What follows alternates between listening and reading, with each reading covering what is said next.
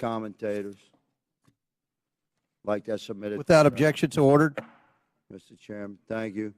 I'd like to also submit for the record a timeline of events with cited sources outlining strong evidence of the Biden family organized criminal actions would certainly indicate that we've crossed the threshold of reasonable suspicion.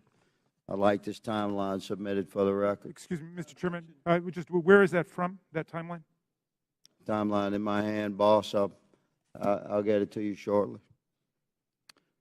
Bottom line is that the FBI had the Biden crime family laptop for a year. They knew it was leaking. They knew it would hurt the Biden campaign. So the FBI used its relationship with Twitter to suppress criminal evidence being revealed about Joe Biden 1 month before the 2020 elections. You, ladies and gentlemen, interfered with the United States of America 2020 presidential election, knowingly and willingly. That's the bad news. It's going to get worse because this is the investigation part. Later comes the arrest part. Your attorneys are familiar with that. Mr. Chairman, I'd like to spend 5 hours with these ladies and gentlemen doing depositions surely yet to come. But for right now, I'll yield the balance of my time to my colleague, Mr. Jordan. I thank the gentleman for yielding. I think he made the right point. And I would just respond to to our colleague from New York. You know who knew the laptop was real was the FBI. They had it for, or maybe they had it for a year and just said, you know what, we're going to put it on the shelf, we're not going to look at it. But if anyone knew it was real, it's them. That's why I asked the question, again, back to my colleague from New York, what he was talking about. That's why I asked the question earlier. I said, did anyone at the FBI or Mr. Baker know, did Mr. Baker talk to any of those 51 former intel officials who sent the letters saying this has all the classic earmarks of a Russian misinformation operation? Maybe they could have checked with the FBI because the FBI had the actual laptop in their possession. So I appreciate the gentleman from Louisiana. I think it's a great point that he made. Mr. Roth, I'm going to come back to you on something we were at a few hours ago. And we're talking about this visibility filtering, which in my mind I understand to be something short of suspending and blocking the account, which the user then knows has happened because there's a notification in a public way, like you did to Ms. Green when you suspended her account. But there's other things, this search blacklist, this do not amplify, that are some kind of filtering that account that the user doesn't know about. And I asked the question earlier, was there any bit of this visibility filtering that was hard-coded by Twitter employees into the account of specific users? And you said, you hesitated for a while, and you said, well, you wouldn't use the term hard-coded, but it seemed to me like something like that went on. Can you elaborate? Thank you for the question. Twitter's visibility filtering system, as has been reported in the Twitter files, is based on applying labels to user accounts. And so in that sense, if the application of a label is what you meant by hard-coded, yes, Twitter systems did apply those designations to those accounts. But it was seldom the case that Twitter staff would manually, individually go in and apply those labels directly. Were any government officials, were those labels and therefore that filtering done to any government officials, any elected officials where the user wouldn't know about? I don't know, sir. I didn't have access to my Twitter computer, to any Twitter systems to prepare me to answer that question. So I'm just talking your time there and your experience there. Do you know if that happened? It would not surprise me to know that visibility filtering labels had been applied to the accounts of elected officials. So visibility filtered labels applied to the accounts, but the user doesn't know. Yes, it was not Twitter's practice to notify users. But you think that happened to elected officials and government officials? Again, I couldn't say for sure. I appreciate it. I yield back. Chair recognizes Mr. Mfume for 5 minutes. Well, Mr. Chairman, it's been a long morning and afternoon.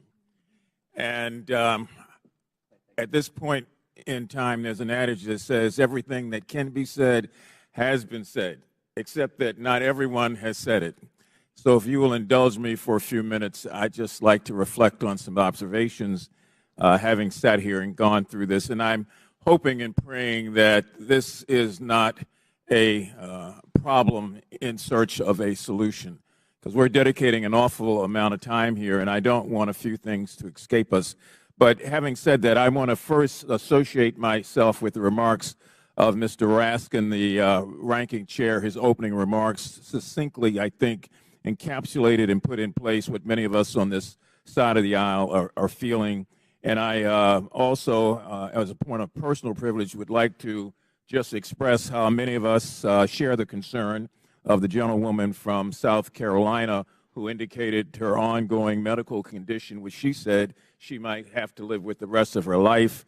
That just got me for a moment, and I wanted to make sure that that's on the record. Now, I would disassociate myself with her remarks when she said, as did the gentlewoman from Georgia, God bless Elon Musk. For me, it's God bless my country, God bless my family, God bless my friends. Mr. Musk can take care of himself. I would also caution, if I might, all of us, but particularly the gentleman from South Carolina who said earlier that there is proof that Hunter Biden committed multiple felonies. The gentleman said that without offering anything for the record. And I know we're all covered by congressional immunity in terms of when we're on the floor and when we're in these committees, but sometimes we probably don't want to feed into hot rhetoric. I mean, we campaign in that kind of poetry, but we are elected to govern in prose. And when you do that, there's a different sense of responsibility that goes with all of us. Mr. Roth, I listened to you, and I feel bad that you were attacked. And, you know, you had to sell your home. You had to move your family. And I just want to remind you and remind myself that there are members of this committee who are also always under attack because of their race or because of their surname or because of their political affiliation. That kind of reckless incitement, I think, is best dealt with when you have content moderation. Otherwise, we gin up the rhetoric. The people who can't control themselves oftentimes don't, and then we see violence occurring against whether it's members of Congress through threats or persons like yourself in the private sector. Ms. Navaroli, you in your testimony stated that on the morning of January the 6th that you sent lawyers a message warning them that your team was hamstrung by leadership. And 2 days later, when it looked like that might happen again, you asked management whether or not they wanted more blood on their hands. What was their response, and what did they do? Yes, thank you for that question. On the morning of January 6th, I did send that message to a Twitter lawyer, specifically because I believe that Twitter was going to be facing liability for what was going to occur that day. I do not remember their exact response, but I do remember there coming in a response of confirming that the information had been received. Would you repeat the second question that you asked? I wanted to know what was their response. What did they do?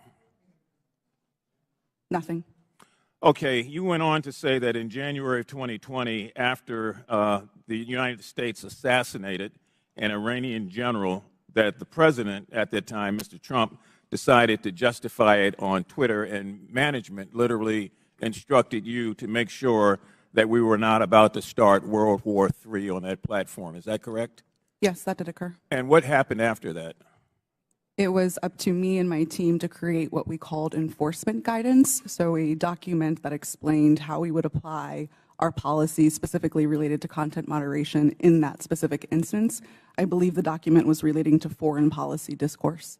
So my point here about content moderation on the front end prevents some of the crazy things we see on the back end. Mr. Chairman, I have from the Anti-Defamation League their latest report on murder and extremism in the United States, oftentimes fueled by the lack of content moderation, that I would ask unanimous consent be entered into the record.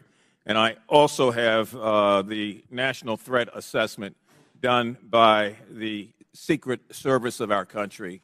This was just released, and it talks about how 25% of all of these acts are being conducted by people who are not moderated, but who, in fact, end up breaking the law and threatening the lives of people. And I would ask unanimous consent that also be.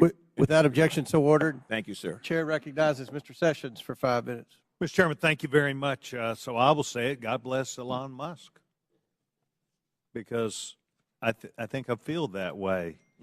It was Elon Musk that revealed data that uncovered a disturbing cabal. Let's be clear, we're here today because Twitter got caught, not because people wanted to admit mistakes got made, or perhaps because they got bought. If not for the Twitter files released by Mr. Elon Musk, this activity we're discussing today would still be going on. It's no secret that the political bias of Twitter and their previous leadership bled into politics and merged that with practices of the company. And that is a big concern. But a bigger concern is where our government, on a political basis by law enforcement, becomes engaged in things that a timeline would show were not truthful. That's the concern. The fact that Twitter was working hand in glove with the Federal Bureau of Investigation and the intelligence community to suppress free speech and things that were not true is disturbing. That is why we are here today. So, Mr. Roth, I would engage you if I could for a minute. By the way, I want to compliment all four of you. You've been here all day. This is hard to do. You've kept your cool. To the best of your ability, you're expressing honesty. I admire that. Mr. Roth, can you please tell me about the meetings with the FBI? How many? Where did they take place? How do they accomplish what they wanted? Thank you for the question. Yes, sir. Twitter met with the FBI, I would estimate, several dozen times over the course of multiple years. These meetings happened in person, in the Twitter office, in the offices of other technology companies, and at times they happened virtually. We issued press releases about these meetings. They were not happening in secret. They were not anything that the public sector or the private sector strove to hide from anybody. But in these meetings, we used it as an opportunity to discuss the shared threats of foreign malign interference, to discuss the preparations that the public and private sector were implementing, and to use that as an opportunity to make sure that we were having open channels of communication about those malign interference threats. Ms. Roth, did you at any time believe that the Bureau might not be honest about the things they knew and the information that they shared and passed to you? I would say I have a personal healthy skepticism about any type of law enforcement, but no, it was never my experience that representatives of the FBI were anything but forthright in those discussions. Do you believe that they, today, in looking back, misled you? I don't believe so, no. So you believe that the things which they told you, in looking back, are truthful even today? To the best of my recollection, yes. So the chance for FBI numerous times, dozens of times, to meet with you, did you put out information of the substance when you said you provided the public with information? Did you discuss what those meetings were about? I believe the public statements were fairly high level and talked about preparations for upcoming elections in the United States. Any internal records or meeting minutes would be on my Twitter computer, which I don't have access to. And does that reside, to the best of your knowledge, currently at Twitter? Yes, sir. I returned all Twitter property to the company when I chose to leave. Yes, and that would be a requirement, generally speaking. Yes. So you believe that the Bureau met with you, they did not mislead you, that you were as forthright as you could be to the public and that you were playing the role that you felt like was responsible. Is that your testimony today? Yes, sir, it is. Thank you very much, Mr. Chairman. I yield back.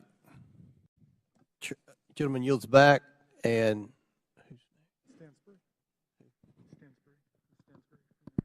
Stansbury.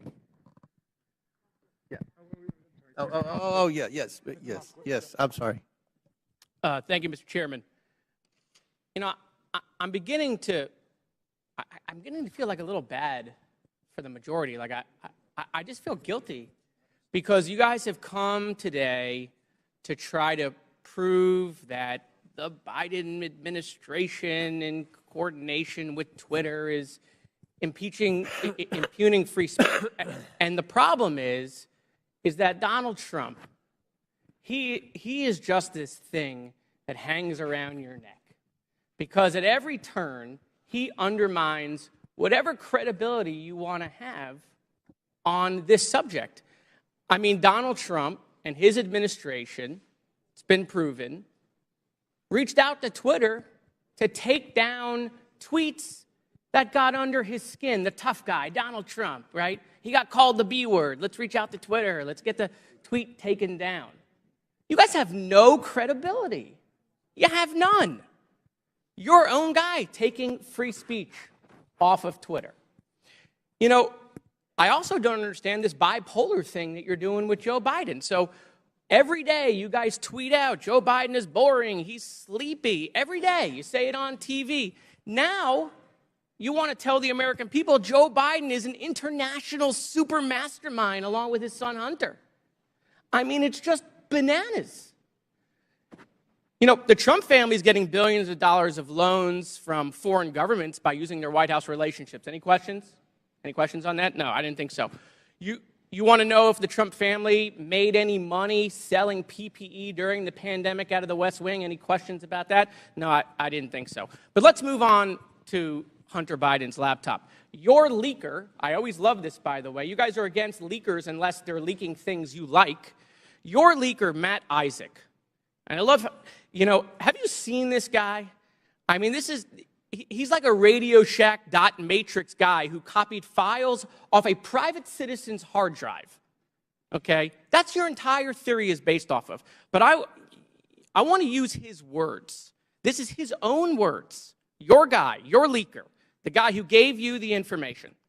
There have been several attempts by several individuals to modify and insert fake data. I do know there has been multiple attempts over the past year and a half to insert questionable material into the laptop, to pass off information or disinformation as coming from the laptop. He continued, "This is a major concern of mine because I fought tooth and nail to protect the integrity of the drive, and to jeopardize that is going to mean everything I sacrificed will be for nothing." Your guy, your leaker, questioning the integrity of the information you guys are peddling. By the way, why isn't he here? Bring him here. Let's ask him questions. And why haven't we seen the hard drive?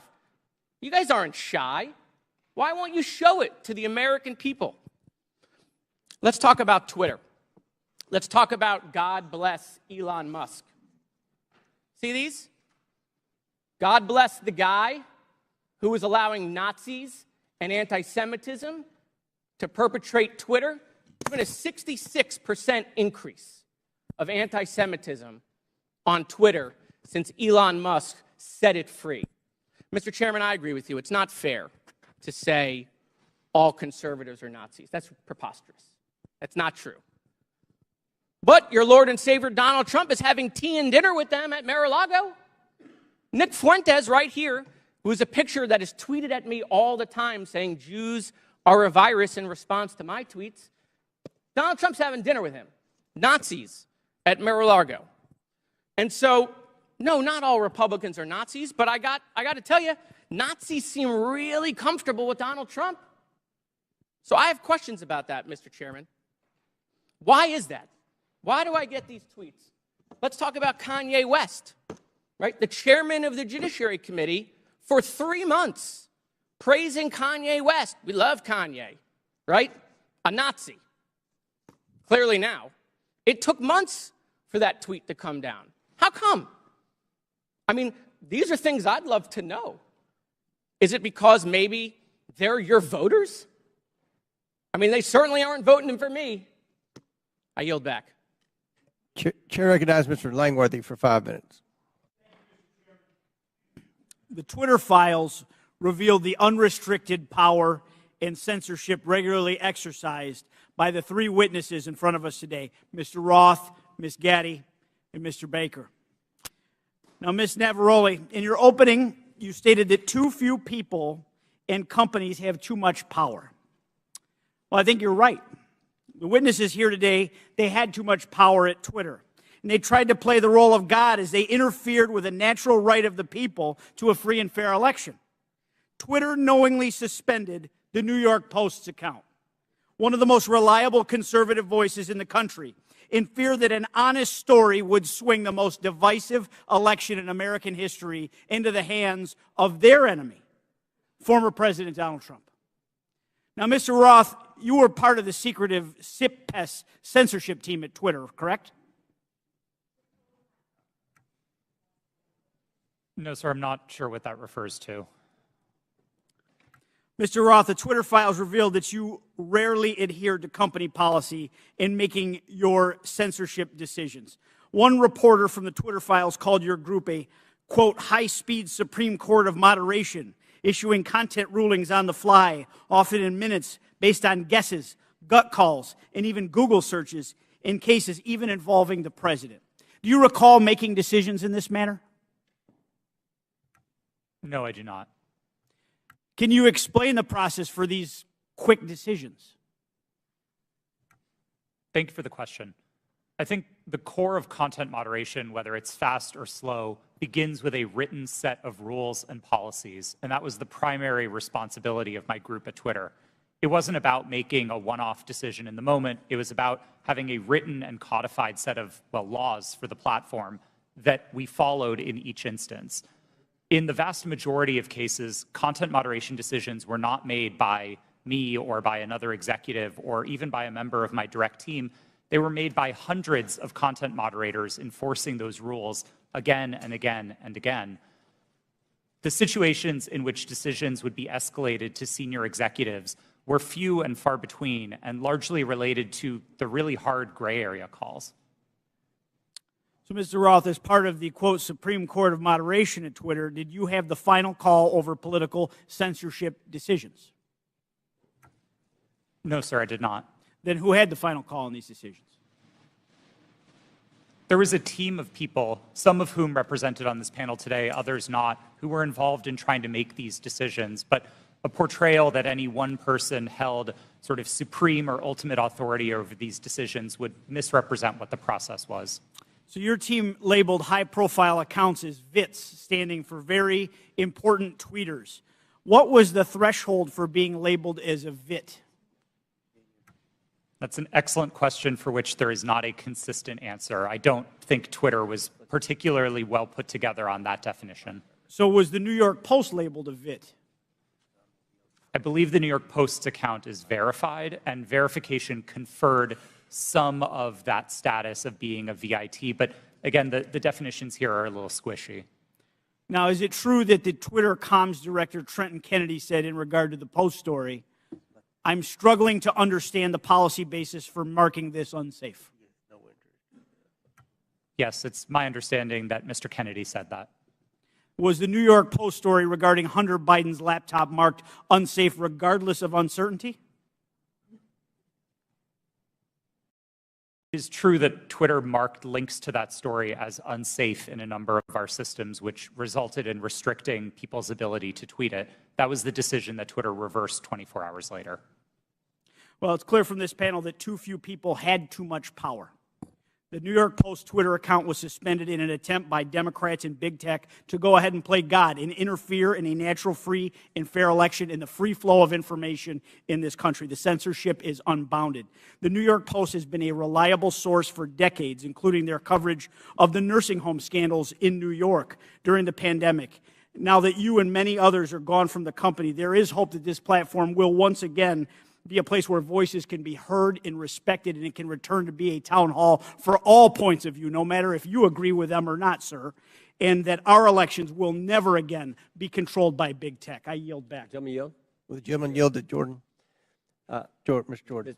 Okay, thank you. Mr. Roth, in Missouri v. Biden, your declaration to the FEC, you said, I also learned in these meetings with the government that a hack and leak operation would involve Hunter Biden.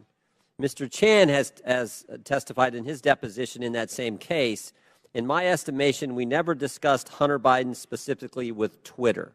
Who told you about Hunter Biden in these meetings?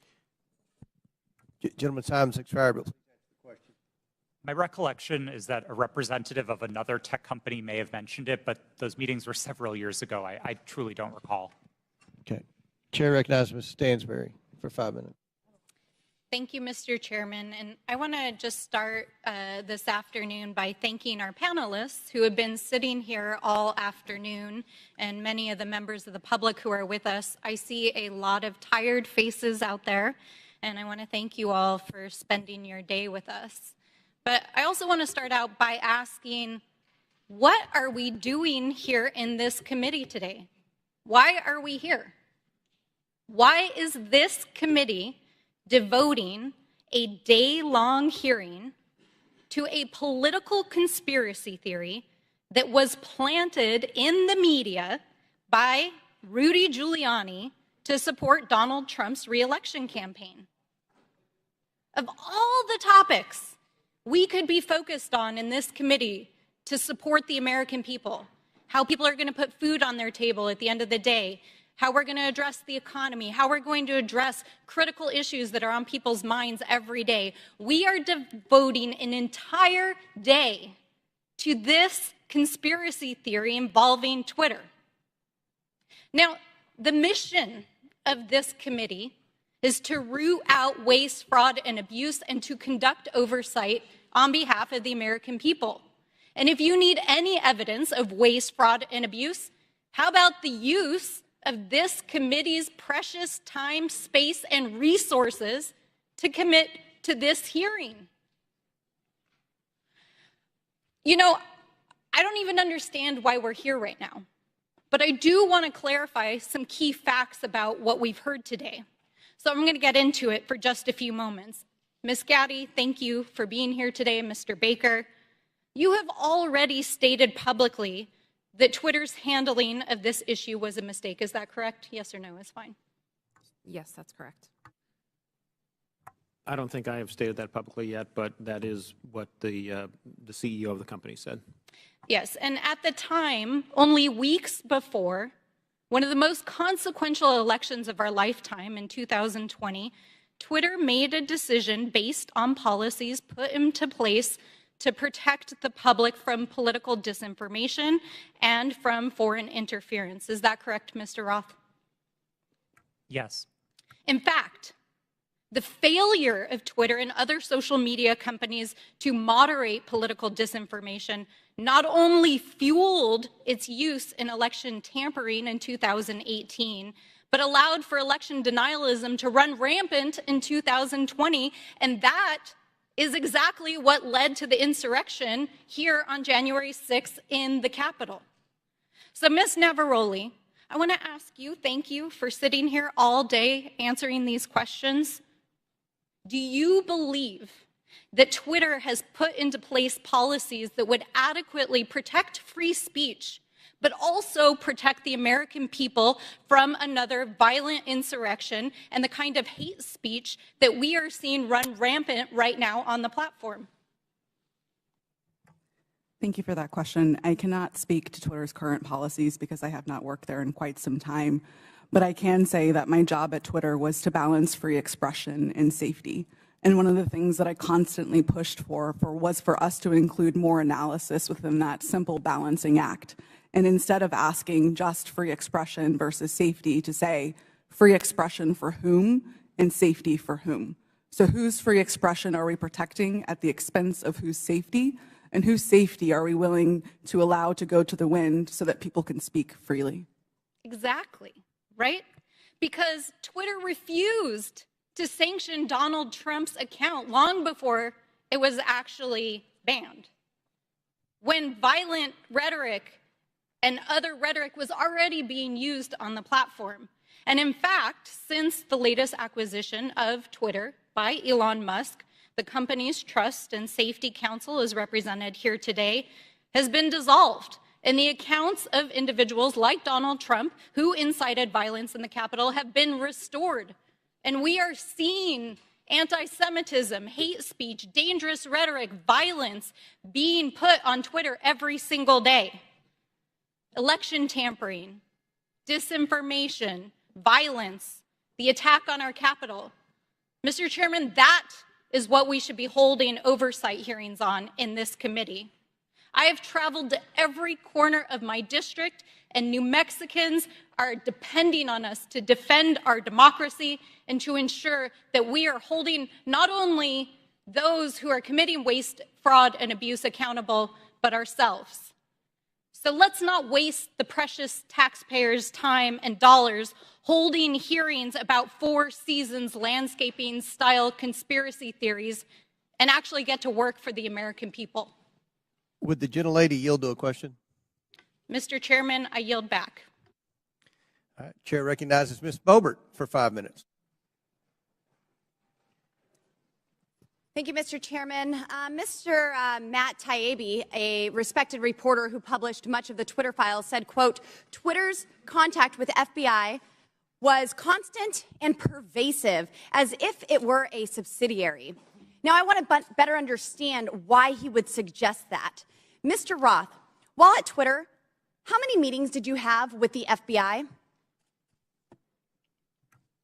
I couldn't say for sure, but I would More say than 10? That's a More reasonable than 20? estimate. I couldn't say for sure. More than 50? That seems a bit high. Many meetings with the FBI. Well, we know how many FBI agents worked at Twitter while you were there? I don't believe any active FBI Former agents. FBI agents. How many worked there while you were there? I'm aware of perhaps 2. Well, we know of at least 9 because they started the BU group chat, BU for Bureau. Now, Mr. Roth, did the FBI ever ask you to share information like users' communication data without going through proper legal channels? No, they did not, and I would have refused if they had. That's correct. I see that you denied Agent Chan's request for access to Twitter's data feed. What's sick isn't that you would deny it, it's that the FBI would even ask you for the private data of American citizens without going through legal channels of the law. Now, I want to remind you, Mr. Roth, that you are under oath. Did the FBI ever ask you to do anything that was illegal or questionably legal? I'm not a lawyer, but certainly not to the best of my recollection or knowledge. Now, from the hearing that I've been a part of today, it's almost impossible to tell where the FBI ends and where Twitter begins. We have Mr. Baker here, a former FBI agent, and there seems to be a revolving door between the FBI and Twitter itself. Even Mr. Baker said that there was no collusion with the federal government and Twitter. But Mr. Baker, that's you. You are the collusion between the federal government and the FBI. And now this is such a problem because we're seeing censorship all over. Mr. Roth, Ms. Gaddy, did either of you approve the shadow banning of my account at Lauren Boebert? Yes or no? No, I did not. Not to the best of my recollection. Well, let me refresh your memory, because on March 12th, 2021, and Mr. Roth, I know you looked at it because Fascist Twitter 1.0 had a public interest exceptions policy, which means for members of Congress to be shadow banned, it had to go before you, Mr. Roth. So I'll ask again, did you shadow ban my account? Yes or no? Again, not to the best of my recollection. So the answer is, Mr. Roth, yes, you did. I found out last night from Twitter staff that you suppressed my account for this tweet. It's a freaking joke about Hillary Clinton being angry that she couldn't rig her election. It's a joke. But in response, being the sinister overlords that you all are, you placed a 90-day account filter so I could not be found. And now we see here that Twitter staff said the visibility filter on my account excluded me from top searches, prevented notifications for non-followers, and much more. This is considered an aggressive visibility filter. You silenced members of Congress from communicating with their constituents. You silenced me from communicating with the American people over a freaking joke. Now, who the hell do you think that you are? Election interference? Yeah, I would say that that was taking place because of you four sitting here. The Hunter Biden laptop story was suppressed. A sitting member of Congress was suppressed. A sitting president was banned from Twitter. You know, I bet that Putin is sitting in the Kremlin wishing he had as much election interference as you four here today. We've heard about threats to democracy. Well, what about shutting down a duly elected member of Congress? This is fundamental to our nation's governance, and you all attacked that very foundation. 230 protections? Well, those are for publishers, not for editors. And it's clear you were not acting as publishers, you were acting as editors. And Mr. Chairman, I think it's far past time that we remove 230 protections for big tech platforms who are abusing this protection. And let me just say, I'm not angry for myself. I'm not angry because I was silenced. I can reach out to Elon and to his staff, and I can see what's happened. And I can sit here today and hold you all in account. I am angry for the millions of Americans who were silenced because of your decisions, because of your actions, because of your collusion with the federal government. They can't reach out to Elon. They can't sit here today and hold you into account. We don't know where the FBI ends and Twitter begins. But I do want to thank Mr. Elon Chairman, Musk we're over for 17 firing seconds. you four and saving free speech and even Twitter. Mr. Chairman, I yield. The lady yields. Went over 24 seconds. I'll give Ms. Porter 24 extra seconds. Well, I appreciate your indulgence, Chairman Comer, but I won't need it. So today's hearing gavelled in at 10 a.m. For nearly 6 hours. Power outage. We have been going back and forth about this supposed suppression of a single news story from a single outlet for a single day. This hearing has been, in its length, nearly 1/4 of the amount of time that Twitter users could not share the link. We are spending almost as much time screaming about this as this was ever a problem. Look, criminal activity is always a concern, but if there is criminal wrongdoing on Hunter Biden's laptop, that is a matter for the FBI and our law enforcement agencies. Today's hearing is merely an exercise in misinformation and disinformation, a free-for-all hellscape. That's what now CEO Elon Musk said Twitter would become if the platform became a place where anyone could say anything with no consequences. It is unbelievable to me that I am quoting Elon Musk, but that is how ridiculous this hearing has become.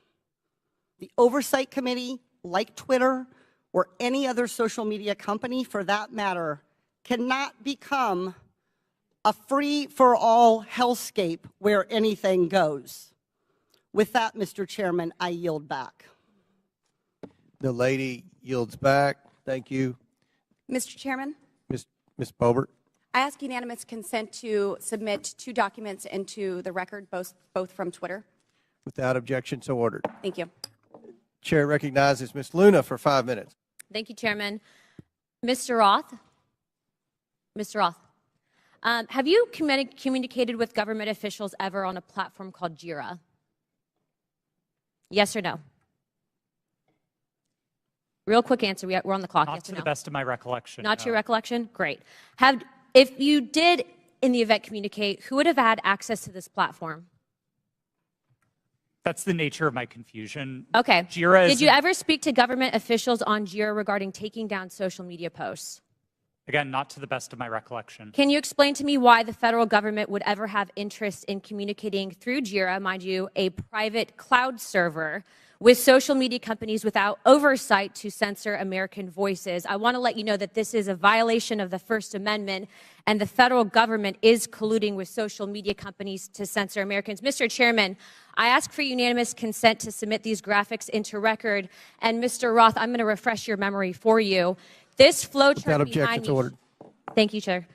This flowchart shows the following federal agencies, social media companies, Twitter, leftist nonprofits, and organizations communicating regarding their version of misinformation using Jira, a private cloud server.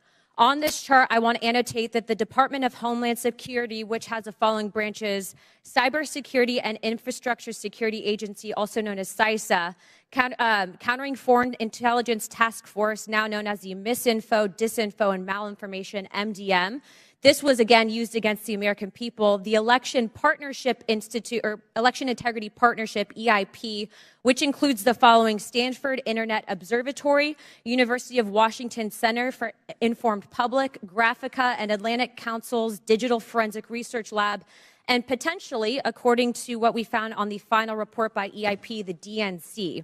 The Center for Internet Security, CIS, a nonprofit funded by DHS, the National Association of Secretaries of State, also known as NASS, and the National Association of State Election Directors, NASED, and in this case, because there are other social media companies involved, Twitter. What do all of these groups, though, have in common? And I'm going to, again, refresh your memory.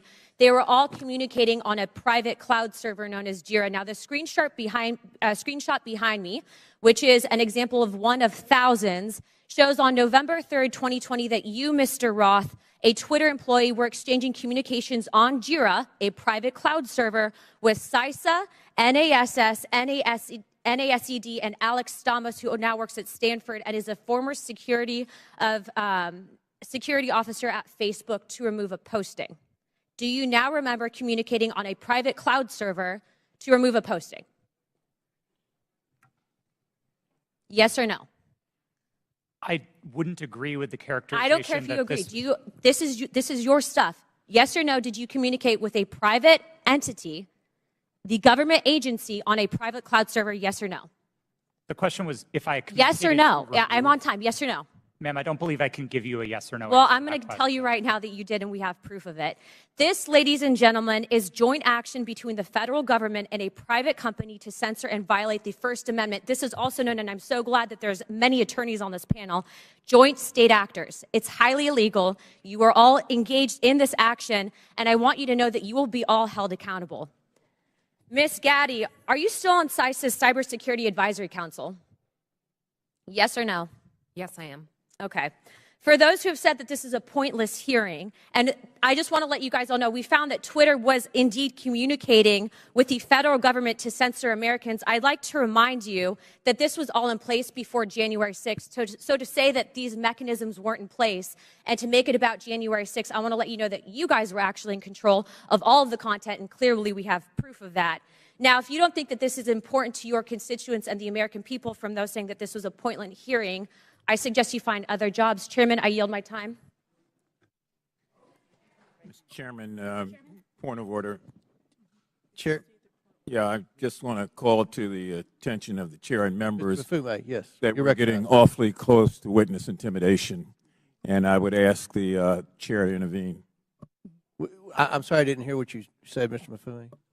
I said I would caution all members that we were getting very close to witness intimidation, right on the verge of it, and I would ask that the chair and the ranking member agree how we will proceed from this point on.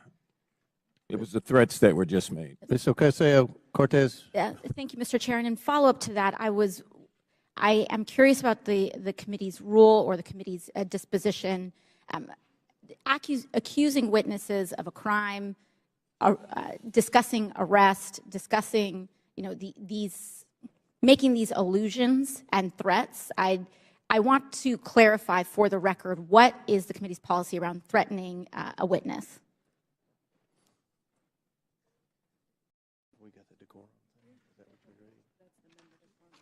We have the we have the member decorum. Do we have a witness decorum? And around the rules of decorum, can we agree that threatening a witness comes close to broaching general decorum? It does broach general decorum of the committee? With all due respect, Mr. Ocasio-Cortez, we don't agree that there was any witness threatening. In threatening, when we discuss arrest, when we discuss a potential arrest of a witness and alluding to a witness or suggestion of a witness committing a crime without evidence and without documents being supported to the record. Can you be more specific? When we talk about arresting a witness, or when we talk about a witness, insinuating that a witness is lying without documentation, I fear that this constitutes threatening a witness, and that will broach the rules of decorum of this committee. And I'd like to ask that we request witnesses be treated with respect. Thank you. Appreciate that, and I will remind everyone of the member decorum and witness decorum to treat everyone with respect. Thank you, Ms. Ocasio-Cortez. Do you have anything to add? No, thank you. I agree with you, Mr. Chairman. I have a separate point of order I just wanted to raise, which is it seems as if several members now seem to have access to some information from Twitter that people on our side don't have, and I would just hope that anybody who's communicated directly with Twitter or received any information relating to witnesses who has that, who plans to use it, distribute it to the committee in advance. That's okay. I think that most of the evidence is coming from. I think a lot of the quotes and emails are on the laptop.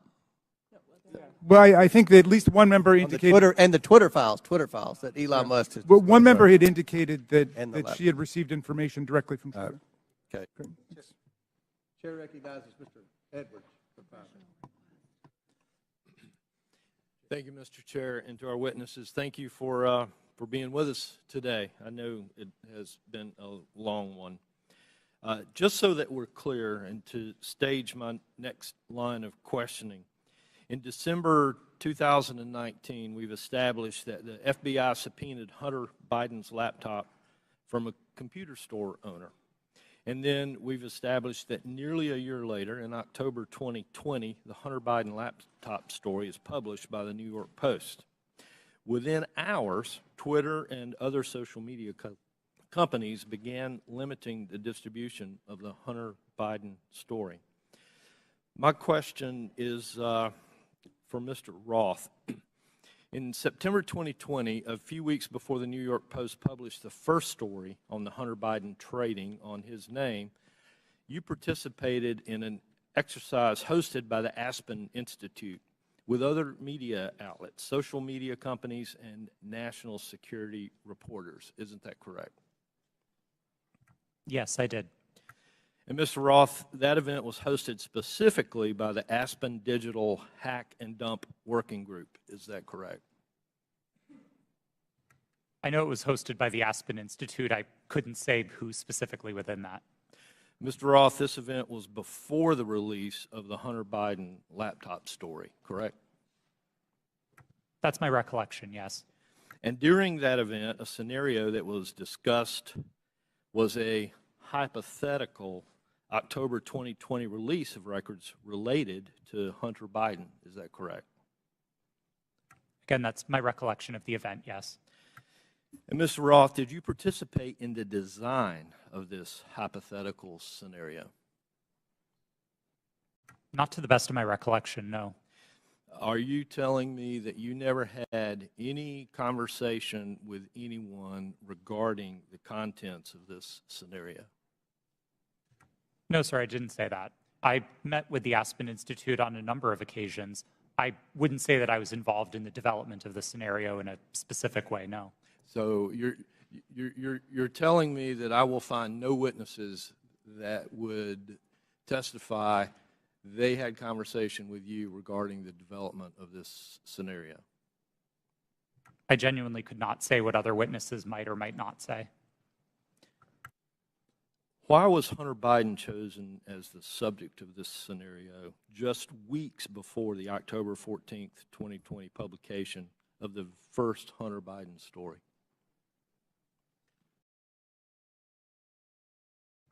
I don't know. But you participated in the conversation.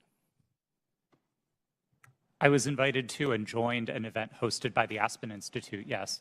And so surely there had to be some level of conversation as to why Hunter Biden was the topic in that scenario. Not that I can specifically recall. Mr. Roth, representatives from Facebook attended this event also, correct? To the best of my recollection, yes. And Mr. Roth, the FBI had Hunter Biden's laptop nearly a year before it was uncovered by the New York Post and before the Aspen Institute event. Did members of the U.S. intelligence community participate in the September 2020 Hunter Biden hack and dump exercise? I don't recall. Mr. Roth, I'd like to point you to a sworn statement that you previously made. I believe this was to the FEC. You've given a sworn declaration stating that federal law enforcement agencies communicated that they expected hack and leak operations by state actors might occur in the period shortly before the 2020 presidential election, likely in October. Is this your statement? Yes, it was. And Mr. Roth, you said since 2018 you had been meeting with the Office of the Director of National Intelligence, the Department of Homeland Security, the FBI, and industry peers regarding election security, correct? Yes, sir. And Mr. Roth, you were told there would likely be a hack and leak operation occurring in October. Is that correct? I believe the FBI has objected to the word likely or expected, but we certainly discussed that possibility with them. All right. Thank you. Mr. Chair, I yield back. Gentleman yields back. Chair recognizes Ms. Bush for 5 minutes. St. Louis and I are here today to talk about the crisis posed by the power of private companies that operate social media platforms. Republicans are holding this hearing because of their ridiculous, politically motivated obsession with Hunter Biden.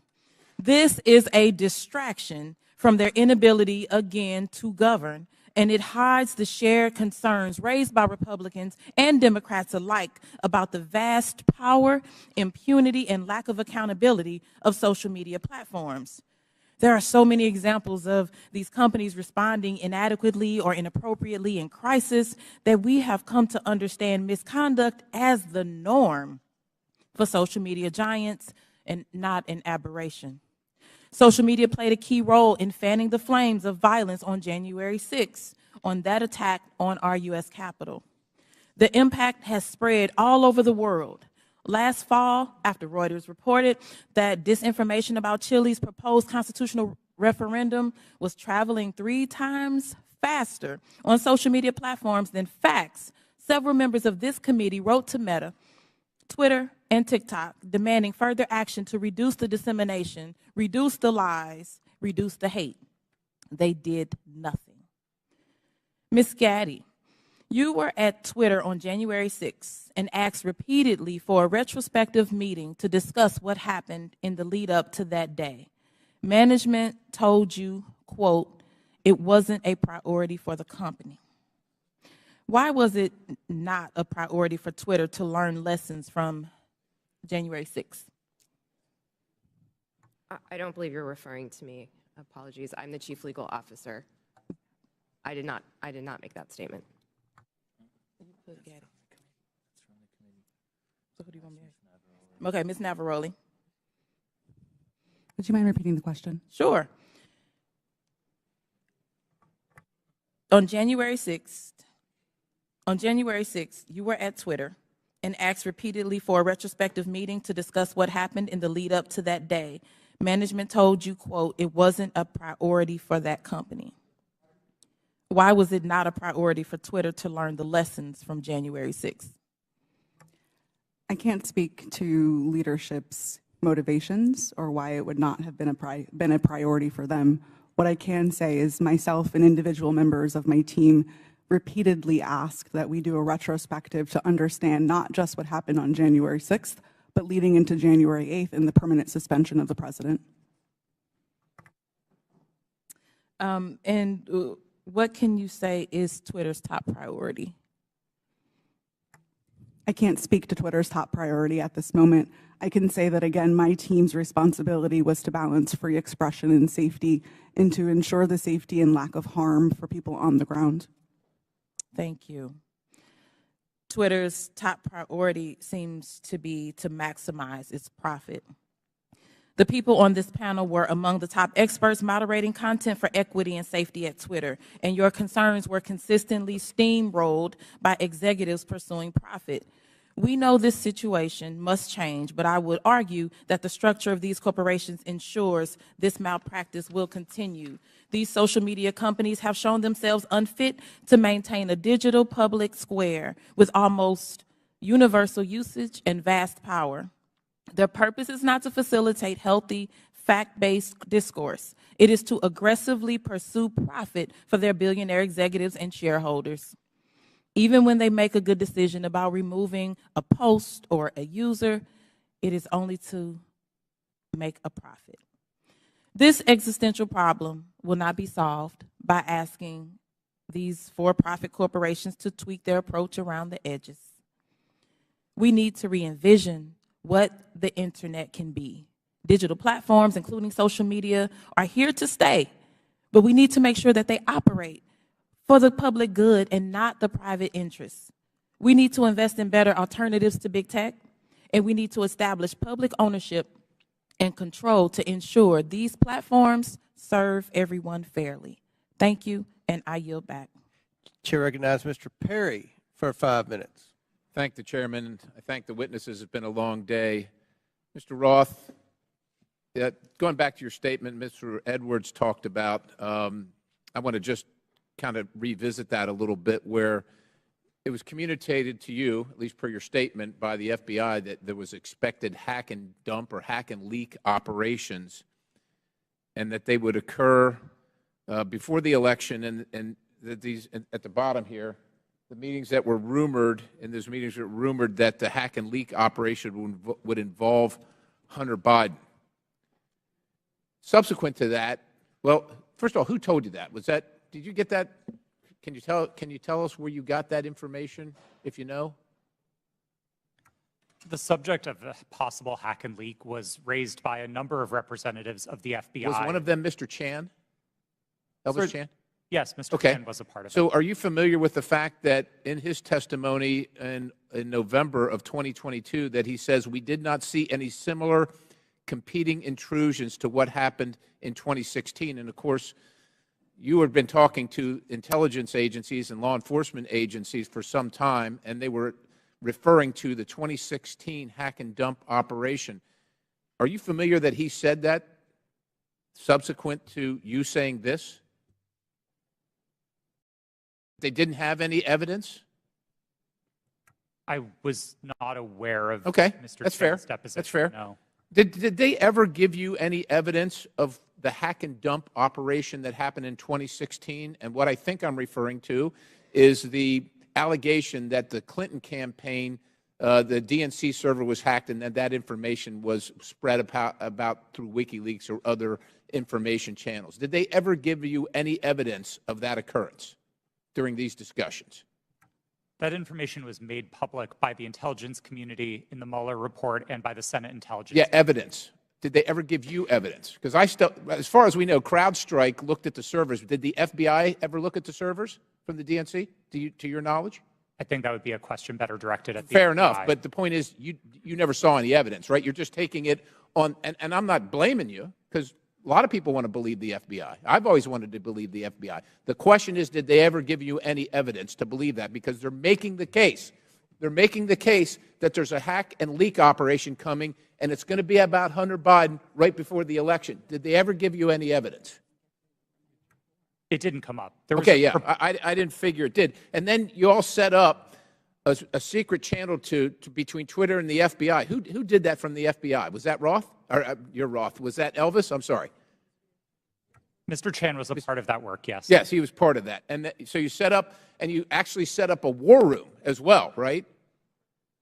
I believe the FBI operated a war Okay, room. fair enough. I And didn't you join it. participated in that? No, sir, I did not. You did not. Did Twitter participate in it?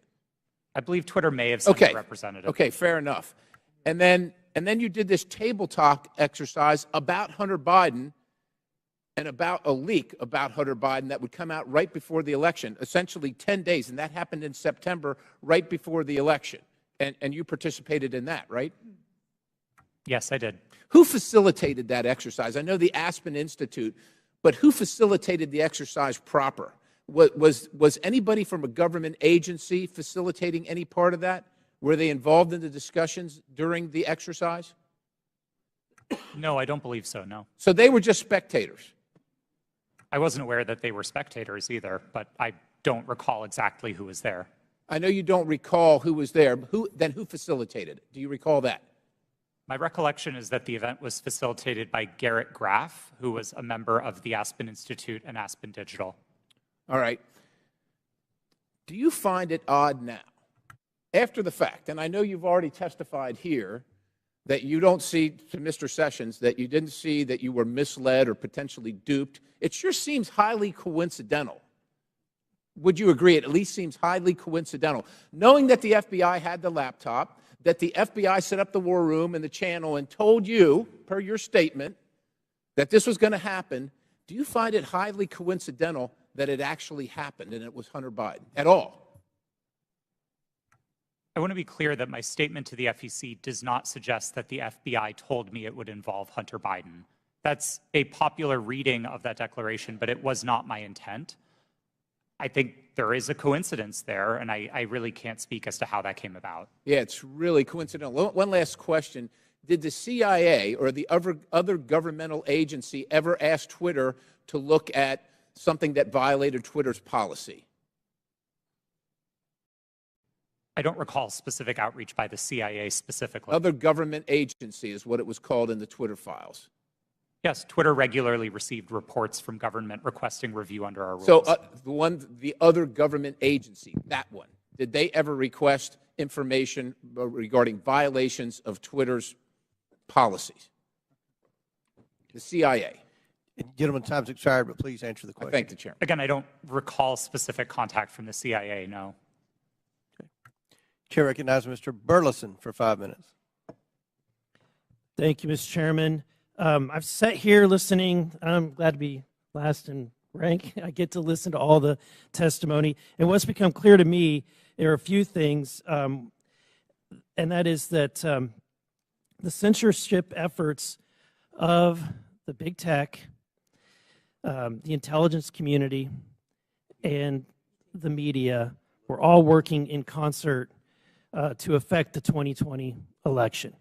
I find it unbelievably ironic, and I hope others do too, see the irony that people who were so concerned and hell-bent and worried about the interference of outside groups on the 2016 election became willing participants to interfere in the following presidential election. These three groups worked together, and it's clear, worked hand in hand to hide the truth from the American people. The fact that the FBI had the Hunter Biden laptop, heck, it was in their possession for a year before the election, is appalling. But that didn't stop them from spreading a lie and a bogus claim about it being Russian interference again. And you know, it's clear to me why they reached out to you, because they knew you would buy the lie. They knew that an organization with 99% of its employees donating to Democratic candidates and efforts would absolutely not look at any information with a jaundiced eye. You would take it as the gospel truth. And so they knew that, because it was clear from your tweets before that you have an opinion about the president, you have an opinion about the Republican Party. And so when all of that leading up to the October 14, 2020, when the New York Post published its story, everything was already in place. So, Mr. Roth, my question to you is, when 51 intelligence officials told you told us that the Hunter Biden laptop was Russian disinformation. The Democrats, the mainstream media, the president all repeated this lie. Now that you know what you know years later, do you still believe that the Hunter Biden laptop is not real? Or do you believe it's real? Sir, I never held that belief. Do you believe that the story is Russian disinformation? No, sir. I didn't then and I don't now. Okay. I have a question for Mr. Baker. You started your role as Twitter's deputy general counsel in June of 2020, correct? Yes, sir. Who hired you for that role?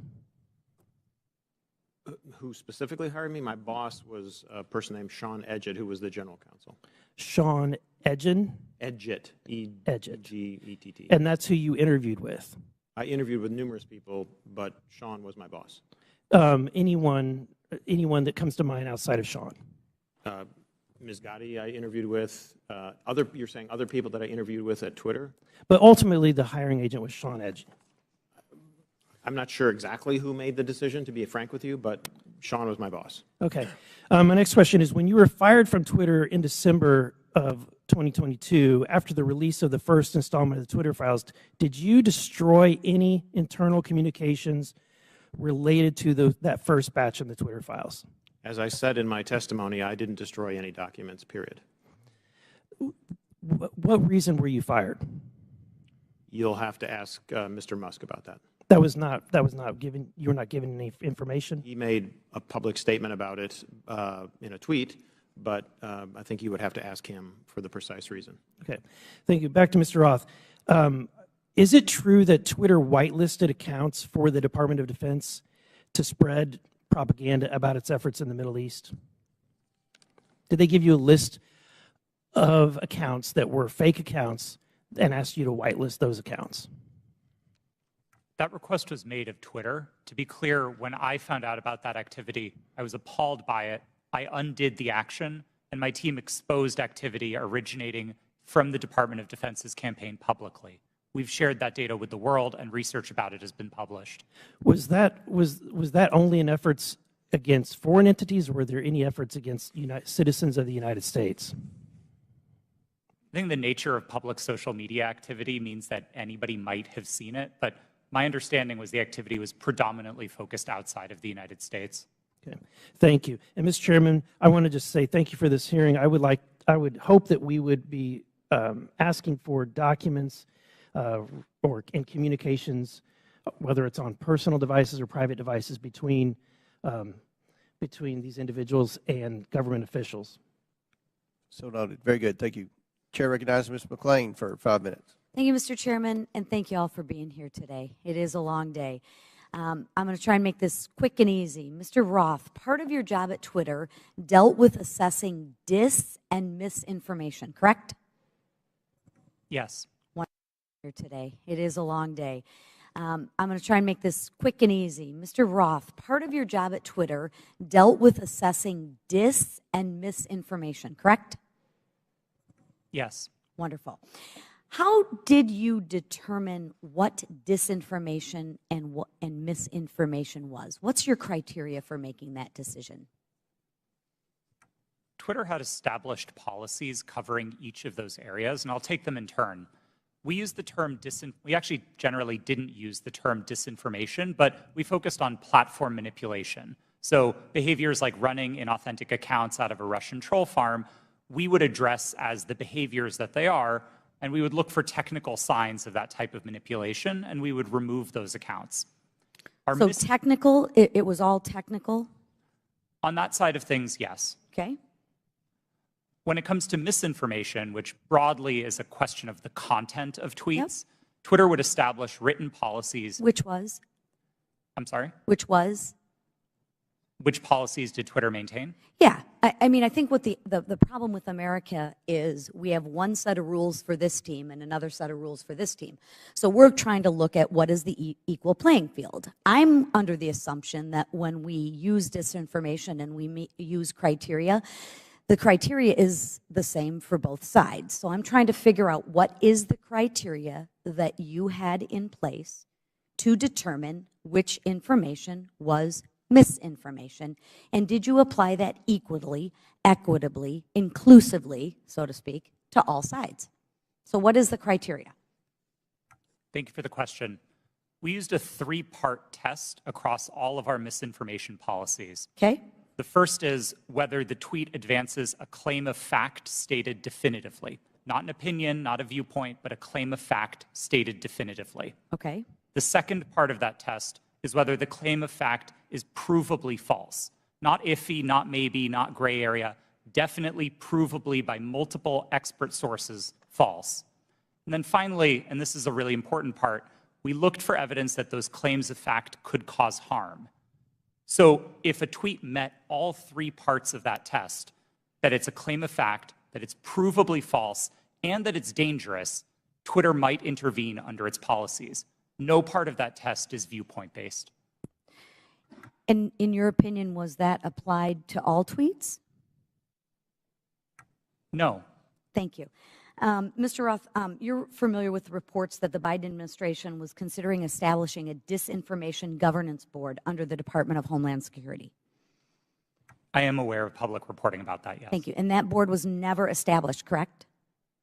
That's my understanding. That is correct. It seems to me that the federal government had far more powerful disinformation governance board in its relationship with Twitter. Again, Mr. Roth, question, how often were you meeting with people from the federal government while you were at Twitter? Weekly, daily, monthly? I would estimate somewhere between weekly and monthly. Okay. And were you aware that Mr. Baker was also taking these meetings with the federal government as well? I was not aware of Mr. Baker's calendar, no. So you had no idea that he was meeting, there was no you just worked in silos? I mean, Mr. Baker and I were in some of the same meetings together, but no, I did not know the ins and outs of what he was doing. Okay. What did you understand Mr. Baker's role to be at Twitter besides offering general legal advice?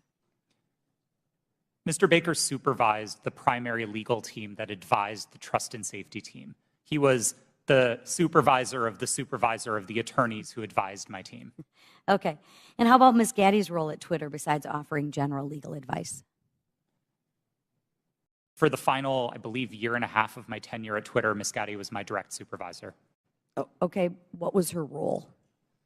Just to supervise you, to make sure you followed those three claims? Ms. Gaddy supervised what my team's goals and objectives were. She made sure I was doing my job. She made sure that if there was conflict in the workplace, she guided me on how to address that. She did the job of a manager. Okay. And she oversaw you and the trust to make sure that your three claims of fact, provable, false, and would cause harm, she oversaw that? Yes, Ms. Gaddy ultimately oversaw Twitter's policies and enforcement decisions. Thank you. Mr. Roth, in Ms. Navaroli's testimony, she states that her expertise is in media, technology, law, and policy. How often per week did you meet with Ms. Navaroli to discuss these areas while you were both at Twitter? We did not. You did not. Okay. Thank you so much. Gentlelady's time has expired. Chair Thank you. Chair recognizes Mr. LaTurner for 5 minutes. Thank you, Mr. Chairman. Based on everything I've seen regarding this issue, it is clear to me that government officials colluded with Twitter employees to censor the New York Post's legitimate reporting of the Hunter Biden laptop story. Democrats on this committee have so far characterized this hearing as unnecessary and a waste of time. I'd invite any of my colleagues across the aisle to talk to folks in Kansas, because I can promise you they do not feel that way. In fact, my constituents are very concerned, and rightfully so, that a social media company collaborated with a government entity and a political party to suppress certain social media accounts and filter news ahead of an election cycle. Americans deserve answers on this outright attack on our First Amendment rights, and I look forward to gaining clarity from our witnesses. Mr. Baker, your testimony focuses heavily on the fact that Twitter acted lawfully in its reaction to the Hunter Biden laptop story. But this isn't a criminal trial. It's a congressional hearing. I'm here because my constituents are genuinely concerned that they will be kicked off these platforms for any statement that managers at those companies disagree with. They feel that social media companies like Twitter are forcing them to play a game that they don't know the rules to. I want to know your opinion on if you think it is appropriate for people in positions of power to determine what information gets shared. If not, what criteria is acceptable for making those determinations? That's a, excuse me, sir, that's a very broad question on people in power. I'm not sure I can answer that effectively and address your... Could you try? Well, I mean, the Congress is in power. Congress is restricted by the Constitution of the United States. Congress passes laws. Those laws impact how, for example, private sector actors exercise their power or spend their money, that type of thing. Government agencies have to act in accordance with the Constitution, the laws you pass, internal regulations, executive orders. There's a whole panoply of ways that, that people in power, writ large, are held accountable and have to comply with rules and regulations and laws and the Constitution. Mr. Chairman, I would like to yield the rest of my time to Mr. Jordan. Mr. Jordan. I thank the gentleman. Mr. Roth, I want to go back to your statement in your declaration to the FEC. I learned that a hack and leak operation would involve Hunter Biden. Who did you learn that from? My recollection is it was mentioned by another technology company in one of our joint meetings, but I don't recall specifically whom. You don't know the person's name? I don't even recall what company they worked at. No, this was a long time ago. And you're confident that it was from a tech company, not from someone from the government? To the best of my recollection, yes. Did anyone from the government in these periodic meetings you have, did they ever tell you that a hack and leak operation involving Hunter Biden was coming? No, Did Hunter Biden's name come up at all in these meetings? Yes, his name was raised in those meetings, but not by the government, to the best of my recollection. Okay. Mr. Baker, I want to go back to the question we had a few hours ago. But I want to frame it in a way I think you can answer. Did you ever tell the FBI that they had no legitimate interest in enforcement of Twitter's policies?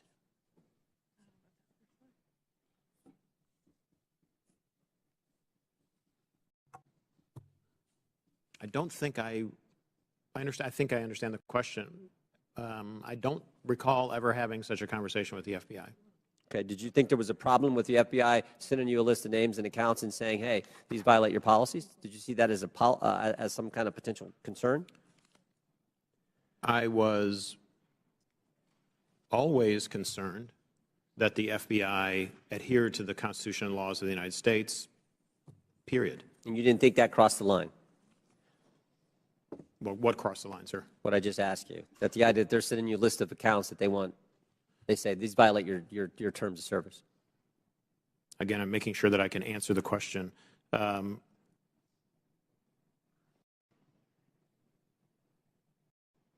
Had I thought that they were doing something unlawful, I would have taken appropriate steps to address it. Okay, Mr. Roth, why were you reluctant, based on what I read in the Twitter files, why were you reluctant to work with the GEC? It was my understanding that the GEC, or the Global Engagement Center of the State Department, had previously engaged in at least what some would consider offensive influence operations. Not that they were offensive as in bad, but offensive as in they targeted entities outside of the United States. And on that basis, I felt that it would be inappropriate for Twitter to engage with a part of the State Department that was engaged in active statecraft. We were dedicated to rooting out malign foreign interference, no matter who it came from. And if we found that the American government was engaged in malign foreign interference, we'd be addressing that as well. Yep. Gentlemen's time's expired. In closing, I want to again thank our panelists for being here. I know it's been a long day. We apologize for the electricity going out. That's never happened in my 6 years in Congress. But before we close, the ranking member and I are going to have very brief closing statements. I yield to the ranking member. Well, thank you kindly, Mr. Chairman. Thank you to the witnesses for your endurance and patience today. I hope you don't feel as bad about the day as you seem to look right now, but it's going to be over soon. I want to start with a simple point that I hope will be sympathetic to you, and I began the long day with this. It's even more important now that we have members who are actually threatening witnesses with arrest and prosecution for clearly imaginary offenses, or at least offenses that might make sense in their minds, but I don't quite know what they would be. But Twitter is a private First Amendment protected media entity. And you make your own decisions like Fox News makes its decisions. And I might get kicked off of Fox News, or they might not cover me, or Wall Street Journal or MSNBC. I've got no constitutional right to go there. So I think there's just a fundamental legal fallacy and logical fallacy that pervades most of the questioning today. And my friend, the chairman, and my friend, Mr. Jordan, certainly know that under our First Amendment, there's a state action requirement. There is no state action here. Now, there's an attempt to perhaps jerry-rig some state action by claiming, well, it was really the FBI that committed whatever offense was there. But what do we have in terms of what we found today? Well, today's witnesses, each and every one, testified that no U.S. government official directed any of them to censor, remove, or take down the New York Post story. That was their mistake. 2, today's witnesses all testified that the Biden campaign did not direct Twitter to take action against the New York Post story. And 3, the whole hearing was predicated on the idea that the FBI directed Twitter to take down the New York Post story to protect Biden, but once again, not a single witness testified that the FBI even communicated with Twitter about the New York Post story. So to me, this has been a wild cyber goose chase all day. It has turned up absolutely nothing, but there was one serious point made by our witness, Ms. Navaroli, who said that the violence and the chaos that was wreaked upon this institution, not far from where we sit today, on January 6th, the attempt to topple a presidential election and install someone who had not been elected as president, was facilitated by Twitter and other social media entities. And at Twitter, at least, the brass there specifically rejected the pleas of employees to take seriously all of the signs and clues of coming violence in the insurrectionary action that took place. That's a serious problem that we're going to have to deal with at some point at a serious hearing, Mr. Chairman. I yield back to you. Gentleman yields back. I will conclude by reminding my friend, the ranking member, that you've gone through quite the transition at the beginning of the hearing. You, as well as many of your colleagues, said this was a conspiracy theory. After listening to the witnesses, now you say it's a simple mistake they made in suppressing the laptop story. Twitter is a private company, but they enjoy special liability protection, Section 230. They also, according to the Twitter files, receive millions of dollars from the FBI, which is tax dollars, I would assume. And that makes it a concern of the Oversight Committee. The reason that we've had this hearing is because the laptop has been mislabeled by many in the mainstream media as being Russian disinformation, and that started with Twitter, as well as being tampered with, and you had several people, including Mr. Goldman, that implied that it had been tampered with, even though CBS News and other credible media outlets. You mean mainstream media outlets? CBS? Yeah. You don't think CBS is credible? No, I thought you were just calling them mainstream media. No. Okay. CBS News. CBS News has done a forensic audit that shows that the hard drive is legitimate and it was not tampered with. So these are misconceptions that are out there, and they started because of the suppression of the laptop story. The reason the laptop's important is because there's evidence on there that should concern every American about potential corruption, as well as evidence that would suggest that there's a possibility that this administration could be compromised because of the millions and millions of dollars that they've received from our adversaries around the world. We believe that's worth investigating. We believe national security is important. We had a hearing yesterday on our border. We believe there's a crisis at the border, and it threatens our national security. We had a hearing today. We believe that we need to make sure that this administration is not compromised because of the millions of dollars that they've received from our adversaries around the world. That much of that evidence is contained in the laptop. So I think this was a very successful hearing. I appreciate the witnesses' time. I know it was a very long day, and again, we've never had the electricity go out before. But again, we appreciate your sincere testimony.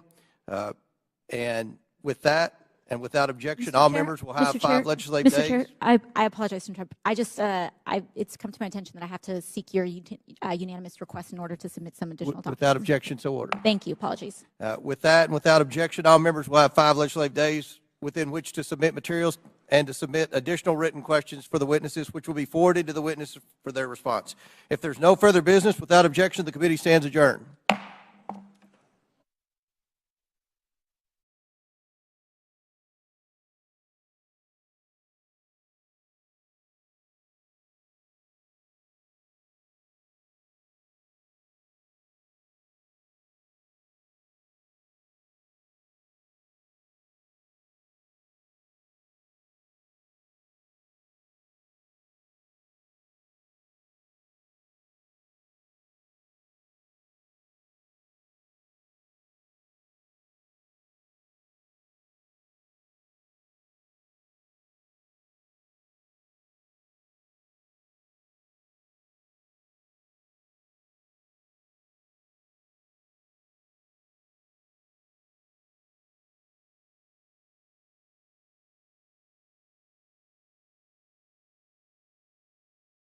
Other big tech companies and reporters attended as well.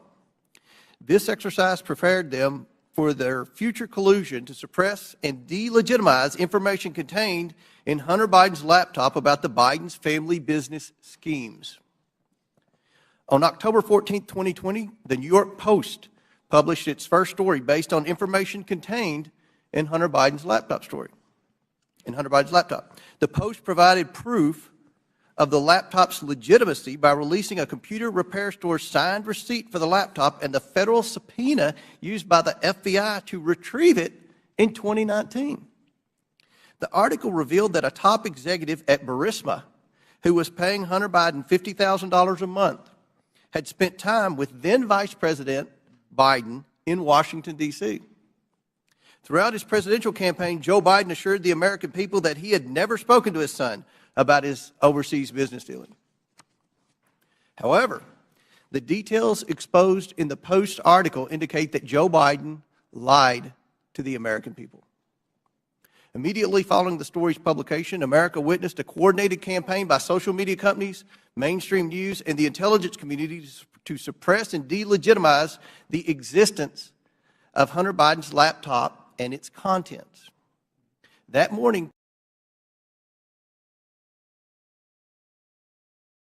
Twitter and other social media companies took extraordinary steps to suppress that story. Twitter immediately removed the story and banned the New York Post account. Twitter also banned accounts who shared the story, including White House Press Secretary Kayleigh McEnany, and blocked its transmission via direct message. This episode marked the first time Twitter directly limited the spread of information from a mainstream news organization.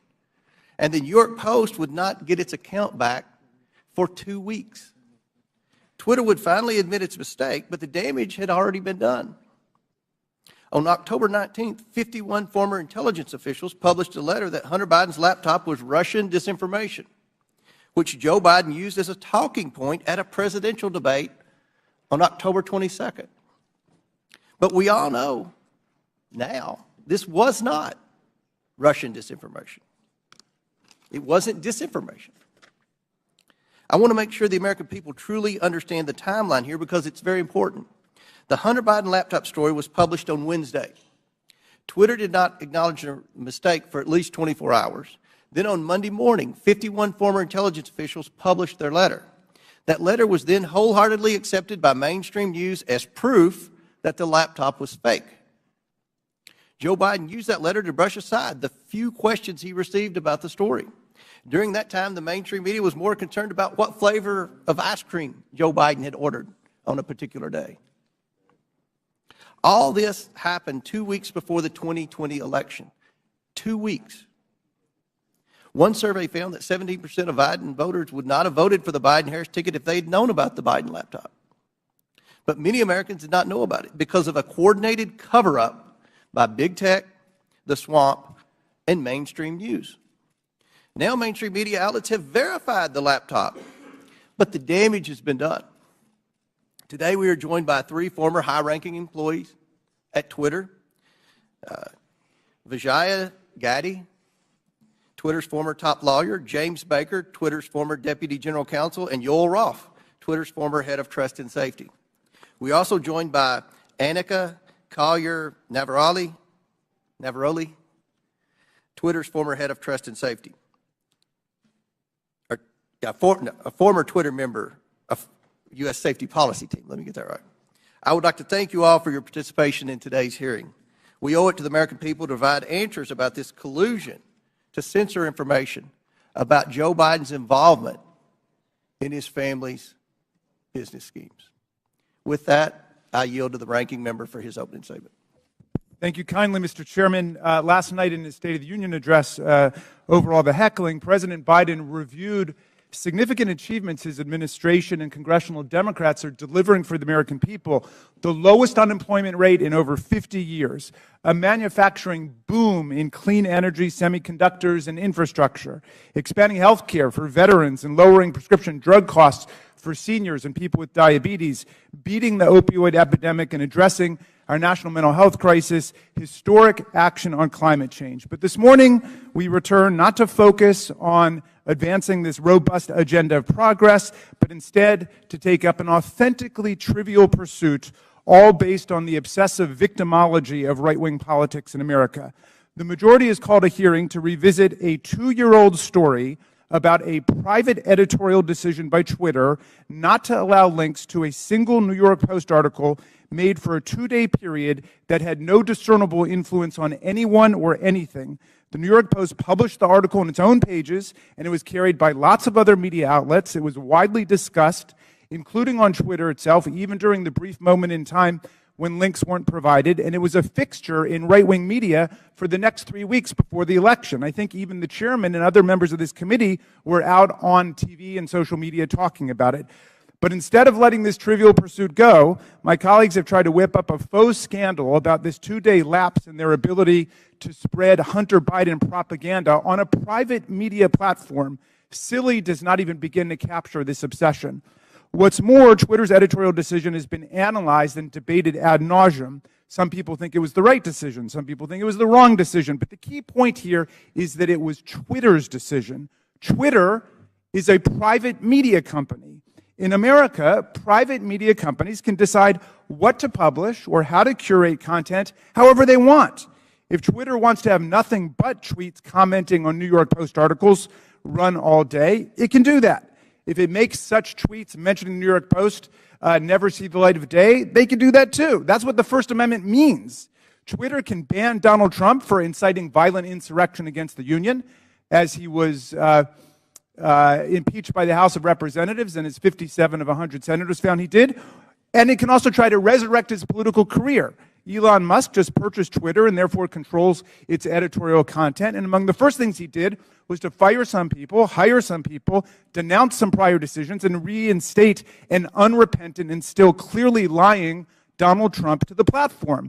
Those decisions, however heroic or imbecilic you think they might be, are protected by the First Amendment in the United States of America. Officially, Twitter happens to think they got it wrong about that day or two period. In hindsight, Twitter's former CEO, Jack Dorsey, called it a mistake. This apology might be a statement of regret about the company being overly cautious about the risks of publishing contents of potentially hacked or stolen materials, or it may reflect craven surrender to a right-wing pressure campaign. But however you interpret it, the apology just makes the premise of this hearing all the more absurd. The professional conspiracy theorists who are heckling and haranguing this private company have already gotten exactly what they want, an apology. What more do they want? And why does the U.S. Congress have to be involved in this nonsense when we have serious work to do for the American people? But what makes this hearing tragic is that if our colleagues really wanted to examine a serious problem involving American democracy and social media, my friends, it is staring us in the face right now. Twitter and other social media companies acted as central organizing and staging grounds for the January 6th violent insurrection against Congress and against Vice President Pence.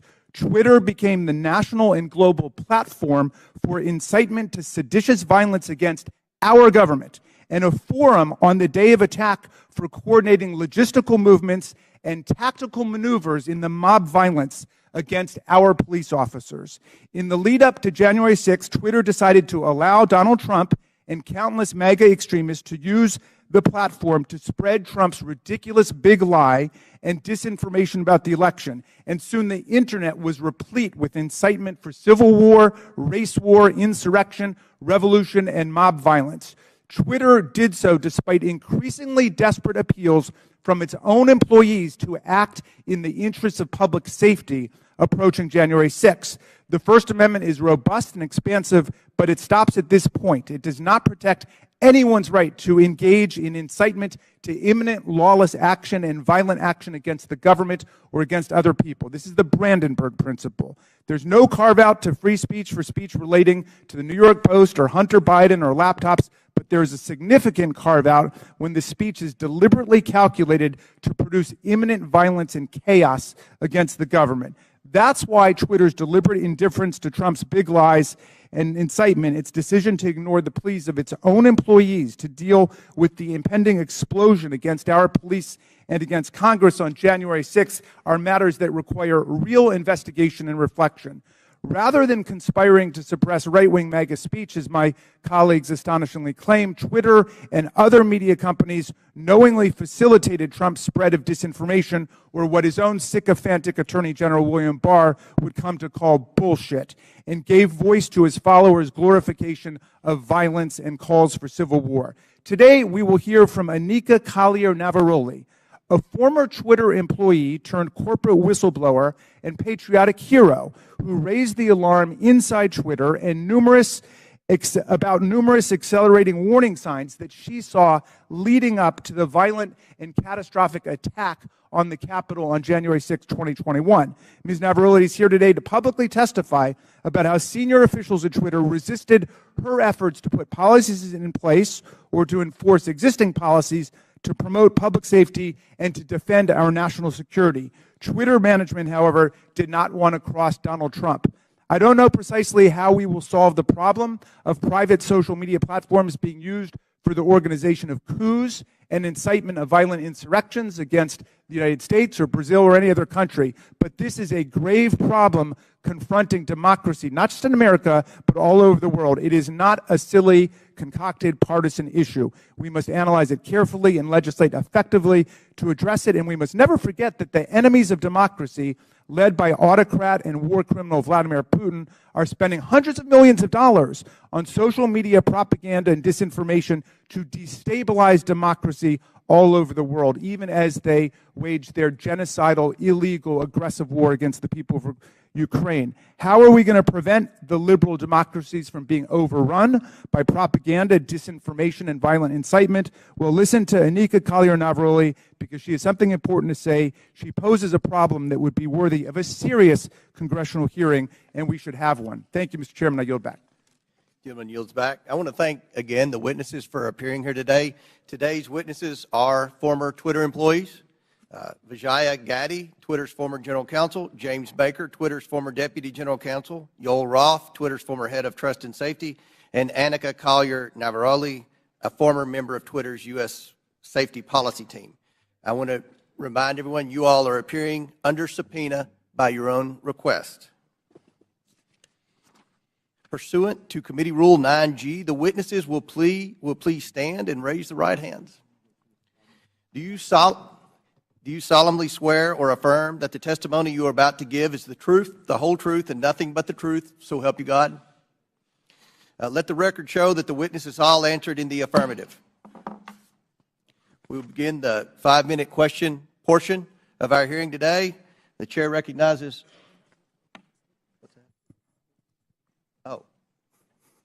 Apologize.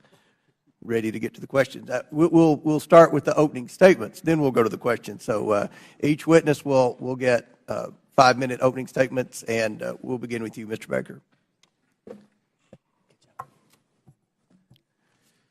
Thank you, Mr. Chairman. Mr. Chairman, Ranking Member Raskin, and members of the committee, thank you for the opportunity to appear before you today. I hope that we will have a useful conversation about matters that are of great importance to the nation and the world. My main goals for this statement are simply to attempt to set the record straight with respect to certain false assertions that have been made about me in the public arena, and to offer a suggestion with respect to potential legislation in the area of social media regulation. As the committee is aware, however, based on the advice of counsel, I believe in good faith that I'm constrained today by my legal and ethical obligations as a former lawyer for Twitter, as well as by certain non-disclosure agreements. Within those constraints, however, I will endeavor to respond to the committee's questions as fully as I possibly can. And I believe I can make the following statements. First, I was not aware of and certainly did not engage in any conspiracy or other effort to do anything unethical, improper, or unlawful while I was at Twitter, period. I did not act unlawfully or otherwise inappropriately in any manner with respect to Hunter Biden's laptop. Indeed, documents that Twitter has disclosed publicly reflect that I urged caution with respect to the matter and noted that we needed more information to fully assess what was going on and to decide what to do. Hardly a surprising piece of advice from a corporate lawyer. Moreover, I'm aware of no unlawful collusion with or direction from any government agency or political campaign on how Twitter should have handled the Hunter Biden laptop situation. Even though many disagree with how Twitter handled the Hunter Biden matter, I believe that the public record reveals that my client acted in a manner that was fully consistent with the First Amendment. I think that the best reading of the law is that as a private entity, the First Amendment protects Twitter and its content moderation decisions.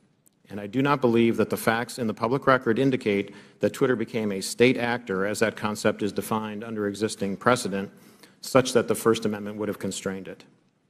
Second, I believe that at all times I executed my duties and responsibilities to my client, Twitter, lawfully and ethically. At no time was I an agent or operative of the government or any political actor when I worked at Twitter. To the contrary, I believe that I worked zealously and diligently within the bounds of the law in pursuit of my client's best interests. Third, I did not destroy or improperly suppress any documents at Twitter regarding information important to the public dialogue. At all times, I sought to help my client understand and comply with its legal obligations. It is worth noting that the public record indicates that after I left the company, attorneys or other unidentified third parties collected and or reviewed the contents of at least some of the Twitter files prior to their release. Fourth, Twitter disclosed publicly emails between me and Yoel Roth regarding one of Donald Trump's tweets about COVID. I do not have access to my Twitter emails, so I do not know if or how I responded to Mr. Roth. To the best of my recollection, I do not recall directing or urging him to take action with respect to Mr. Trump's tweet. Instead, what I recall is that I asked him a question so that I could better understand how he and others were implementing Twitter's COVID misinformation policy. Asking questions and learning more about what a client's activities are is what I think good lawyers should do, and again, hardly surprising. Fifth, the Twitter files reference prior investigations of me. It is true that the Department of Justice investigated certain aspects of my conduct while I was employed by the FBI related to the handling of certain information. Because I believe in the accountability for government officials, I cooperated with the department, including sitting for lengthy interviews. Eventually, the department closed the matter. No adverse action was taken with respect to me, and my security clearances while a government employee were never restricted because of the matter. In closing, Mr. Chairman, I want to return briefly to the general topic of government interaction with social media companies. The law permits the government to have complex, multifaceted, and long-term relationships with the private sector. Law enforcement agencies and companies can engage with each other regarding, for example, compulsory legal process served on companies, criminal activity that companies, the government, or the public identify, such as crimes against children, cybersecurity threats, and terrorism, and instances where companies themselves are victims of crime. When done properly, these interactions can be beneficial to both sides and in the interests of the public. As you, Mr. Chairman, Mr. Jordan, and others have proposed, a potential workable way to legislate in this area may be to focus on the actions of federal government agencies and officials with respect to their engagement with the private sector. Congress may be able to limit the nature and scope of those interactions in certain ways, require enhanced transparency and reporting by the executive branch about its engagements, and require higher-level approvals within the executive branch prior to such engagements on certain topics, so that you can hold Senate-confirmed officials, for example, accountable for those decisions. In any event, if you want to legislate, my recommendation is to focus first on reasonable and effective limitations on government actors. Thank you, Mr. Chairman. Thank you, Mr. Baker. Ms. Gaddy. Chairman Comer, Ranking Member Raskin, and members of the committee, thank you for this opportunity to provide this opening statement. After a decade as a corporate lawyer, I joined Twitter in 2011 as the first member of the corporate legal team. In 2013, I was promoted to general counsel. In 2018, I became the chief legal officer and continued in that role until October of 2022. During my time at Twitter, I had many distinct teams reporting to me, including legal, trust and safety, public policy, corporate security, and compliance. I was drawn to work at Twitter because I was inspired by how people were able to use the platform and awed by its potential. Twitter enabled anyone to hear directly from any individual instantly. People from around the world were coming together on Twitter for an open and free exchange of ideas. The work was challenging and fulfilling. After Jack Dorsey returned as CEO in 2015, one of his top priorities became what we called the health of the public conversation. This was based on customer research, advertiser feedback, Twitter's declining revenue, user growth, and stock price. Teams across Twitter were focused on making the platform safer, better, and more profitable.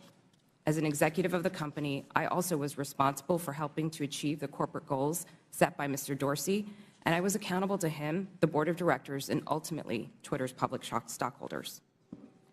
As we prioritized the health of the public conversation, we did not lose sight of what Twitter was for most people, a place to talk about their favorite things.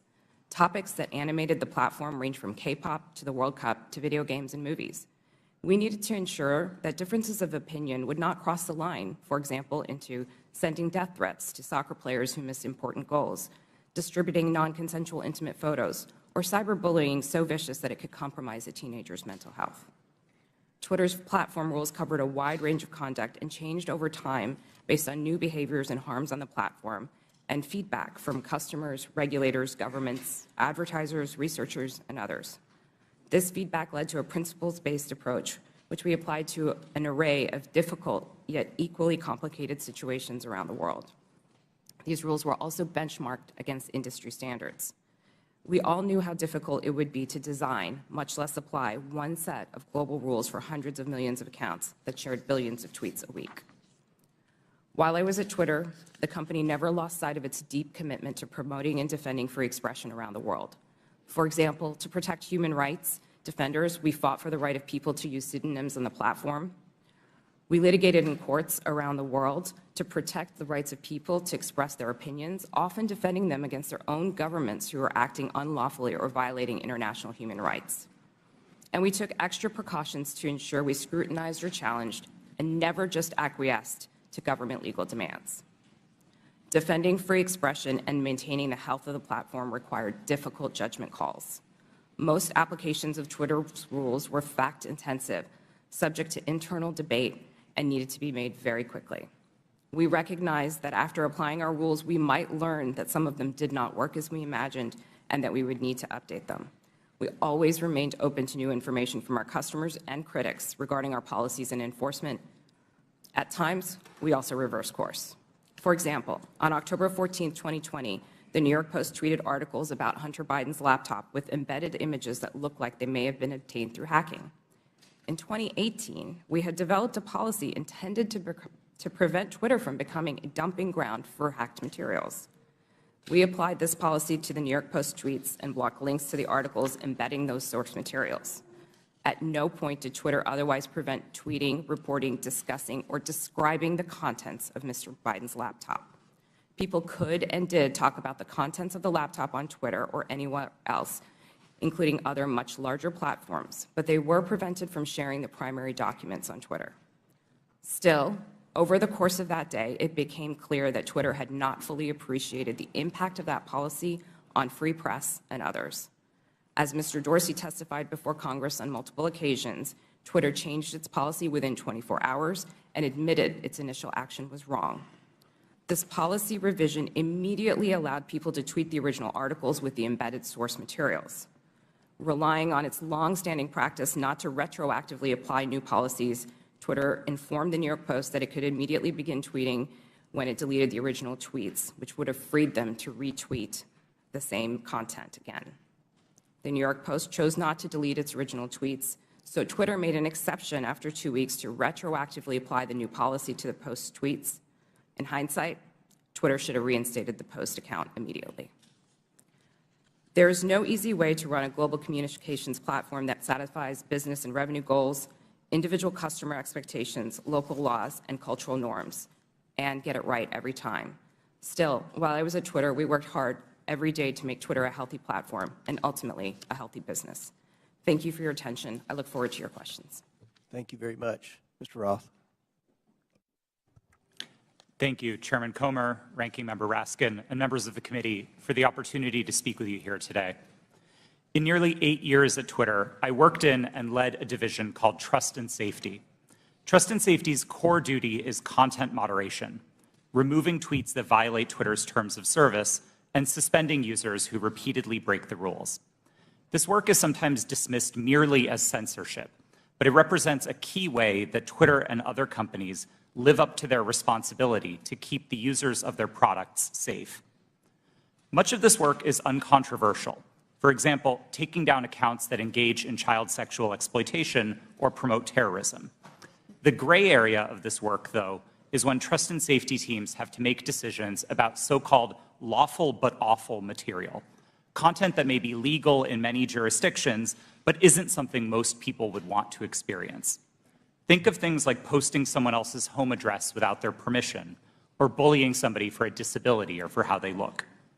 A free speech absolutist might say, yes, that kind of content is unpleasant, but it's not against the law. What right do you have to remove it? The answer is the need to make Twitter an appealing product for millions of people. Consistently, in its own research, Twitter found that users were unhappy with the company's approach to content moderation, and that this dissatisfaction drove people away from the service. This has consequences for what we mean by free speech on social media. Again and again, we saw the speech of a small number of abusive users drive away countless others. Unrestricted free speech, paradoxically, results in less speech, not more. And it was our job in Trust and Safety to try to strike an appropriate balance. But the importance of this work goes far beyond Twitter's business prospects and into the realm of national security. In 2017, I led the team at Twitter that uncovered significant interference in an American election by agents of the Russian government. Their mission was to stoke culture war issues on social media to try to further divide Americans. My team and I exposed hundreds of thousands of these accounts from Russia, but also from Iran, China, and beyond. It's a concern with these foreign interference campaigns that informed Twitter's approach to the Hunter Biden laptop story. In 2020, Twitter noticed activity related to the laptop that, at first glance, bore a lot of similarities to the 2016 Russian hack and leak operation targeting the DNC. And we had to decide what to do. And in that moment, with limited information, Twitter made a mistake.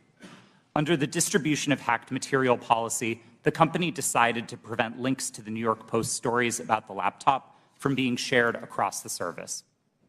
I've been clear that in my judgment at the time, Twitter should not have taken action to block the New York Post's reporting. And just 24 hours after doing so, the company acknowledged its error. But the decisions here aren't straightforward, and hindsight is 2020. It isn't obvious what the right response is to a suspected but not confirmed cyber attack by another government on a presidential election. I believe Twitter erred in this case because we wanted to avoid repeating the mistakes of 2016. And so the basic job of Trust and Safety is to try to strike this balance between the harms of restricting too much speech and the dangers of doing too little. I'll be the first to admit that we didn't always get it right. Even rare mistakes add up when you're carrying out content moderation at the scale of hundreds of millions of unique posts per day. While I was head of Trust and Safety at Twitter, I strove to do this work with impartiality and with a commitment to the fair enforcement of Twitter's written rules. But whether it's me or Elon Musk or someone else in the future, someone will have to make choices about the governance of online spaces. Those decisions should not be made behind closed doors or based on personal whims. I hope that we can work together to find ways to bring greater trust and transparency to social media, and I look forward to answering the committee's questions about any of these topics to the best of my ability. Thank you. Ms. Navaroli. Good morning, Chairman Comer, Ranking Member Raskin, and members of the committee. Thank you so much for the opportunity to speak with you all today. I'm here because there is an urgent need for us to understand the impact that social media companies are having on our democracy. I will be very clear. I was not involved in the decision around Hunter Biden's laptop, but I was involved in decisions that were made leading up to, during, and after the January 6th attack on the Capitol. If we are going to talk about social media in the government, we need to talk about Twitter's failure to act before January 6th. I am here to tell you that doing nothing is not an option. If we continue to do nothing, violence is going to happen again. My background is as a trained lawyer and journalist, and my expertise over the past decade has been in the areas of media, technology, law, and policy, with a particular focus on social media and free expression. I joined Twitter in 2019, and by 2020, I was the most senior expert on Twitter's US safety policy team. My team's mission was to protect free speech and public safety by writing and enforcing content moderation policies around the world. These policies included things like abuse, harassment, hate speech, violence, and privacy. So if no other algorithm or no other human could decide if a tweet violated my team's policies, the safety team policy acted as the final moderators. If a high-profile individual like any member of this committee or President Trump tweeted something controversial, it was sent to my team's desk. Every day, we had to decide whether a particular piece of content equated to yelling fire in a crowded theater. My work at Twitter and subsequently at Twitch put me in the middle of key events in history. What I've learned from them is that social media played and continues to play a role in these events. And 2 years after January 6th, we still need to better understand the role that Twitter played in order to prevent it from happening again. So what do we need to understand? First, Twitter's leadership bent and broke their own rules in order to protect some of the most dangerous speech on the platform. I'm going to talk a little bit about what happened in the months leading up to January 6th. During this time, my team worked to try to minimize the threat of violence that we saw coming. After President Trump instructed the Proud Boys to stand back and stand by in a debate, we considered the danger that that statement would have if it was tweeted. So we crafted what we called a coded incitement to violence policy to address dog whistles like this. Instead of approving it, management bent over backwards to find ways to not approve it. On January 5th, when the policy was still not approved, I led a meeting where one of my colleagues asked management whether someone was going to have to get shot before we were allowed to take down tweets. Another colleague looked up live tweets and read them to management to try to convince them of the seriousness of the issue. Still, no action was taken. On the morning of January 6th, I sent Twitter lawyers a message warning them that our team was hamstrung by leadership. 2 days later, when it looked like it was going to happen all over again, I asked management whether they wanted more blood on their hands. Only then did they act. The second problem is that there is way too much power concentrated in the hands of too few. With January 6th and many other decisions, content moderators like me did the very best that we could. But far too often, there are far too few of us, and we are being asked to do the impossible. For example, in January 2020, after the U.S. assassinated an Iranian general and the U.S. president decided to justify it on Twitter, management literally instructed me and my team to make sure that World War III did not start on the platform. No person, people, or company should have that kind of unchecked power or that kind of responsibility. The modern-day public conversation should not be susceptible to the whims of any one individual or any one company. Fixing the systemic issues that lead to bad decisions is not going to be easy. But people like me who have been in the trenches can help lead the way. But I must say, coming forward and offering this information is risky and it is difficult. Doxing and harassment are real, and people are afraid to tell what they know. So we need to make sure that there are protections for those who speak the truth. We need to create space to hear from people on the front lines. We need to give them protection so they can share their experiences. Only then can we begin to understand the full scope of the problem and to find solutions. There is far too much at stake for us to do nothing. Thank you. Thank you all. Excellent opening statements. Now we'll begin with the question portion. We'll begin by recognizing Mr. Biggs for 5 minutes. Thank you, Mr. Chairman. Mr. Roth, within just mere minutes or hours after the New York Post published its story on the Hunter Biden laptop, at 8:51 a.m., you sent a message to a team, part of your team, I assume, and you said, "It isn't clearly violative of our hacked materials policy," referring to the story, "nor is it clearly in violation of anything else." Do you remember sending that message? Thank you for the question, Congressman. I don't recall that message specifically, but that does sound like my judgment on that day, yes. Okay, so that was early on in the day, and yet shortly thereafter, Kayleigh McEnany, White House press secretary's, her account was locked. So an inquiry was made the next day by a person named Carolyn Strom. You know Carolyn Strom? Yes, sir, I do. Yeah, and Carolyn Strom asked, "What's going on here?" And somebody named Elaine Ong Soto said, "The user was bounced by site integrity for violating our hacked materials policy." Do you remember that incident? Yes, sir, I do. And somebody named Trenton Kennedy said, "I'm struggling to understand the policy basis for marking this as unsafe." And I think the best explainability argument, now that may be a technical term for you, but for me it looks like we're trying to create a narrative here to cover our butt. The best explainability argument for this externally will be that we're waiting to understand if this story is the result of hacked materials. Do you remember Mr. Kennedy's communication? Yes, I do.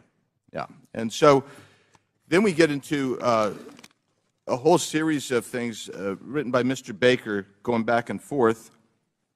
And he says on that same day, now at 9:26, which is about a half an hour after your statement that you don't think that anything's been violated here, he says, "I've seen some reliable cybersecurity folks question the authenticity of the emails in another way."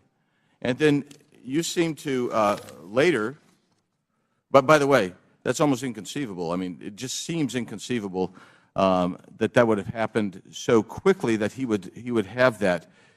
And then you sent out something right after that said, "The key factor informing our approach is consensus from experts monitoring election security and disinformation that this looks a lot like a hack and leak that learned from the 2016 WikiLeaks approach." I'm wondering if you can name for me today any of the experts that seem to have a consensus at 10:12 a.m. on the morning of October 14th that you put out saying that we're going to rely on some group of experts. Who were they? Thank you for the question. Twitter did not give me access to any of my documents or emails to prepare for this hearing, and so unfortunately I can't give you a direct answer. Were there, Mr. Roth, were there experts? Were there people that you consulted that were cybersecurity experts between 9 a.m. and 10:15 a.m. on that day? My recollection is that we were following discussions about this incident as they unfolded on Twitter. So cybersecurity experts were tweeting about this incident and sharing their perspectives, and that informed some of Twitter's judgment here. But I want to emphasize, as I said in my statement, I didn't think that the evidence or those perspectives warranted removal, and I advocated against taking that action. I understand. Let's look at one other document. Our teams made the determination that the materials fall under our hacked materials policy. It's my understanding from reports and internal sources that normally a hacked material policy would require a government official or law enforcement determination that there had actually been a hacked account before that hacked policy were to be imposed. Is that accurate? No, sir, it's not. So the policy did not require that there be any kind of official finding by the government, by a government source? No, there were a number of different types of evidence that we considered under the policy. Certainly government attribution would be a powerful one, but we also looked. So you weren't looking, that wasn't determinative is what we're saying? In that instance, we did not have any specific information from any government source, no. I'm going to read something that applies to this and several other things from the Twitter stack that you guys had. This might be an unpopular opinion, but one-off ad hoc decisions like this that don't appear rooted in policy are, in my humble opinion, a slippery slope and reflect an alternatively equally dictatorial problem. Quite frankly, that's what the essence of all four of your testimony. I realize you're trying to fight against it, but you exercised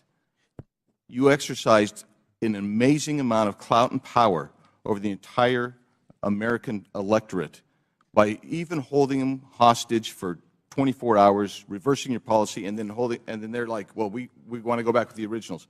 That's 24 hours or 2 weeks that you imposed your will on the American electorate. I'll yield back, Mr. Chairman. Gentleman's time's expired. He went 30 seconds over. I'll give the ranking member an extra 30 seconds. You're very fair-minded, Mr. Chairman.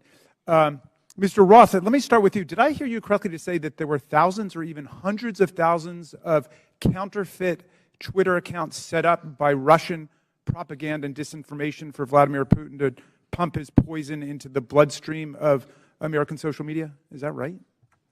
That's right, sir. And that's not just past tense. Those accounts are active on social media today. This is an ongoing campaign. Well, we should be having a hearing about that. I appreciate your alerting to us what's taken place. Ms. Navaroli, so you've testified that in the months leading up to the November 2020 election and then in the weeks before January 6th, you were growing increasingly anxious about the violent rhetoric and incitement that you saw posted on Twitter.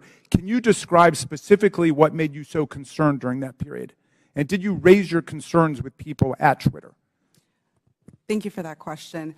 As I said in my opening statement, after former President Trump in his debate said the statement, stand back, stand by to the Proud Boys, my team, in discussion with other teams at Twitter, realized that we had a gap in our policies and that could not be said on the platform because it would have gone too far. What we did see continue to happen was those statements, in addition to other coded incitement to violence or dog whistles, began to spring up on the platform. And so what was once fringe ideology or fringe statements that were calling for the overthrow of the government became a loud roar. And so we heard individuals beginning to say that they were locked and loaded, that they were ready for Civil War Part 2, that they were ready for another revolution, that they were ready for the day of the rope in very clear English on Twitter. And on the January 6th committee, we have tens of thousands of statements like that being made on Twitter and other parts of social media. So we got a little taste of what you were experiencing on a daily basis. Now, there was this meeting on January 5th at Twitter. I don't think it was called specifically to look at what was going to happen the next day. That just happened to be a regular meeting. But at that meeting, you and other employees raised urgently the problem of what you saw coming on January 6th. How did Twitter management respond to the concerns that you raised? That's a great question. And yes, that meeting was a regularly scheduled meeting. Within the meeting, I believe I referred to it in my testimony to the January 6th committee as I was at my wit's end. I had argued, I had asked questions, I had asked for clarification. We had found dangerous tweets within the meeting, and yet the individual who is the most senior leader within the team in that meeting told us that we were not allowed to take that content down and that we were not allowed to use the coded incitement to violence policy. The reason that she gave us mirrored what we had been told by the former head of Trust and Safety, Del Harvey, that individuals might be saying things like locked and loaded or stand back and stand by in ways of self-protection. That was not what we were seeing on the platform. So when you were seeing things like locked and loaded and Civil War Part 2 and race war and so on, were you warning your superiors at Twitter that you thought there was going to be real violence, that this was not hyperbole that was being spoken at that point? Absolutely. I specifically told Del Harvey herself that someone was going to get shot, as I testified to to the January 6th committee. You stated that Donald Trump described his own tweets as little missiles. Why did that stick in your mind? Yes, the quote that you're referring to, I don't remember exactly what news article that it was in, but it was a news article that I had read in which the former president said that he liked to send out his tweets like little missiles. To me, that sounded exactly like weaponization of a platform in his own words, and yet Twitter was not concerned.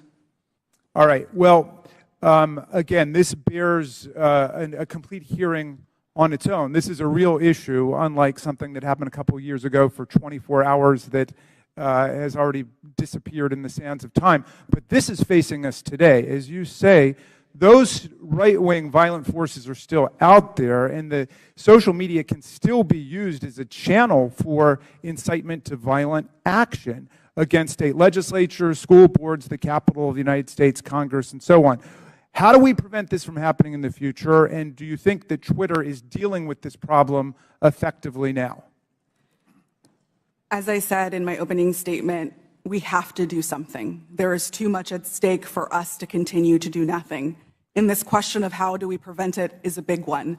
Unfortunately, I do not believe that we are at a place that we can come to solutions because we do not know how these companies work. We must continue to hear from individuals like myself.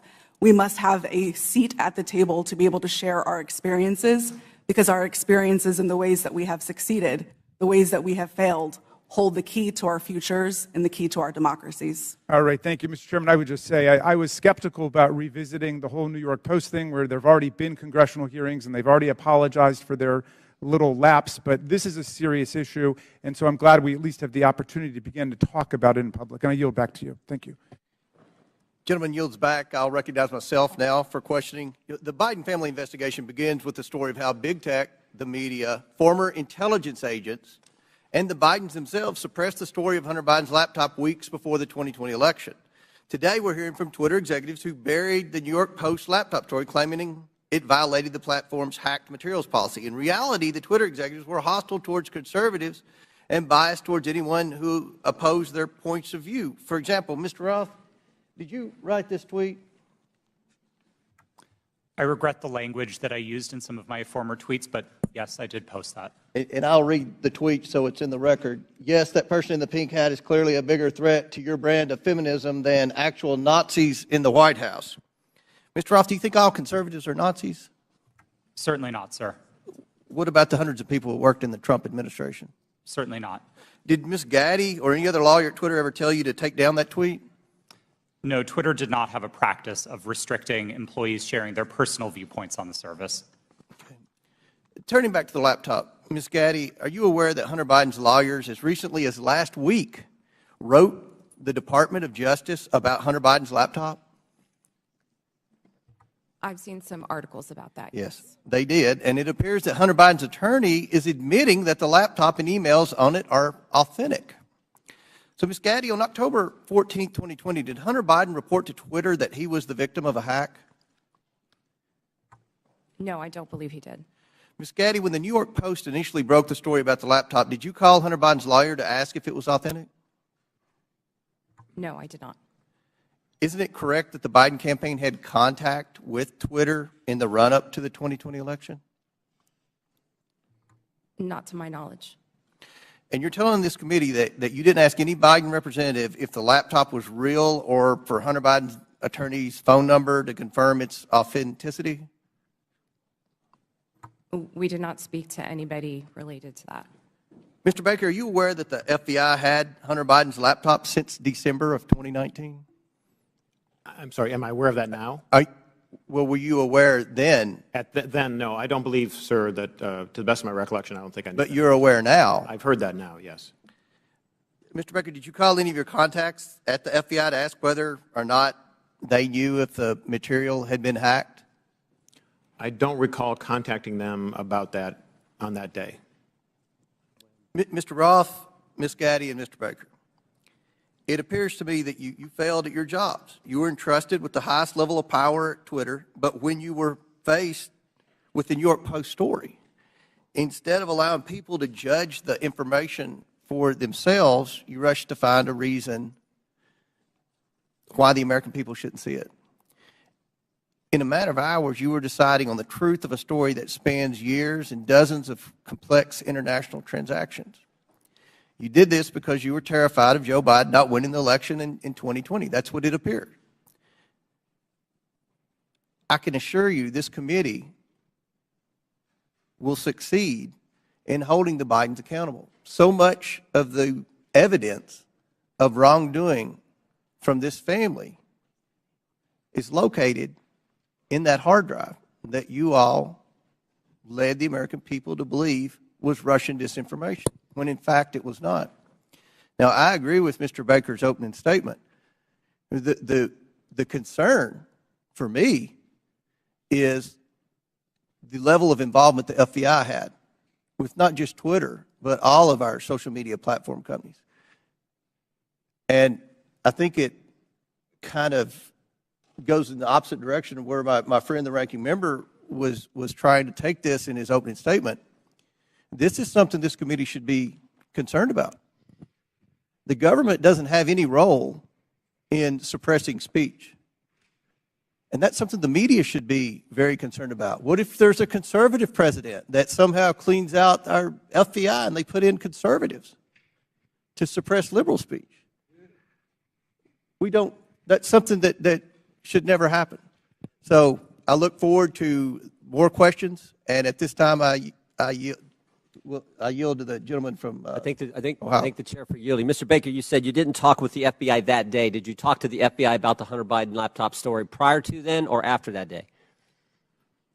I'm trying to make sure I can answer this question consistent with the restrictions that I talked about in my opening Simple statement. question. Did you talk to the FBI about the Hunter Biden story? To the best of my recollection, I did not talk to the FBI about the Hunter Biden story before that day. Did you talk to him after it? You said your response is real specific to the chairman. You said, I did not talk to the FBI about the Hunter Biden laptop story that day. I assume that day is October 14th. I want to know if you talked to him on the 13th or before, or if you talked to him on the 15th and after. I don't recall speaking to the FBI, sitting here today, I don't recall speaking to the FBI at all about the Hunter Biden matter. Well, then why'd you answer it the way you did? I beg your pardon? I yield back to. Chair recognizes Ms. Norton for 5 minutes. Thank you, Mr. Chairman. Like Benghazi before, Republicans are on a taxpayer-funded expedition to attack their political rivals, and they're feeding the flames of conspiracy in the process. With the release of the so-called Twitter files, Donald Trump has seized the moment to further his own conspiracies about the 2020 election, writing in December, and I quote, "Do not throw the presidential election results of 2020 out and declare, do you throw the presidential election results of 2020 out and declare the rightful winner, or do you have a new election?" A massive fraud of this type and magnitude allows for the termination of all rules, regulations, and articles, and even those found in the Constitution, end quote. Now, it bears repeating that this is the same man who incited an insurrection on January 6th, and just last week reposted a message on Truth Social that suggested his supporters will, quote, and I'm quoting him now, physically fight for him this time, and added, "They got my 6 and we are loaded, and I mean loaded." This is a question for Ms. Navarrete. What did the phrase locked and loaded mean to you while you were at Twitter prior to January 6th? Yes, thank you for that question. The way that I read locked and loaded to be interpreted by the tweets that I saw coming on Twitter prior to January 6th was that individuals were loaded, were armed, and that they were ready to commit violence. Are you concerned that the use of this language will continue to incite and legitimize political violence leading to the next election? Absolutely. We are sitting exactly 1 month in which the exact same playbook was played in Brazil, and we saw almost deja vu happening again. As I said in my opening statement, unless we do something, this will continue to happen again. Thank you, Ms. Navaroli. Mr. Roth, you are no stranger to conspiracies and their real-world consequences. If you don't mind, can you please describe for the committee how the release of the so-called Twitter files has affected your personal safety? Thank you for the question, Congresswoman. The Twitter files, I would note first and foremost, didn't just affect me, but affected much more junior employees at Twitter. Employees as far away as Manila in the Philippines were doxxed, had their families threatened, and experienced harm equal to or greater than what I've experienced. But concurrent with the Twitter files, Elon Musk also made the decision to share a defamatory allegation that I support or condone pedophilia. And this lie led directly to a wave of homophobic and anti-Semitic threats and harassment against me, of which Twitter has removed vanishingly little. And following the Daily Mail's decision to publish where I live, ultimately I had to leave my home and sell it. Those are the consequences for this type of online harassment and speech. Well, I must say, those are very real consequences. By legitimizing unsubstantiated conspiracy theories about the deep state, big tech, and government censorship for political gain, committee Republicans are holding a match to a powder keg. We all saw the consequences of this kind of rhetoric on January 6th, and we continue to see it play out as political violence and hate crimes grip communities around the country. And I yield back, Mr. Chairman. Lady yields back. Chair recognizes Ms. Mace for 5 minutes. Thank you, Mr. Chairman. The Twitter files were not just about Hunter Biden's laptop. Twitter files make it apparent Twitter worked overtime to suppress accurate COVID information. Dr. Jay Bhattacharya is a professor of medicine at Stanford who once tweeted an article he wrote about natural immunity. Thanks to Elon Musk's release of the Twitter files, we learned some of his tweets were tagged with the label of Trends Blacklist. Apparently, the views of a Stanford doctor are disinformation to you people. I, along with many Americans, have long-term effects from COVID. Not only was I a long hauler, but I have effects from the vaccine. It wasn't the first shot, but it was the second shot that I now developed asthma that has never gone away since I had the second shot. I have tremors in my left hand, and I have the occasional heart pain that no doctor can explain, and I've had a battery of tests. I find it extremely alarming Twitter's unfettered censorship spread into medical fields and affected millions of Americans by suppressing expert opinions from doctors and censoring those who disagree with the CDC. I have great regrets about getting the shot because of the health issues that I now have that I don't think are ever going to go away. And I know that I'm not the only American who has those kinds of concerns. Another example of what Twitter has done to censor folks is from Dr. Martin Koldorf, a Harvard-educated epidemiologist who once tweeted, COVID vaccines are important for high-risk people and their caretakers. Those with prior natural infection do not need it, nor children. The Twitter files reveal this tweet was deemed false information because it ran contrary to the CDC.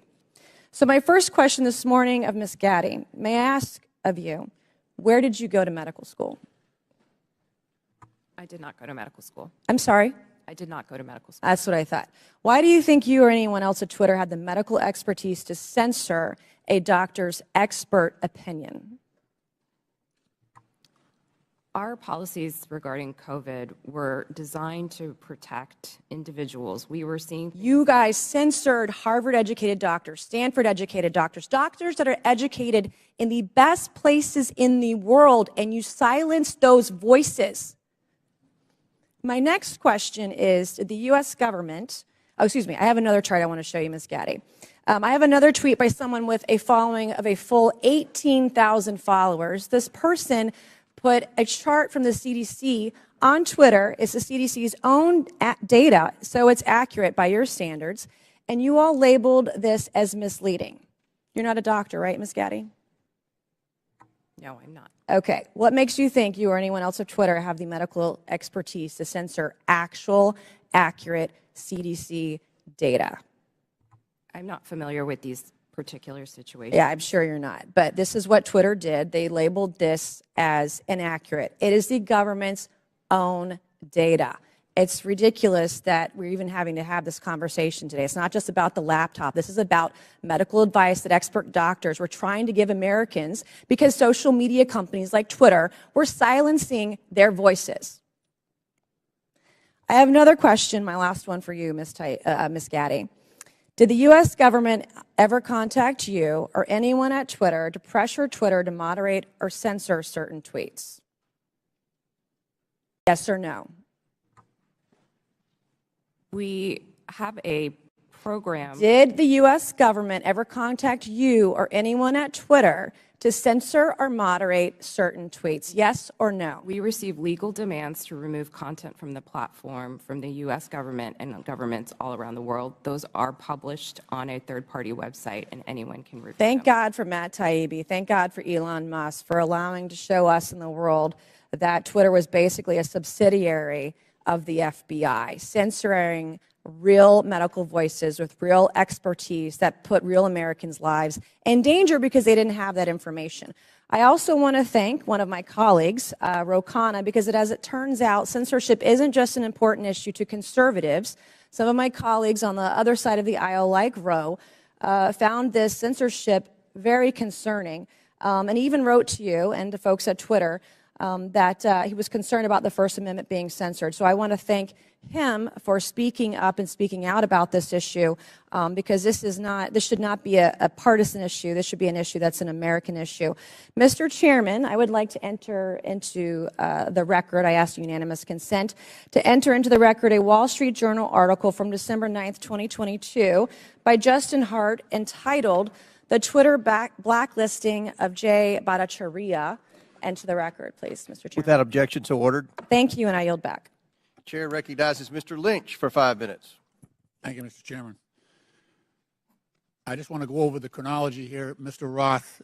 Back in 2016, Russia and Vladimir Putin engaged in what bipartisan Senate Intelligence Committee investigators called a, and I quote, aggressive, multifaceted effort to influence the outcome of that year's presidential election. The campaign included hacking of the systems of a major political party and leaking illegally obtained information, scanning U.S. election systems for vulnerabilities, and exploiting the weaknesses of social media platforms to spread disinformation to the American people. Again, in a 2017 declassified report, the U.S. intelligence community assessed that Russia's 2016 election operations signaled a, quote, new normal in Russian influence efforts, and that the Kremlin would, quote, apply lessons learned going forward against the U.S. and its allies. Mr. Roth, in a December interview with journalist Kara Swisher, you state that this declassified assessment was, quote, and I'm quoting you, a watershed moment in the history of content moderation and the Internet, close quote. You also stated in that interview that Twitter discussed potential threats to the integrity of the 2020 elections, and it was, quote, and I'm quoting you again, obvious to think about the most influential thing that impacted the 2016 election, which was the hack and leak campaign organized by the Russian government, and that, quote, we would have been stupid not to think about that risk. Mr. Roth, why would Twitter have been stupid to ignore that risk? Thank you for the question, Congressman. I think Twitter and the entire social media industry were frankly caught with their pants down in 2016 and missed an opportunity to do the critical work of protecting election security. This isn't my judgment. This is the judgment of academics and researchers who have spent years studying Russian active measures. And most of their conclusions suggest that the #1 most influential part of the Russian active measures campaign in 2016 was the hack and leak targeting John Podesta. It would have been foolish not to consider the possibility that they would run that play again. Right. And so let me ask, was that top of mind for Twitter? You're trying to measure the credibility of incoming intelligence. Was that top of mind in regard to your decision, the company's decision to temporarily limit the distribution of the October 14th New York Post story that was delivered by Mayor Giuliani? Yes, that was one of the animating concerns for us. For nearly 2 years, we had engaged in scenario planning exercises for potential risks tied to the elections, and one of them appeared to be happening that day. Now, again, I think the facts were complicated, and I do believe Twitter made a mistake then, but our judgment was colored by the experience of 2016 and by the very real Russian activities that we saw play out that year.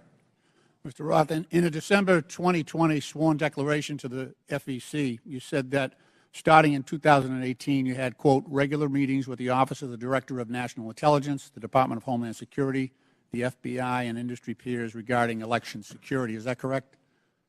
Yes, sir, it is. You stated that during these meetings, quote, federal law enforcement agencies communicated that they expected hack and leak operations by state actors that might occur in the period shortly before the 2020 presidential election, likely in October, and that there were, quote, rumors that a hack and leak operation would involve Hunter Biden, close quote. Is that your recollection today?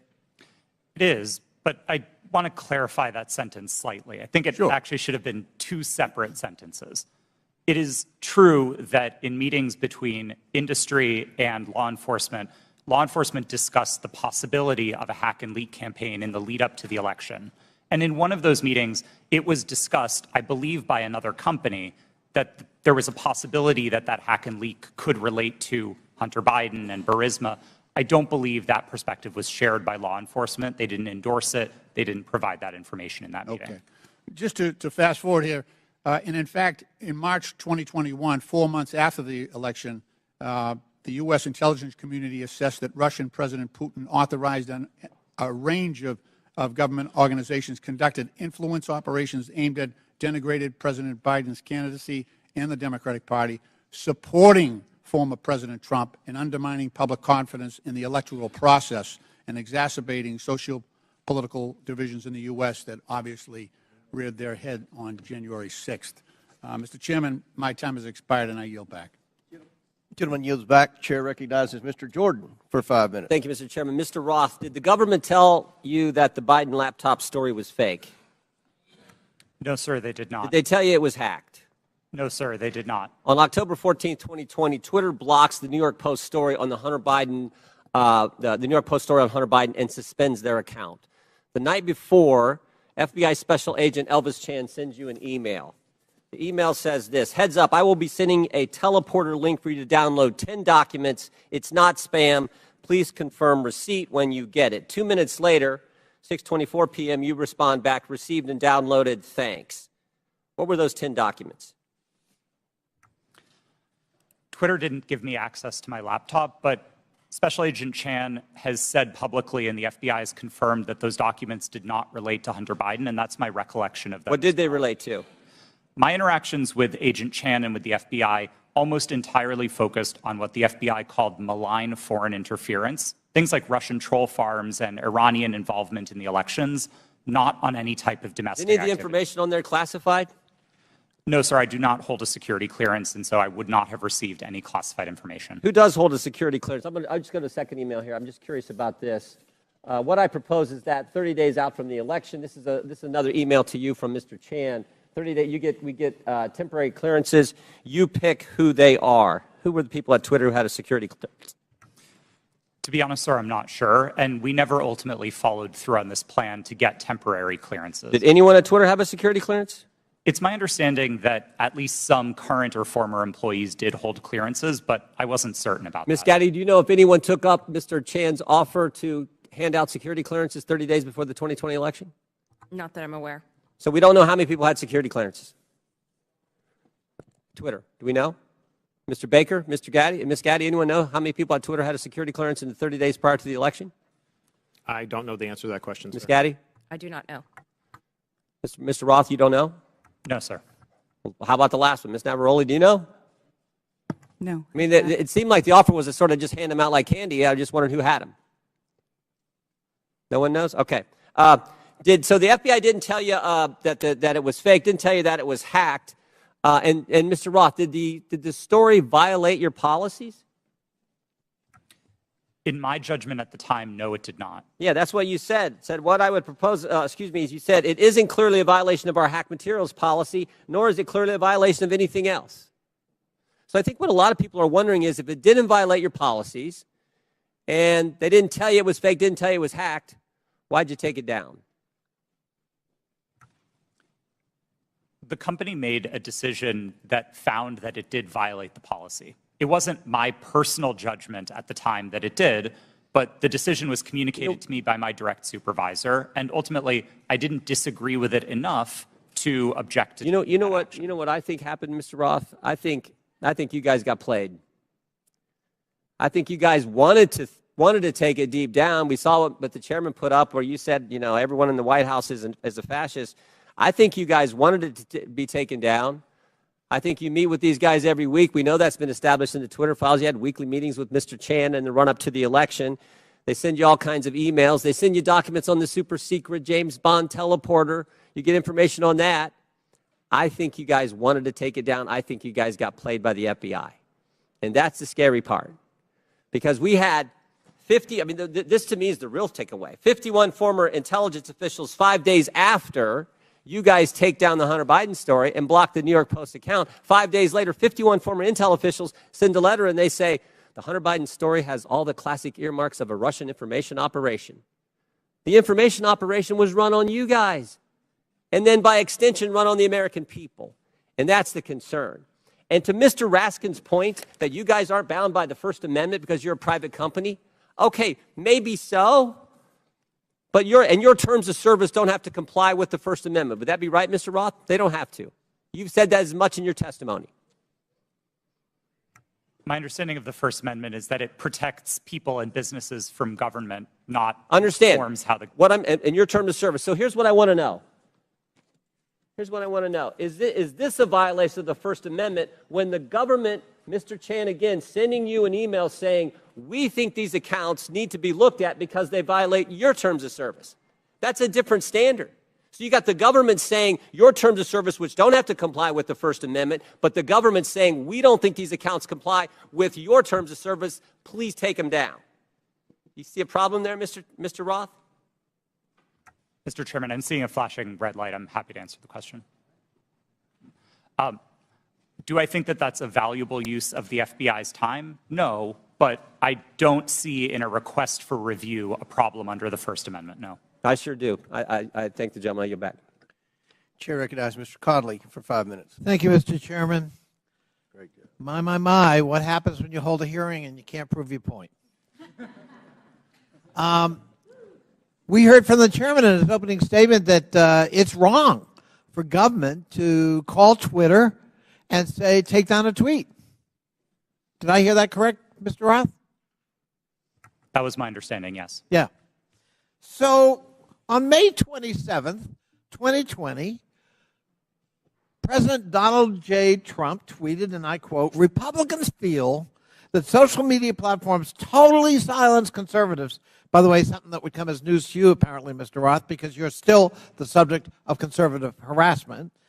We will strongly regulate, he went on to say, or close them down before we ever allow this to happen, unquote.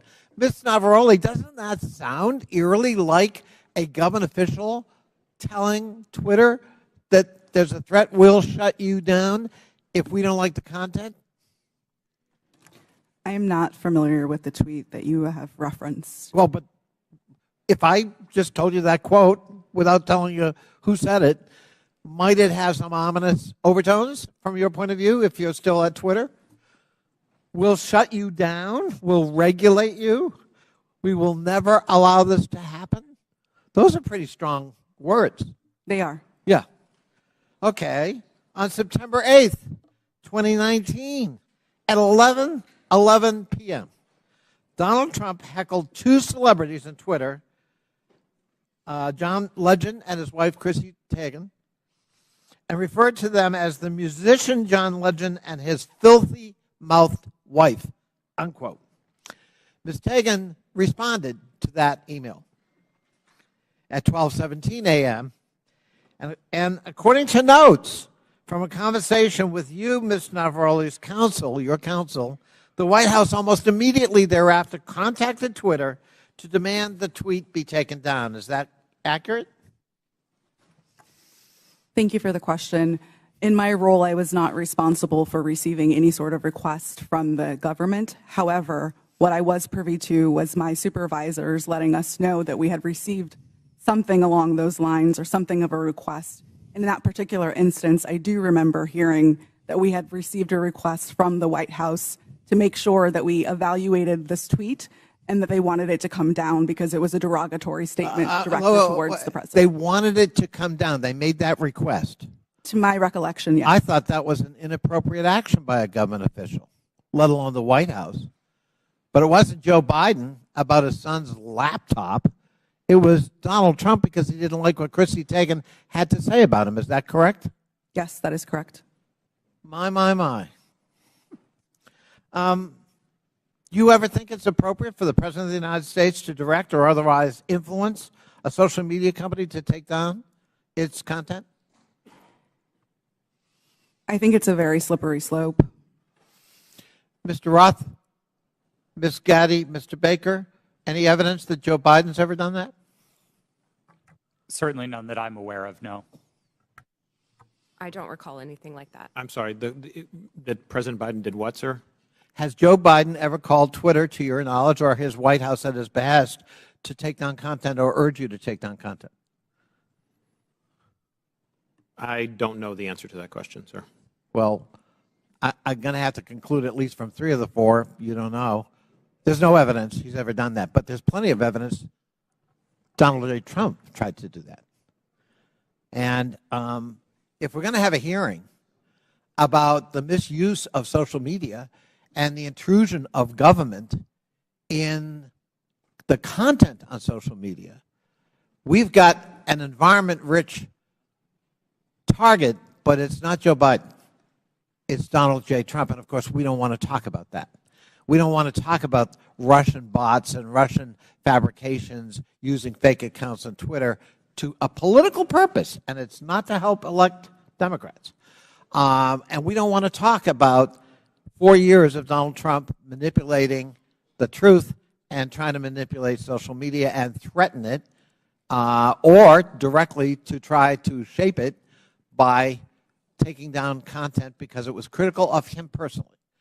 And that's what we ought to be talking about as we move forward, not the subject of today's hearing. I yield back. Gentleman yields back. Chair recognizes Mr. Donalds for 5 minutes. Thank you, Mr. Chairman. Real quick, Mr. Roth, you've stated already that what happened with the New York Post story was similar to the hack and leak scenarios from 2016. You also said that you actually were opposed to deleting the New York Post story. Who advocated for the removal of the New York Post story? The company's decision to treat it as a violation. Mr. Roth, who at the company actually went over your recommendation? Because you're pretty high up. Who overrode you? The decision was communicated to me by my direct supervisor. Who was that person? Her name was Del Harvey. She was Okay. the vice president of trust and safety at the time. All right, thank you so much. Ms. Gaddy, real quick, you said to the chairman earlier, and I want to paraphrase what I heard earlier, is that Twitter had no contact with anybody from the Biden team. Is that correct to your knowledge? Not to my knowledge. Put that up for me. Okay, over my right shoulder, we have an email. Reference, this is Saturday, October 24th, 5:39 p.m., referencing 5 different tweets. This is with a Twitter email chain. Under the line, it's more to review from the Biden team. Does anybody have a comment on how much interaction was happening with the Biden team at Twitter with respect to tweets that they wanted Twitter to review? Ms. Gaddy, Mr. Roth? I'm not familiar with this email. So you're not familiar with this email, Mr. Roth? Are you familiar with this email? Only from what's been reported in the Twitter files. Did you ever have contact with anybody from the Biden team? No, sir, I did not. We explicitly separated the teams that would interact with campaigns from teams like mine that were responsible for content moderation. How big was the organization in Twitter that was actually working with campaigns? I couldn't say for sure. Did you ever have any contact with the DNC? Directly? No, I did not. Did anybody at Twitter have any contact with anybody at the DNC? I think it's likely that somebody at Twitter did, yes. In these emails, it's listed these are tweets that had to be flagged from the Biden team. That's what's in the files. You have no idea how many people actually engaged with the Twitter team or how frequently that engagement happened. No, and again, that was by design. We kept those functions separate from content moderation so that we could impartially assess reports like this. Do you know how many tweets were actually flagged and taken down at the behest of the Biden team? I wouldn't agree with the characterization of it as being at the behest of them. These tweets were reported, and Twitter independently evaluated them under its rules. But the email is very clear. More to review from Biden team. The response 3 hours later at the bottom, hold this up real quick so we can see. The request at the bottom, it says, handled these. What does handled these mean? My understanding is that these tweets contained non-consensual nude photos of Hunter Biden, and they were removed by the company under. Hold on, real quick, Mr. Roth. How could you know so much about the content of these tweets? I mean, as far as I'm concerned, these are just web addresses. I don't know what's in these tweets. You have these things committed to memory that you know the content, but you don't know who you talk to at the Biden team? Sir, I didn't meet with the Biden team, but there was extensive public reporting about these tweets specifically that uncovered what they were. You know the contents of the tweets. It was obviously at Twitter, but you have no idea how often people who worked in your organization had with the Biden team during the end of the 2020 presidential elections. I would emphasize that the people who interfaced with the campaigns were not part of my team or organization. I would know what the interactions were if they were on my team. It was a different part of the organization, not mine. Let me ask you a separate question, and I'll ask it of you too, Mr. Baker. Have you guys been able to quantify the amount of in-kind contributions associated with taking down the New York Post story? Because the New York Post story was down for 2 weeks, give or take. Do you have any understanding of how much that story was limited by Twitter and also by other social media companies? What the impact of an in-kind contribution that would be to the Joe Biden presidential election in 2020? I don't know the answer to that question, sir. Do you think it's big?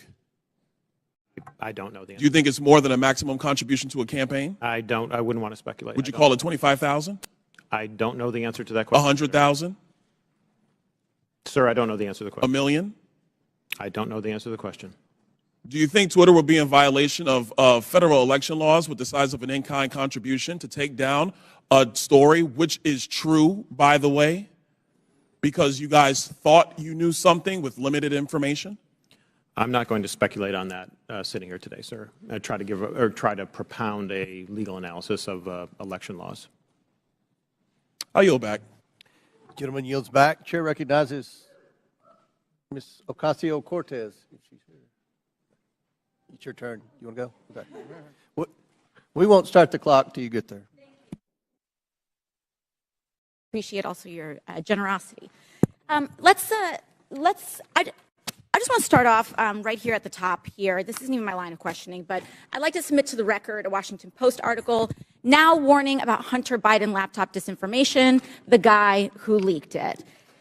Here's the deal. Before I even get into my questions, I think that the story here with the Washington Post reporting is that what they're saying right here, when the New York Post first reported in October 2020 that it had obtained contents of a laptop computer allegedly owned by Joe Biden's son Hunter, there was an immediate roadblock faced by other news outlets that hoped to corroborate reporting, as many did. The newspaper wasn't sharing what it obtained. New York Post had this alleged information and was trying to publish it without any corroboration, without any backup information. They were trying to publish it to Twitter. Twitter did not let them, and now they were upset. I believe that political operatives who sought to inject explosive disinformation with the Washington Post couldn't get away with it. And now they're livid. And they want the ability to do it again. They want the ability to inject this again. So they've dragged a social media platform here in Congress. They're weaponizing the use of this committee so that they can do it again. A whole hearing about a 24-hour hiccup in a right-wing political operation. That is why we are here right now. And it's just an abuse of public resources, an abuse of public time. We could be talking about health care. We could be talking about bringing down the cost of prescription drugs. We could be talking about abortion rights, civil rights, voting rights. But instead, we're talking about Hunter Biden's half-fake laptop story. I mean, this is an embarrassment. But I'll go into it. Ms. Navarrete, let's talk about something real. I'd like to show you a tweet posted by former President Trump about my colleagues and I on July 14, 2019. It says in part, quote, "Why don't they go back and help fix the totally broken and crime-infested places from which they came? Then come back and show us how it's done. These places need your help badly. You can't leave fast enough. I'm sure that Nancy Pelosi would be very happy as quickly to work out free travel arrangements." A day or two after that, Donald Trump publicly incited, violence at a rally, targeting 4 congresswomen, including myself, saying, "Go back to where you came from." Ms. Navarrete, as I understand it, you were the most senior member of Twitter's content moderation team, or a senior member of Twitter's content moderation team when this was posted. As part of your responsibilities, did you review this tweet? Yes, it was my team's responsibility to review these tweets. And what did you conclude? My team, Ray, made the recommendation that for the first time we find Donald Trump in violation of Twitter's policies and use the public interest interstitial. For the first time? Yes. And at the time, Twitter's policy included a specific example when it came to banned abuse against immigrants, as they specifically included the phrase, "go back to your country," or go back to where you came from, correct? Yes, that was specifically included in the content moderation guidance as an example. You brought this up to the Vice President of Trust and Safety, Del Harvey, correct? I did, yes. And she overrode your assessment, didn't she? Yes, she did. And something interesting happened after she overrode your assessment. A day or two later, Twitter seemed to have changed their policies, didn't they? Yes, that trope, "go back to where you came from," was removed from the content moderation guidance as an example. So Twitter changed their own policy after the president violated it in order to potentially accommodate his tweet? Yes. Thank you. So much for bias against right wing on Twitter. Additionally, Ms. Navarrete, are you familiar with the account Libs of TikTok? I have heard of it from the news, yes. Mr. Roth, are you familiar with this account? Yes, ma'am, I am. Are you aware that from August 11th to August 16th, that account posted false information about Boston Children's Hospital, claiming that they were providing hysterectomies to children? Yes, I am aware of that and other claims from the account. And are you aware that this lie was then circulated by other prominent far-right influencers? Yes.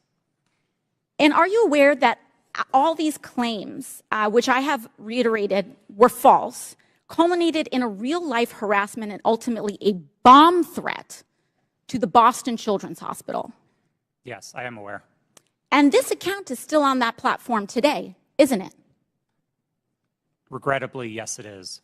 Despite inspiring a bomb threat due to the right-wing incitement of violence against trans Americans in this country, because they cannot let go of this obsession with fixating violence and inciting violence against trans and LGBT people, in addition to immigrants, in addition to women of color. This is a party that cannot pick on anyone their own size. And they are trying to co-opt an entire social media platform, use the power of this committee and of Congress in order to pursue a political agenda. I yield back. Lady yields back. Chair recognizes Mr. Fry for 5 minutes. Thank you, Mr. Chairman. This hearing shows who really has been in control of what is said to be one of the world's most widely used websites, Twitter. The American people probably didn't know who these witnesses were today, but these witnesses were powerful enough to silence an American president with just a few clicks from their California office. We're also learning that some of those in Washington, D.C. have forgotten their role and exercised their power to achieve ends antithetical to American principles of free speech and expression. The FBI is the lead federal agency responsible for investigating foreign influence operations. However, in recent years, the FBI has devoted countless amounts of time, taxpayer money, and manpower to combating Russian foreign influence on social media. The FBI, as one reporter noted, acted as a, quote, doorman to the vast program of social media surveillance and censorship encompassing agencies across the federal government, from the State Department to the Pentagon to the CIA. End quote. Reports suggest that thousands of reports from the FBI and the Foreign Influence Task Force were sent to Twitter. This isn't what the American people are paying for. This isn't what we trust the FBI to do. FBI agents shouldn't be sitting at a desk in Washington, D.C., scrolling through Twitter and emailing with social media companies. An email from one Twitter employee to another reads, quote, the FBI San Francisco Emergency Operations Center sent us the attached report of 207 tweets they believed may be in violation of our policies, end quote. Another email revealed that there are, quote, some folks in the Baltimore field office and at headquarters that are just doing keyboard searches for violations. Mr. Roth, Twitter usually found little evidence that the accounts the FBI flagged had ties to foreign influence. Is that correct? In part. But we received many reports from the FBI, particularly related to malign foreign interference, that were highly credible and were constructive. So I would say it was a bit of a mixed bag. And you pushed back to the FBI when they would send you a list of American-based accounts. Is that correct? Politely, but yes. Mr. Roth, it appears that Twitter employees were under pressure by the FBI and other government agencies to validate these theories of foreign influence. Would you agree with that? No, I wouldn't agree with the word pressure. The FBI was quite careful and quite consistent to request review of the accounts, but not to cross the line into advocating for Twitter to take any particular action. So flagging American accounts, in your view, is not foreign or theories of foreign influence. There's not pressure there just by flagging it to you. Again, domestic accounts. I don't think it's a great use of the Bureau's time, but I wouldn't characterize how they communicated with us as pressure. Mr. Roth, you enjoyed these meetings with the FBI, it seems, based on the tweets behind me or the communications behind me. In internal communications at Twitter, you said, definitely not meeting with the FBI, I swear. Is that correct? I believe I was joking with a colleague at the time, but yes. But I can assume that you were meeting with the FBI when you were communicating with your colleague. Is that correct? Yes, one of my job responsibilities was meeting with law enforcement about election security.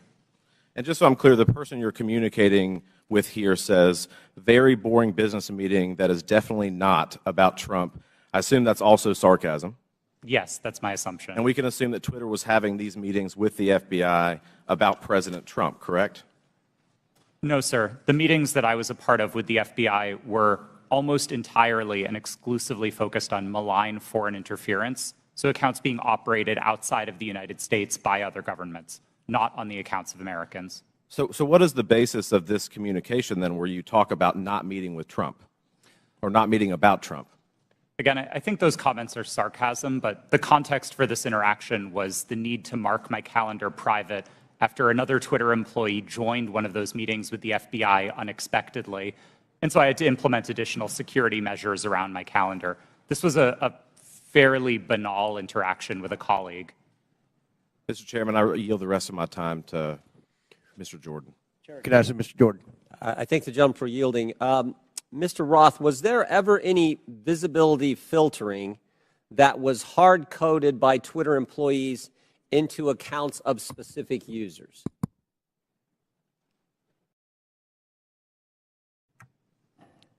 Twitter employees were responsible for building the systems that performed visibility filtering, and then that filtering would have been applied either automatically. I'm asking a very specific question. I'm asking, was the code written in a way that for certain accounts, those accounts, unique in and of themselves, would be visibility filtering, to use your term, so that they wouldn't have as much reach or as much influence? The term hard coding suggests that it was permanent and immutable, and I wouldn't agree with that, no. But it did happen, is what you're saying. There was hard-coded into some of these accounts of specific users by Twitter employees this ability to filter and limit the reach of that particular post, or that particular tweet, I should say. Again, I wouldn't say that they were hard-coded. Thank you. Chair recognizes Ms. Brown for 5 minutes. Thank you, Chairman Comer and Ranking Member Raskin, for holding this hearing today. Social media has been a revolutionary gift of the 21st century. From helping people across the world build meaningful connections to learning a new skill set, these platforms have played a significant role in creating an interconnected global world. When handled responsibly, social media serves as a useful resource with many positive outcomes. However, social media is not without its flaws, and the challenges are much larger than any specific incident or decision by one private company. Recently, social media has contributed to the rise and amplification of domestic extremist content and organizing.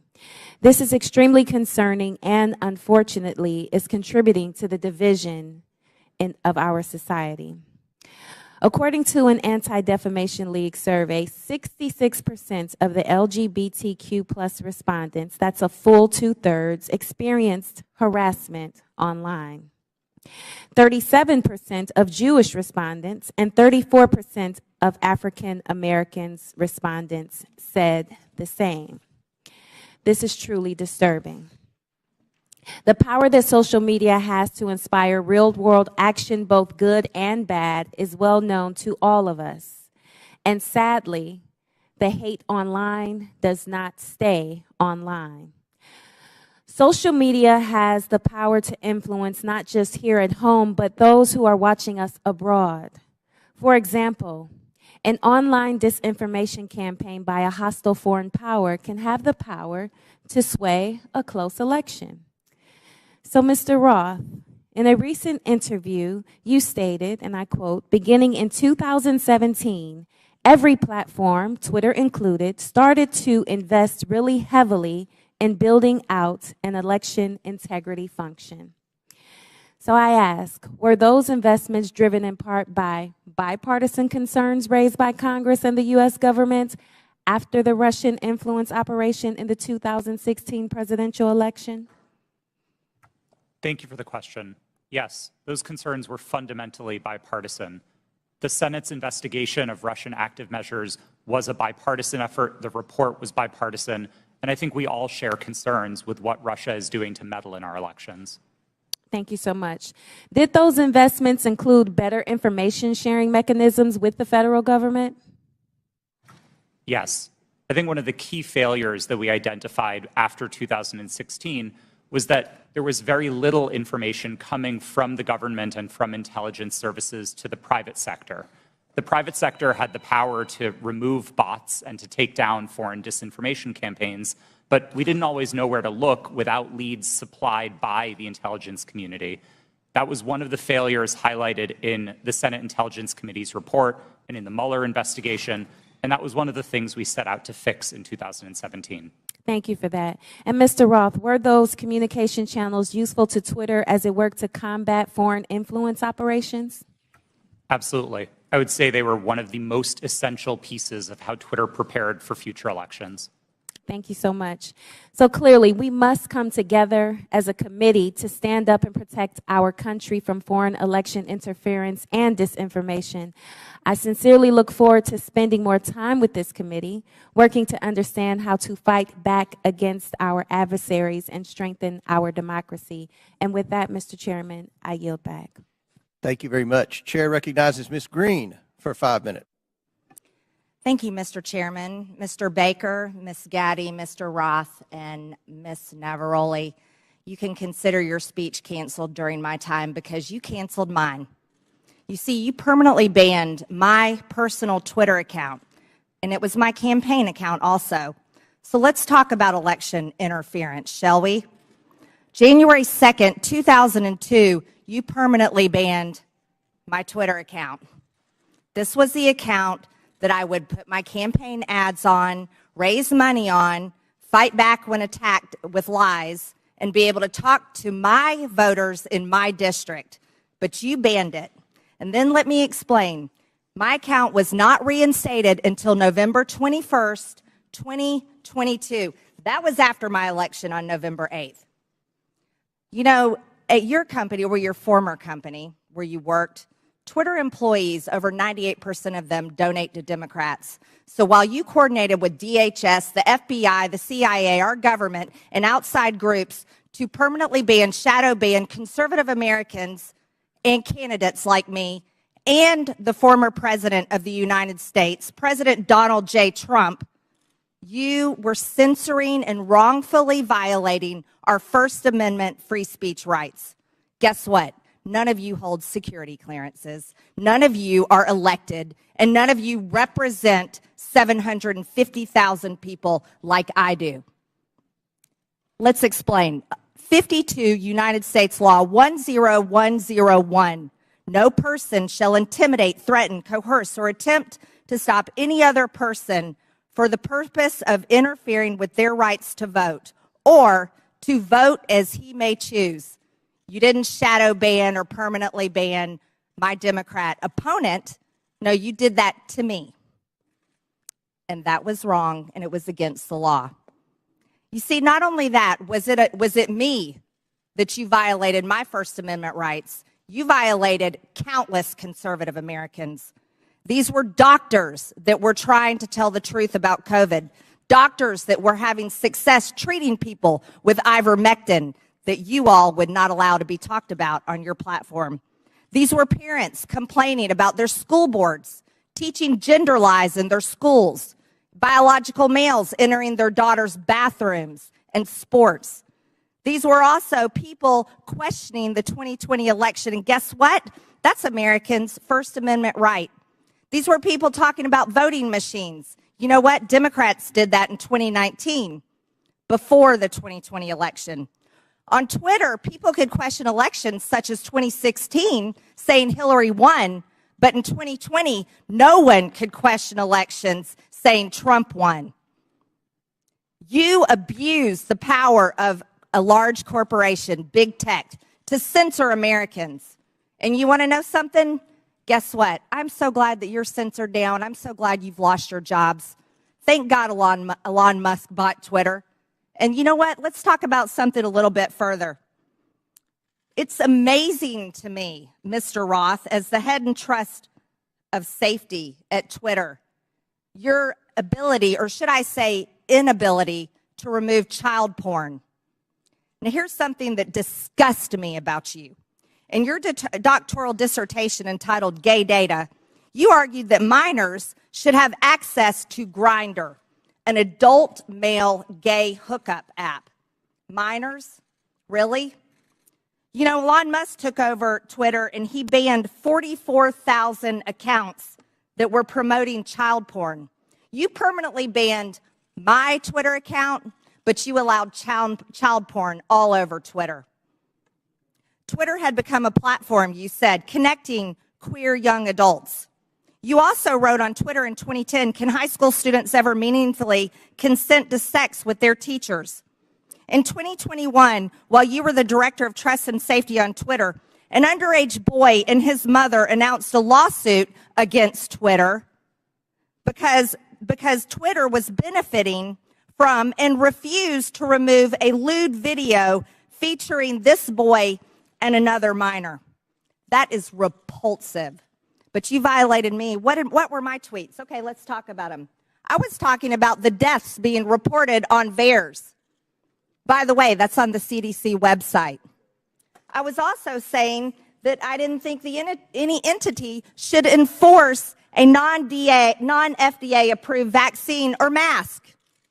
Guess what? A lot of people agreed with me, but you called that COVID misinformation. By the way, I'm a member of Congress and you're not.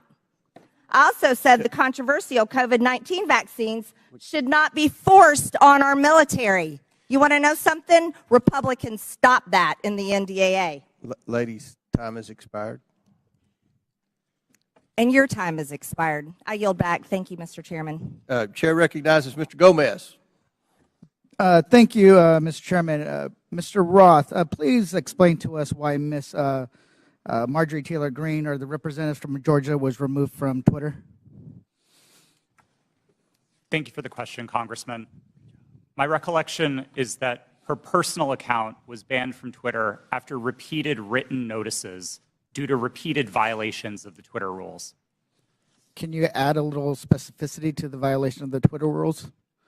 Yes. Again, I didn't have access to my Twitter email, documents, anything that would have let me prepare to answer that in more detail, but my recollection is that the Congresswoman repeatedly violated Twitter's policies about sharing misinformation about COVID-19.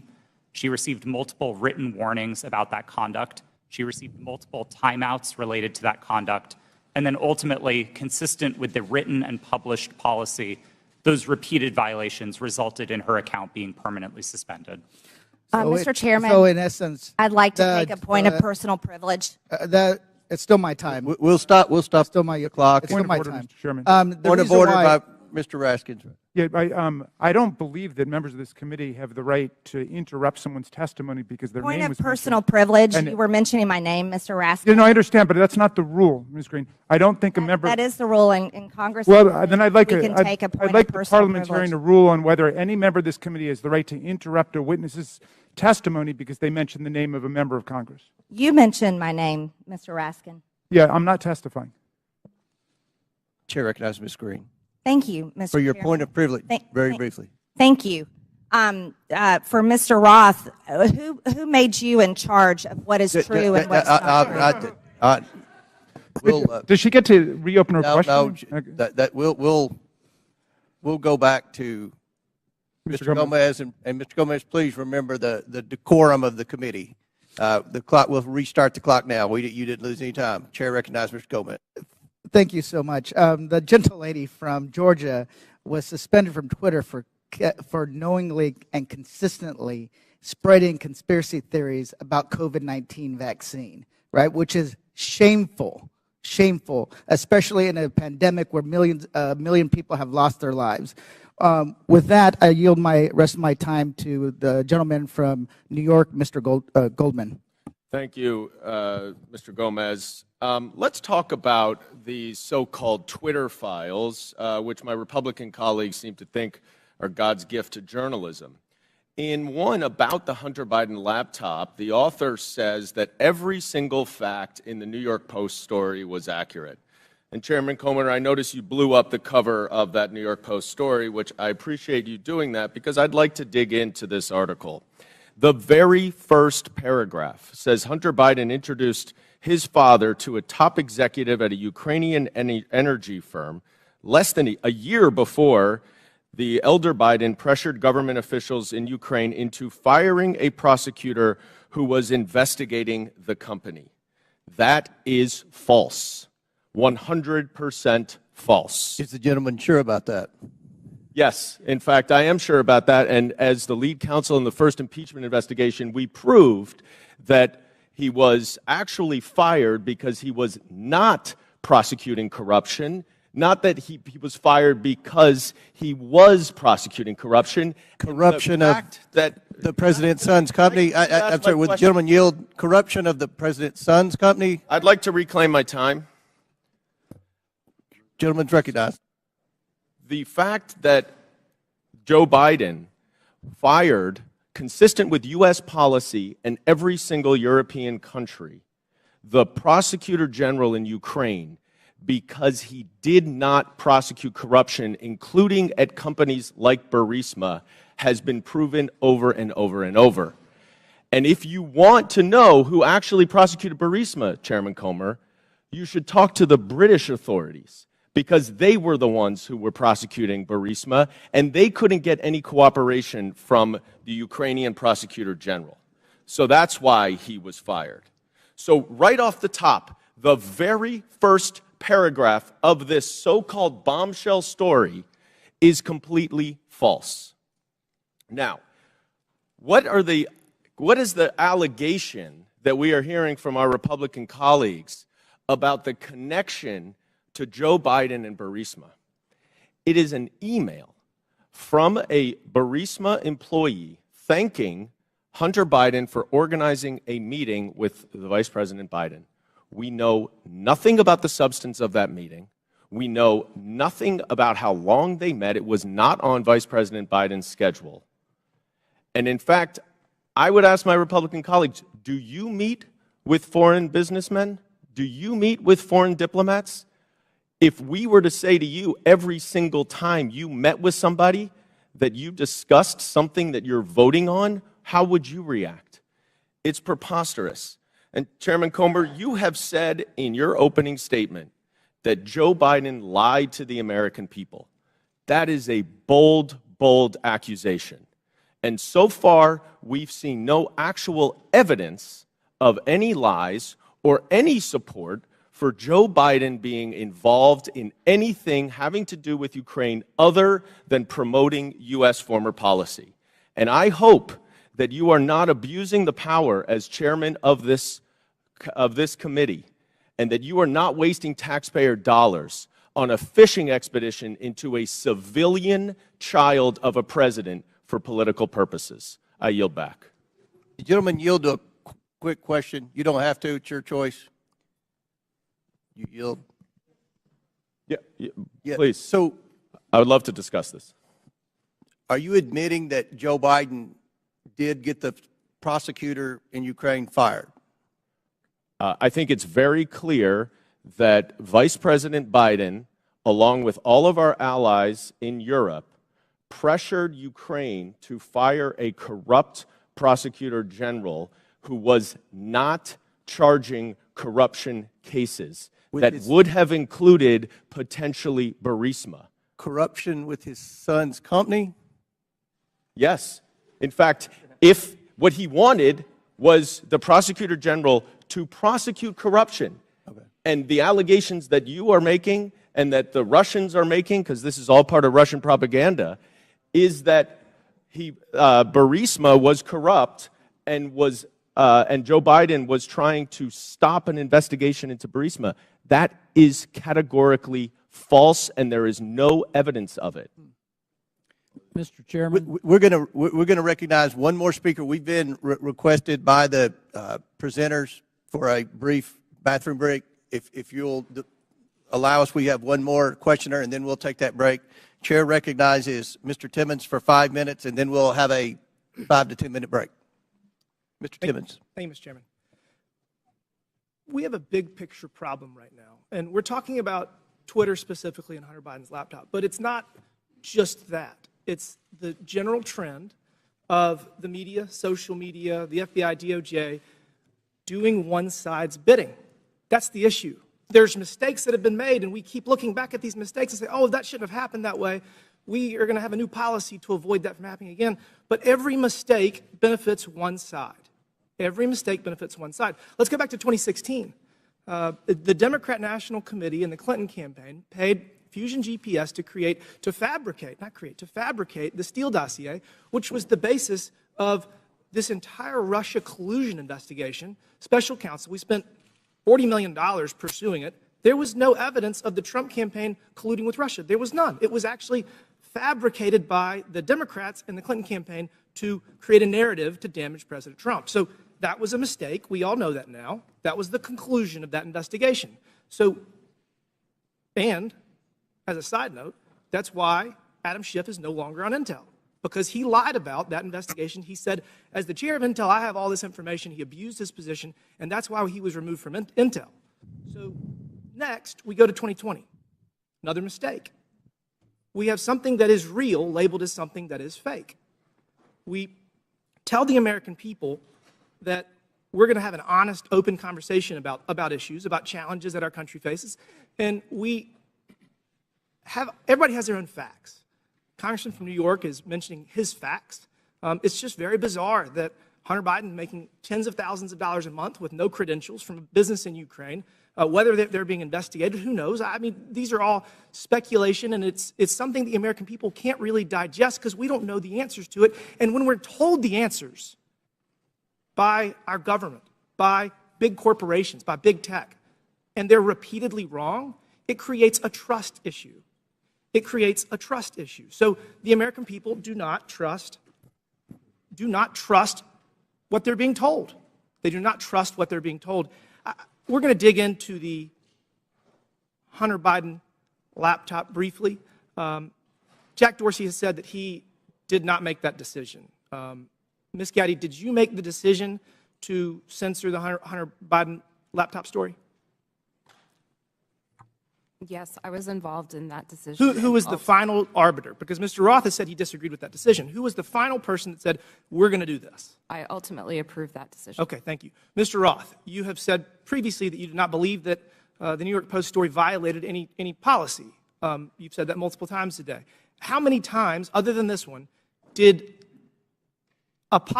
something get banned or flagged that you disagreed with? Is this the only one? No, sir, not at all. Okay, so these are Twitter challenging. Twitter repeatedly banned and censored material that you thought shouldn't be censored. Is that fair? These are challenging judgment calls, and I think reasonable minds can differ about whether a given piece of content. Okay, but on this does one you or did doesn't. disagree. I just want to say, the American people need to have valid information to process decisions. I would argue that denying the American people the substance of Hunter Biden's laptop story was Hunter Biden's laptop was wrong. You got photos and text messages of Hunter Biden committing multiple felonies, which was never actually criminal. There were no criminal charges. Must be nice. Hunter Biden and James Biden were negotiating deals with Chinese Communist Party agents, one of whom Hunter Biden classified as the spy chief of China. We have evidence, at least one of Hunter's deals with Chinese Communist Party linked entities, Joe Biden was given a 10% equity stake in the joint venture. You have evidence that the Bidens were trying to sell America's natural resources to the Chinese, and this is my personal favorite. Evidence that the Bidens and a Chinese energy company owned by the Chinese Communist Party had leased office space no further than 3 miles from where we're sitting right now. And the man running for president had his own office in that office space, his own personal office. You think the American people deserve to know that? I do. I think that there's a lot of smoke surrounding the Biden's relationship with the Chinese Communist Party. There's a lot of smoke surrounding the Biden's relationship with Ukraine. And they deserve to have the facts to make a decision for themselves. Y'all got it wrong in 2016 with Russian collusion. You got it wrong with Hunter Biden's laptop in 2020. You got it wrong regarding COVID at every turn. The American people deserve better. Will the gentleman yield for a question? Gentleman yield. Will the gentleman yield for a question? Gentleman yield. Yes. Then Mr. Raskins. Mr. Baker, did you talk to any of the 51 former Intel officials who sent the now famous letter on October 19th, 2020, saying that the story in the New York Post had all the classic earmarks of a Russian information operation? Have you talked to any of those 51 prior to that letter being sent on the 19th or after? Sir, I can't remember who's on that group, but Clapper, Brennan, Morrill. I've talked to those people during the course of my career, yes. Have you talked to them in your time at Twitter? I can't remember who's on that list, so I'm afraid. No, how about the three I just mentioned, Clapper and Brennan? Okay. All right. Mr. Chairman, regular order. Last Regular. question, but feel free to answer. Then we'll recognize Mr. Raskins. Well, I was going to ask the gentleman before he left whether he's denying the Russian disinformation propaganda campaign that we've heard about from witnesses, or he's just denying Russian collusion, which was something that Mr. Mueller specifically did not address in his final report. He said collusion is not a legal concept. He was looking just at conspiracy, and he said there wasn't substantial enough evidence to charge conspiracy, but there were dozens of contacts between Donald Trump and the Russians that were documented in that report. That's all I wanted to say. The chair recognizes Mr. Jordan, then we'll recess for... Just to restate the question that's on the table to Mr. Baker. Did he talk with Mr. Clapper, Mr. Brennan, or anyone else that he knows of on that who signed that? Point of order, letter? Mr. Chairman. Whose time is this? Yeah, this was The chairman's remaining 3 seconds of... He doesn't have remaining time. Okay. He's gone over by a minute. We're over. Mr. Baker, feel free to answer the question if you want, and then we'll take a recess. Mr. Jordan, I don't recall discussing that publication that they did about the Hunter Biden laptop with any of those people. We'll stand in recess for 5 minutes. When we return, Mr. Garcia will begin our questioning. We're in recess for 5 to 10 minutes. Now we'll resume questioning, and Chair recognizes Mr. Garcia for 5 minutes. Thank you, Mr. Chairman.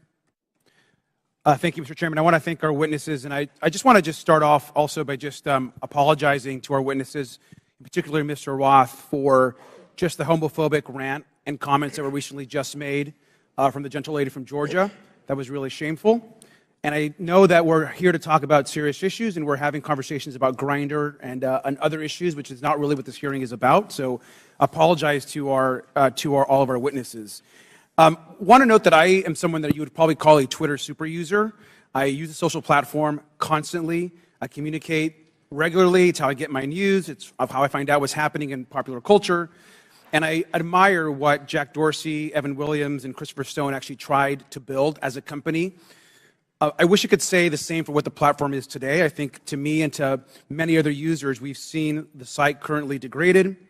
We've seen Mr. Musk more interested in attacking journalists and uplifting conspiracy theories and actually running a company. And I think we can all agree that just overall the service has substantially degraded. I think just an example is the forced For You page mess that I personally don't like, and I think most folks don't as well. But I want to know more seriously that Mr. Musk and the current team has also done damage as far as trust and safety on the platform. He's gutted the trust and safety teams that have been described. He's eliminated content management systems, and the human rights team, which, as we know, has ceased to operate. I do want to just take a minute to thank Mr. Roth and particularly Ms. Navaroli and your teams. I know that you were trying your best. I want to thank all of the folks that worked at Twitter because they believed in its mission.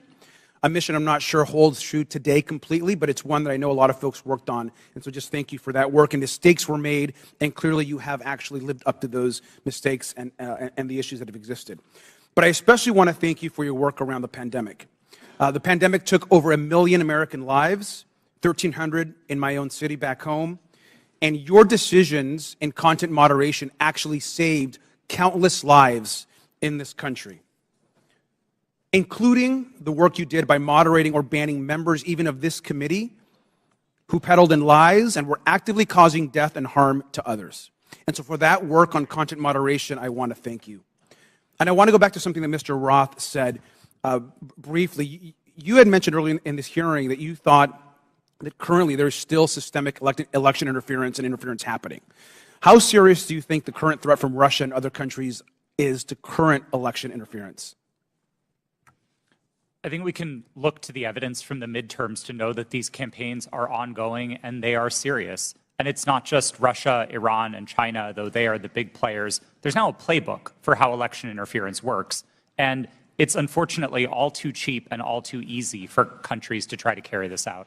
Thank you. And I think it's pretty clear what we've learned today. One thing we've learned, which hasn't been much, by the way, is that there's current election interference happening today by Russia and other actors. And so that is something that's serious. That's which the focus of this hearing should actually be about, versus all of this kind of nonsense and lies and conspiracy theories that this committee is actually focused on today. I want to take the remaining balance of my time and yield to Ms. Ocasio-Cortez. I thank the gentleman from California. I'd like to raise and follow up on a point that the opposition and the other side of the aisle is making, which is trying to insinuate that there is something scandalous or unusual about federal agency outreach to social media platforms and other organizations such as Twitter. The insinuation here is that in the FBI and other agencies reaching out to Twitter, that there's something nefarious about this, that this was some sort of partisan weaponization or attempt to intimidate. But we actually have quite a documented history of representatives from the Trump administration hailing the progress that the government had made in working with companies like Twitter to counter foreign influence operations and other areas of concern.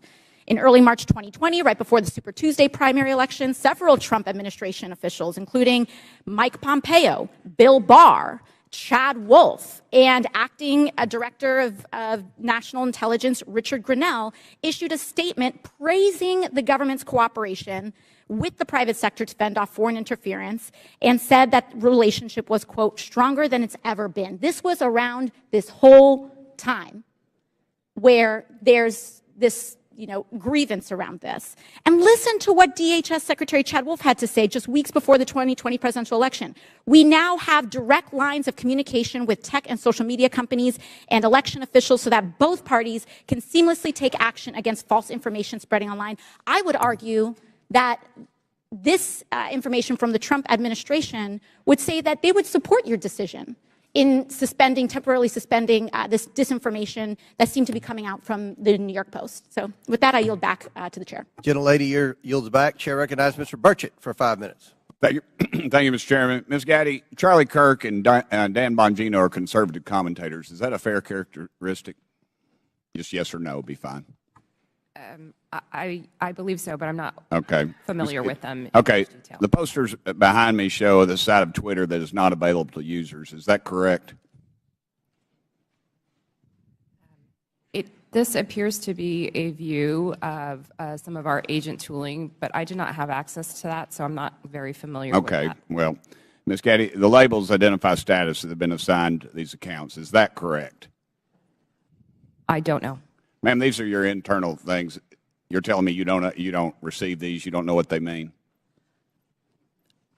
Representative, I did not have access to these tools, and so I don't know. They look familiar to me. As an executive, you did not have access to inside information at Twitter. Okay. Ms. Gaddy, Mr. Bongino's account, there's a few words under the verified and active. Can you read the first two labels under verified and active? They're the yellow ones. Notification spikes, search blacklist. All right. Thank you. Ms. Bongino, ma'am, Mr. Bongino has more than 3.5 million Twitter followers. Is that correct, would you say? I'm sorry, I don't know the answer to that question. Okay, well, that is correct. Let's look at Mr. Kirk's account. Ms. Gaddy, can I get you to read the yellow labels on Mr. Kirk's account? Can you see those? I'm sorry, I can't see them from right here. All right. Do you know that Mr. Kirk has almost 2 million followers? I was not aware of that. Okay. Let me ask you, what is a search blacklist? I do not know specifically what that is, but I could make a guess if that would be helpful. Why don't you make a guess for me, please? We do, when I was at Twitter, there was an ability to prevent something from appearing in one of the tabs of search results. Okay, thank you. What does do not amplify mean? To the best of my recollection, when I was at Twitter, it would mean that we would not recommend or amplify that content in the parts of Twitter where Twitter was making recommendations. Thank you, ma'am. In 2018, you said that Twitter does not shadow ban. Twitter did, however, engage in what is called visibility filtering.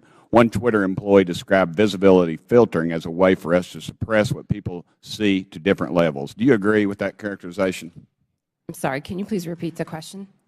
I said Twitter, okay, they engaged in what is called visibility filtering. One Twitter employee described visibility filtering as a way for us to suppress what people see to different levels. Do you agree with that characterization? I agree that visibility filtering does give an ability to change. Okay. Shadow banning, ma'am, is understood that the practice is limiting the visibility of a user's post without their knowledge. How is visibility filtering any different? Representative, I believe there are different definitions of shadow banning. Okay. But you said that Twitter in 2018 does not shadow ban. Was that a truthful statement, ma'am? Was that a lie? At that time, I had specifically defined shadow banning to mean something different than visibility filtering. You also said that Twitter does not shadow ban based on political viewpoints or ideology. Do you stand by those comments? While I was at Twitter, to the best of my knowledge, we did not do that. Okay. Mr. Roth, on January 22nd, 2017, you tweeted that there were actual Nazis living in the White House. Do you still stand by that comment? Yes or no?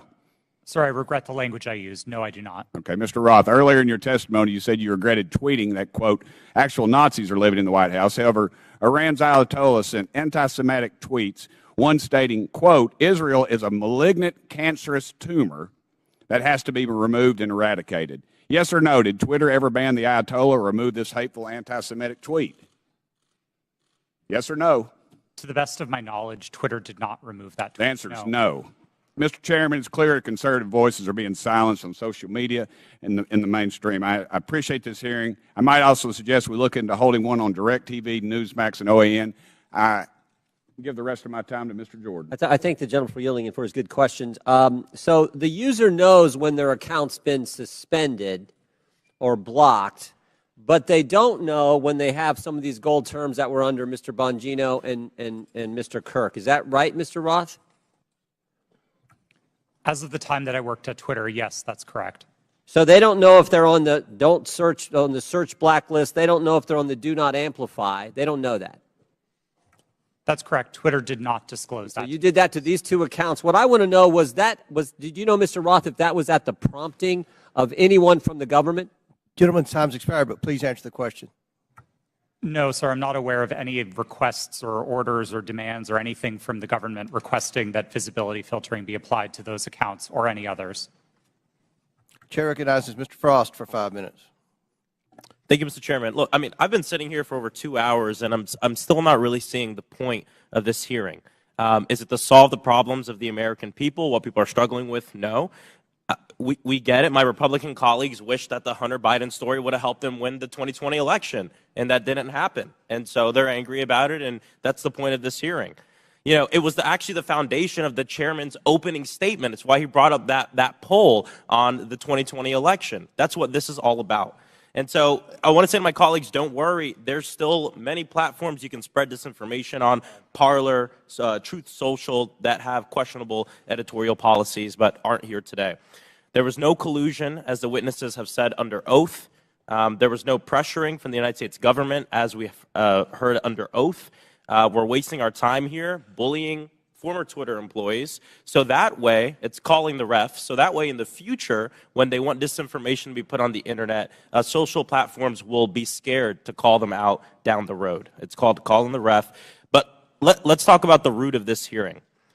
My Republican colleagues would have folks believe that Democrats are preparing for some sort of major culture war. And there's a difference between a culture war and how culture naturally changes, culture change.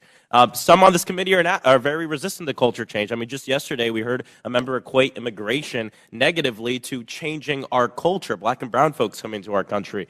The reality is that culture changes, it adopts, it welcomes more people, it becomes more understanding, and it also decides to reassess what's acceptable behavior and rhetoric. It could be different now than it was in, say, the 1950s. In this supposed culture war, they often conflate the right to free speech with the non-existent right to not be criticized or held accountable for what you say on the internet or even in real life. And just because it's legal to say something and the government won't throw you in jail for it, doesn't mean the rest of the world, and sometimes even your own family, have to associate themselves with you or your comments.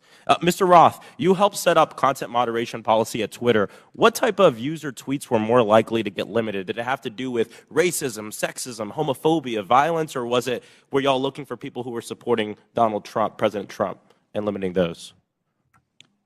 Our policies were built fundamentally to be viewpoint neutral. They were focused on harm reduction, looking to things like the Universal Declaration of Human Rights with a focus on protecting people's safety, people's right to free and fair elections, people's rights to free speech. And we built concern with those rights into our policy. So being a decent human being. That's certainly what we tried to do. Gotcha. Yes. Ms. Naravoli, earlier you testified about a 2019 tweet that was about President Trump. And I think it was from Ms. Teagan. What was the tweet about? Would you like me to give the direct quote? Yeah. Please excuse my language. This is a direct quote, but Chrissy Teigen referred to Donald Trump as a pussy-ass bitch. Okay. Free speech. And what happened after Ms. Teagan posted her tweet? What did the White House do? What did the Trump White House do? From my understanding, the White House reached out to ask that this tweet be removed. It was my team's job. This fell underneath the policy for abusive behaviors, and we evaluated underneath our insults policy. At that time, up to 3 insults were allowed, and so it was our job to determine how many insults were included within that phrase. So the Trump White House reached out, not an agency, but the White House reached out and requested that you remove the tweet? From my understanding, yes. Okay. Mr. Roth, you mentioned a serious problem of foreign interference in our elections. Did you see that mass interference work more in support of right-wing candidates like President Trump in 2016 or President Biden in 2020? Thank you for the question. It's an important one, and I don't think there's a clear or easy answer to this. We saw Russian operatives playing both sides and often playing them against each other. One of the most enraging interactions that my team saw were accounts operated out of the same Russian troll farm arguing with each other. And they were manufacturing drama both on Democratic sides and on the Republican So it's still a huge issue. Absolutely. 100%. Well, there you have it. There's issues of big tech. There are serious issues we need to litigate. Hunter Biden's laptop is not one of them. And like many of my colleagues have said, we need to talk about these issues, how January 6th maybe could have been prevented if Twitter had taken action due to the hateful speech, and how we have foreign interference in our elections. Why are folks on this committee so obsessed with Twitter's editorial decision on Hunter Biden's laptop? Would they hold the same hearings of the editorial decisions of Fox News and Newsmax? Free speech is about the government limiting speech around about the public. My governor, Ron DeSantis, is doing that right now. I have a venue in my district that he's revoking the liquor license of, trying to close because they had a drag show. We have teachers who are not able to teach the curriculum that they want because they disagree with Ron DeSantis and his view of the world. That is limiting free speech. And I'd love to see this committee bring in some of these governors who are abusing their power, like Governor DeSantis in my state of Florida, to limit the free speech of people. I yield back. Gentleman yields back. Chair now recognizes Mr. Gosar for 5 minutes. Thank you, Mr. Chairman, for this important hearing. And thank you for our witnesses for appearing as well. I want to be clear. Despite claims in witness testimonies, government cannot deputize the private sector for actions that would be otherwise be restricted by the Constitution. In this case, the censorship of lawful speech. Now I want to direct you to a tweet over my shoulder sent by President Trump on October 5th, 2020, before Twitter banned him from the platform. This was after President Trump had become infected with COVID and received treatment at Walter Reed Medical Center. It says in part, "Don't be afraid of COVID. Don't let it dominate your life," end of quote. Do you see that, Mr. Roth? Yes, sir, I do. Less than an hour later, you received an email from James Baker at Twitter, reproduced behind me as well, saying, quote, "Why isn't this POTUS tweet a violation of our COVID-19 policy, especially the don't be afraid COVID statement," end of quote. Isn't that correct, Mr. Roth? Yes, I believe that's the email displayed. Now, Mr. Baker, was it your understanding that the Twitter COVID-19 policy was people should be afraid of COVID? Sir, my recollection. Yes or no? Could you repeat the question, sir? Was it your understanding that Twitter's COVID-19 policy was, quote, people should be afraid of COVID? Yeah. At that point in time, I did not fully understand what Twitter's COVID misinformation policy was, and so I was trying to understand. I'm recapturing my time. So maybe you thought that Twitter's policy was that it should dominate people's lives. Is that what you thought? I'm sorry, I'm having a hard time hearing you, sir. So is it the fact that Twitter, don't let it dominate people's lives? Is that the problem with the tweet? I didn't, at that point in time, I did not understand fully. I was relatively new at Twitter, and I was trying to understand what the policy was, and therefore I was. I just want to ask you, the other two were asked, where did you go to medical school? I beg your pardon? Where did you go to medical school? I did not go to medical school. Good. Now, I'd like to have a yes or no from each of the witnesses on these following questions. Did you or others at Twitter communicate with government officials by means of disappearing messaging systems like Signal, Snapchat, or Wicker? Mr. Baker, yes or no? Have I ever communicated with a government official using those? Yes or no? I don't recall. Ms. Gaddy? Not to the best of my recollection. Mr. Roth? Yes. Mr. Rowley? Not to my recollection, no. Once again, did you or others at Twitter receive requests from federal law enforcement to allow criminal activity or content whose distribution is criminal to proceed on Twitter? Mr. Baker? I'm sorry, I don't understand the question, sir. Ms. Gaddy?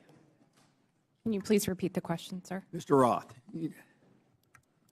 If I understood the question correctly, it was whether we received requests to allow unlawful activity, and Yes. the answer is no.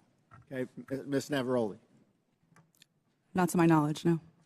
Now, I'd like to submit for the record an article by the New York Post titled, quote, "Twitter refused to remove child porn because it didn't violate policies."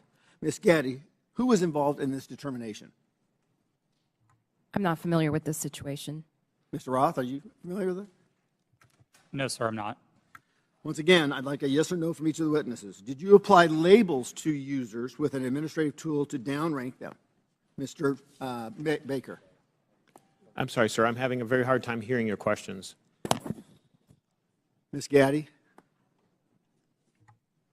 I'm having the same problem, sir. Can you please repeat the question? Mr. Roth? I'm not sure I understood the question, sir. Well, I'm asking you, did anybody use an administrative tool to downrank users? Yes, sir. That's a part of Twitter's content moderation capabilities. Mr. Baker? Well, I'll rely on Mr. Roth. Okay, Ms. Gaddy. Yes, we're very public about our recommendation system Thank and how they work. Mr. Chairman, today's witness has played a central, powerful, and disturbing role in limiting not only free speech, but even people's good faith inquiries and research regarding their own health. The internet is increasingly where my constituents go to engage in civic discourse. Our liberties as Americans will be diminished if we do not recognize our speech is increasingly virtual and right now subject to hostility and threatened through bans and deplatforming. The suggestions by witnesses that all of the removal of, quote, lawful but awful speech, quote, was done in favor of users is bunk. You could just as easily provide content filter options to allow lawful speech, letting users decide what lawful materials they do or don't want to engage with. But you didn't. You censored and manipulated millions of people. Do not allow people like this sitting in front of us today to be the arbiters of truth. I urge my colleagues to support my Section 230 reform, Stop the Censorship Act, which empowers users with the editorial contract. Our private businesses, you always have a contract with your customers. Allow them to pick. I yield back my time. Gentleman yields back. Chair recognizes Ms. Balin. Thank you, Mr. Chairman. And I want to say, as a former history teacher, I care a lot about the facts and the details, so let's dive in. On December 4th, then-ranking member Comer appeared on Fox News and alleged that what Elon Musk's Twitter files showed was, quote, evidence that the Biden campaign colluded with big tech to suppress a story that we now know is 100% true, unquote. That is simply not true. It is not true based on what we knew then. It is not true based on what we know now. Mr. Roth, in a declaration to the FEC in December 2020, you stated, quote, I did not receive any communications from or have had any communications with representatives of Biden for President, the Democratic National Committee, or any of their agents regarding the New York Post articles before Twitter implemented the enforcement actions on October 14th, 2020, unquote. Mr. Roth, do you stand by that statement? Yes, absolutely. It's also worth noting that your colleague, I believe, Lauren Culbertson, told the FEC the same thing. Ms. Gaddy, did anyone from the Biden campaign or the Democratic National Committee direct Twitter to remove or take action against the New York Post story? No. Mr. Baker, same question to you, please. Not to my knowledge, no. So, the evidence is clear. Neither the Biden campaign nor the DNC had anything to do with Twitter's decision-making about the New York Post story. My Republican colleagues are using what are otherwise innocuous emails to suggest that there was somehow collusion between Twitter and the Biden campaign. For example, in one email, and this is the same one mentioned in Mr. Donald's questioning earlier, in one email selectively used by Elon Musk, one Twitter executive sends another a series of hyperlinks on October 24th, 2020, with the comment, quote, more to review from the Biden team. For the record, this is tweet number 8 in the first installment of the so-called Twitter file. So, Ms. Gaddy, are you familiar with this email? No, I'm not. Okay. So, just to be clear, this email has nothing to do with the New York Post story. It is dated October 24th, 2020, after Twitter had both made and reversed its decisions about the New York Post story. Mr. Baker, do I have that right? Based on, I think, the exhibit that was shown earlier, that sounds correct, yes. So, Ms. Gaddy, can you clarify for the record, if you're able to, what's happening here? Can you please be more specific about with this email? I don't believe I was a recipient of that email or reviewed it during my time at Twitter, so I'm sorry I don't have familiarity with that situation. That's okay. Mr. Baker? To the best of my understanding, these were tweets that the campaign had concerns about. I don't know the details of those, and they were referred to Twitter as, I'm not sure exactly why, but I can't get inside their heads, but they were referred to Twitter, and Twitter reviewed them and someone, again, going off the exhibit from earlier, said they were handled. I don't know what that means in terms of whether they took any action or didn't take any action, but at least they addressed the matter. So I believe that's what I construe from that email. Appreciate that. So from my understanding of everything that we've heard today, it's really not uncommon for outside entities, including, as we've heard, Mr. Trump's campaign, to request that Twitter remove content that violates the company's terms of service. Is that correct, Ms. Gaddy? That is very common globally. Thank you. So to the best of your ability to answer, Ms. Gaddy, were any decisions approved or acted upon based on the political party making the request? No, our teams were trained to enforce our rules consistently and fairly without regard to any sort of political ideology. Thank you. So I believe that what's happening here is my Republican colleagues know that the premise of this whole hearing is misleading. There is no evidence that the Biden campaign had anything to do with the Hunter Biden New York Post story. And the evidence we do have simply shows that the Biden campaign did what the Trump campaign and millions of Twitter users do routinely: flag content and ask Twitter to conduct its own review to determine whether it violates Twitter's own rules and policies. I yield back. Lady Yield, Chair recognizes Mr. Palmer for 5 minutes. Thank you, Mr. Chairman. I'd like to submit a June 22 study conducted by Princeton University called Powered by Twitter, the Taliban's Takeover of Afghanistan. Without objection, so ordered. This study covers the time frame of April to September of 2021, which is 4 to 5 month period between President Biden's official announcement of America's intentions to withdraw and the chaotic end of the American troop presence in Afghanistan. The study found that the Taliban weaponized Twitter and that Twitter's moderation policies failed. There were more than 126,000 accounts in the Taliban support network, and 83% of these Taliban-associated accounts were created before 2021, well before Twitter could claim that these accounts represented a government. These accounts shared graphic images and videos depicting dead and decomposing bodies and rampantly spread disinformation about the facts on the ground in direct violation of Twitter's public policies. Taliban tweets were shared millions of times in the summer of 2020. The study also found that 3/4 of Taliban content was produced by only 20 accounts, which is suggestively straightforward. By the way, the U.S. government classifies the Taliban as an insurgent group, in case some of my colleagues don't understand what real insurgencies are. Mr. Roth, why wasn't Twitter more effective at curtailing the clear-cut content violations by Taliban Twitter accounts? Thank you for the question, sir. At the time that you referenced, I wasn't responsible for Twitter's work on counterterrorism. Do you have any idea why Twitter would allow clear-cut violations by an insurgent group? And by the way, they carried out multiple suicide attacks during the time frame they were sending out these tweets, killing dozens and injuring hundreds. It's my understanding that Twitter's policies at the time distinguished between some of the more violent portions of the Taliban and some of the more political portions of it. I'm not rendering judgment on it. That stuff's still up on Twitter, and I just wonder how many content moderators were assigned, if any, to check on these accounts. Additionally, it appears that Twitter was profiting from Taliban's presence on the platform in the lead up to the overthrow of the Afghan government.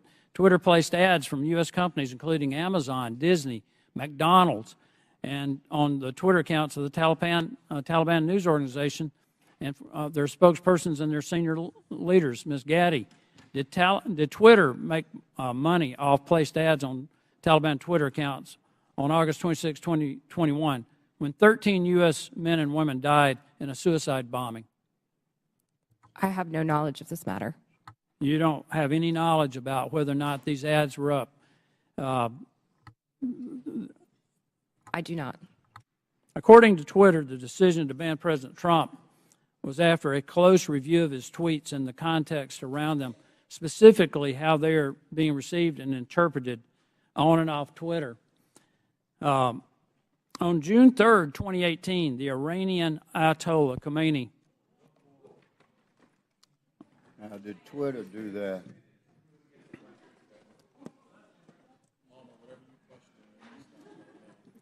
Sounds like the Green New Deal to me.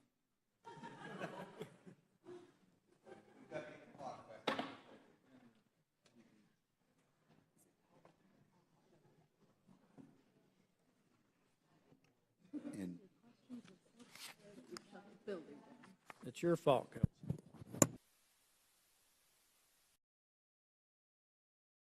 Minutes remaining, so I now yield 3 minutes to Mr. Palmer. Thank you, Mr. Chairman. Let's try this again.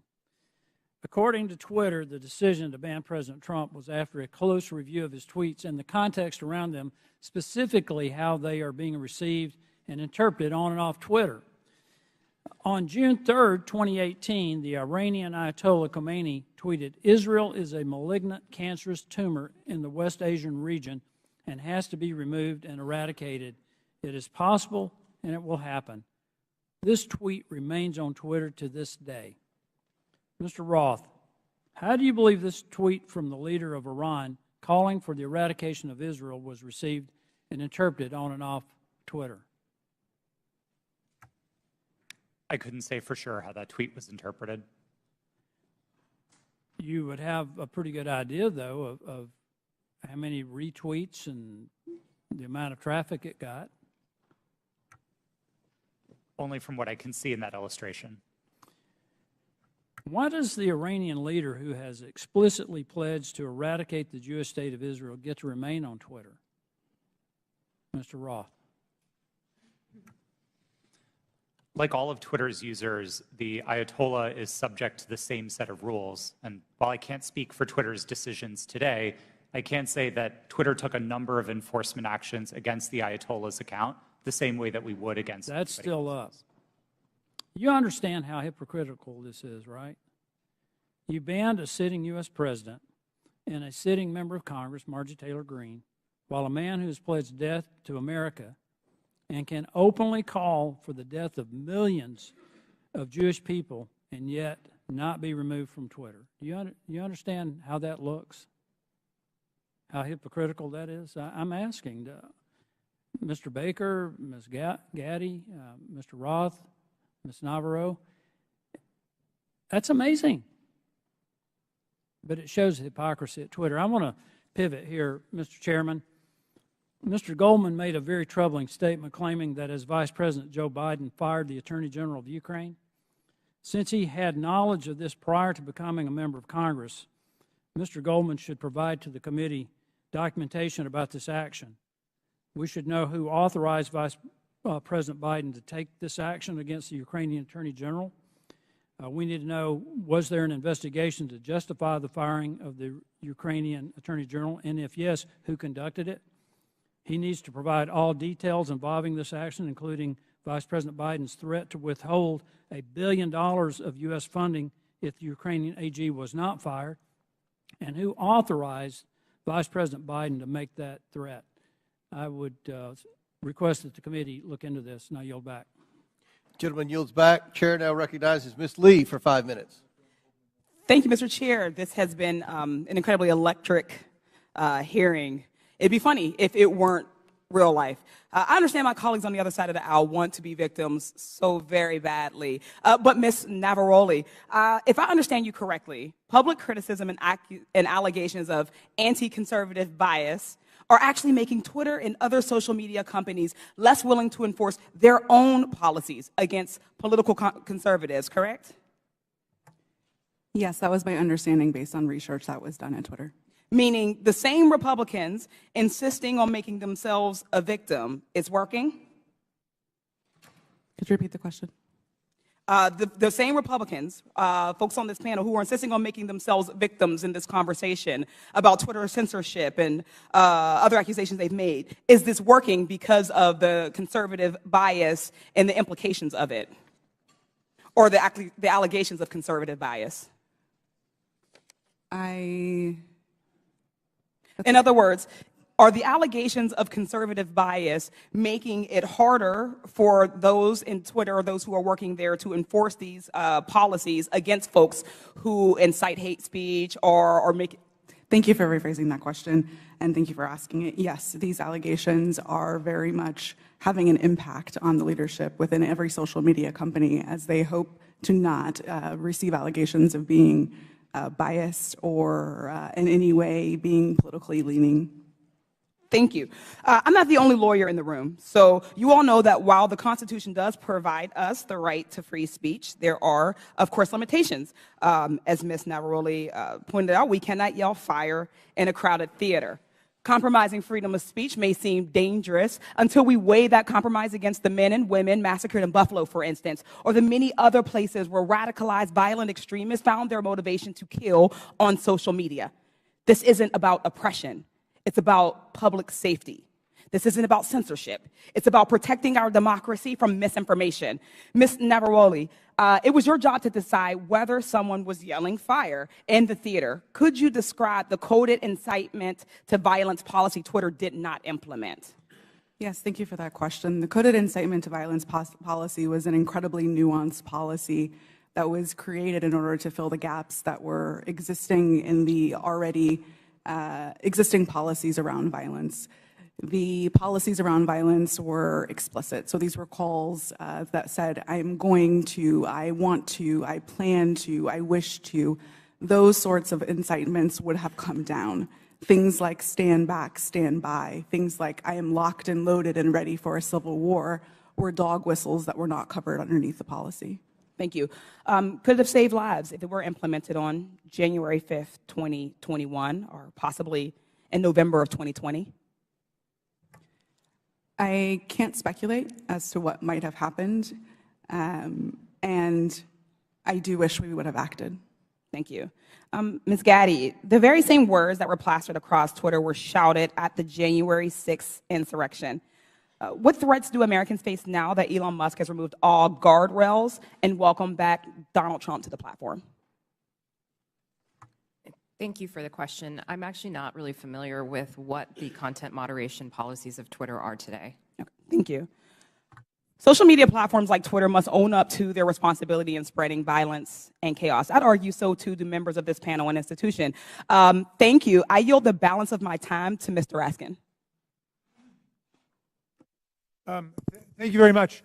Mr. Roth, I want to go back to the whole question of your finding hundreds of thousands of fake accounts set up by Vladimir Putin and the Russian Internet Research Agency, I think they called it, which was the propaganda arm in 2016, and I suppose to this day. Some have been suggesting on the other side of the aisle that it's illegitimate for the FBI or any representative of the federal government, presumably even Donald Trump, who did a lot of this, to contact private media entities in order to apprise them of anything, whether it might be the penetration of organized crime or child pornography or foreign malign influence. And I'm just wondering if you would give us a sense of how much work is actually being done, and I was going to check with you and Mr. Baker about that. How much work does Twitter and other social media entities do that relies on the FBI and other national security agencies? Thank you for the question.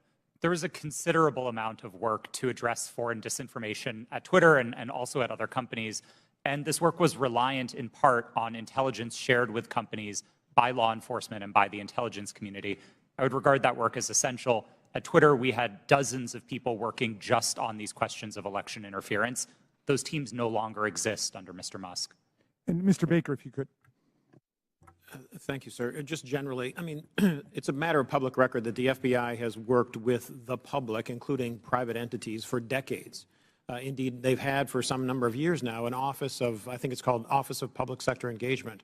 This is part of what they do in order to fulfill their responsibilities and to do their jobs to protect the country. Thank you. Yield back. Chair recognizes Mr. Armstrong for 5 minutes. Thank you, Mr. Roth. I'm going to continue down that line of questioning. So when you testified, you were just talking about working very hard to keep foreign troll farms from using Twitter and to engage in malign foreign interference. This sounds like a fairly robust undertaking. You said between 2016 and 2020, you had different teams stood up to do this. Constant vigilance? Yes, sir. That was the phrase that we used. Yeah. And these types of attempts are constantly evolving. They're trying to find new ways to penetrate your system, so you have to be engaging with it on and being willing to adapt on a constant basis. Yes, sir, that's right. And now we forward to 2020, and earlier you had testified that you were having regular interactions with National Intelligence, Homeland Security, and the FBI? Yes, I did. And primarily to deal with foreign interference? Primarily, but I would say almost misinformation and all of that. exclusively. But you had said earlier, like your contact with Agent Chang was primarily with foreign interference? Yes, that's right. All right. And these were emails, were there meetings? Yes, Twitter met quarterly with the FBI Foreign Interference Task Force, and we had those meetings running for a number of years to share information about malign foreign interference. Agents from Homeland Security or intelligence, or just primarily the FBI? Our primary contacts were with the FBI, and in those quarterly meetings, they were, I believe, exclusively with FBI personnel. And you had multiple former FBI agents on the payroll. I mean, Mr. Baker, you have 10 years experience with FBI, DOJ? I was, well, with DOJ, it's 2 decades roughly, but I was, just for the record, I was never an FBI agent. Okay. Yeah. And Twitter has such a close relationship with at least one FBI agent that that agent could start emails with, hey, Twitter folks, and could actually advise your company about violations of your own terms of service. Mr. Roth, I think it's safe to say that you had a consistent dialogue with the FBI for the weeks and months prior to the New York Post. Is that fair? I had ongoing conversations with the FBI for years, I would say, about election security. And in response to Mr. Fry earlier, you said you would not categorize the FBI communications as pressure. No, I would not. However, Twitter's director of policy wrote to you in 2020 that Twitter has seen a sustained effort by the intelligence community to push Twitter and that Twitter should keep a solid front against these efforts. He specifically cited Elvis Chain, an FBI agent in San Francisco. Now, on August 11th, 2020, Agent Chan sent you 3 documents in prep for a meeting and said the documents pertain to APT-28, a hacking unit connected with Russian military intelligence. Agent Chan arranged for having security clearance for Mr. Baker and facilitated encrypted networks for the FBI to share information with Twitter employees.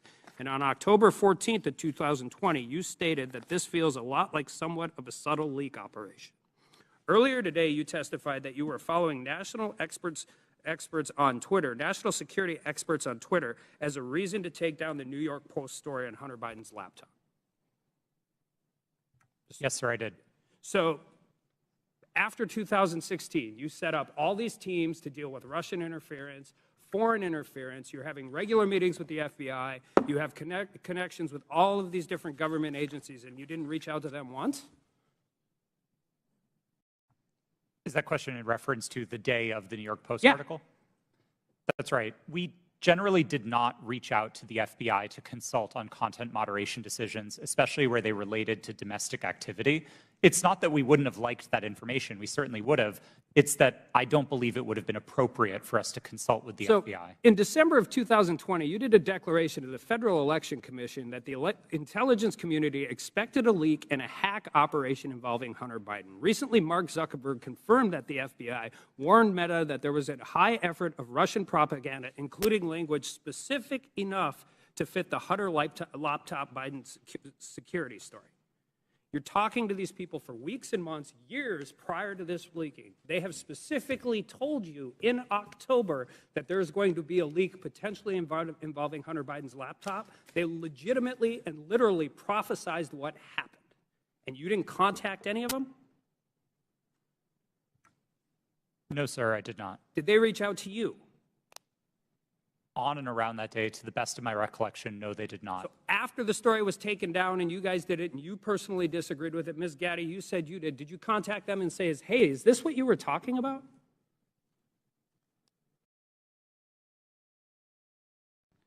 If that question was directed to me, no, I did Ms. not. Gaddy, did you talk to anybody from the FBI? Not to the best of my recollection. So I guess my question is, what is the point of this program? You have constant communication. They're set up for foreign interference. They've legitimately warned you about this very specific thing, and then all of a sudden everybody just walks away? Like, this is what you planned for. This is what you prepared for. This is the information. They told you exactly what was going to happen, and then you want, I don't care if it's members of Congress, you legitimately want the American people to believe we just completely cut off contact with all of the people who we were supposed to defend against? I don't think it passes the smell test, and neither do the American people. I yield back. Chair recognizes Mr. Kassar for 5 minutes. I'm honored to be a new member of Congress, where our purpose is to listen to the people and represent their voices and lift up our communities. After talking to thousands of people across Texas, asking them, what do you want me to work on for you as a new member of Congress? Not a single person told me they were concerned about a New York Post story on Twitter about Hunter Biden. Is that really what we're dedicating this committee's time to? Is that really what we're going to dedicate the next 2 years to? Our constituents of all political backgrounds are worried they're getting pushed out of their neighborhoods by spiking housing costs. They see their public schools suffering because we aren't supporting our teachers. In my state, our rural hospitals are closing. We have more uninsured people than anywhere in the country. We have the highest number of food insecure kids, and reproductive rights have been stripped away. We're talking about none of that.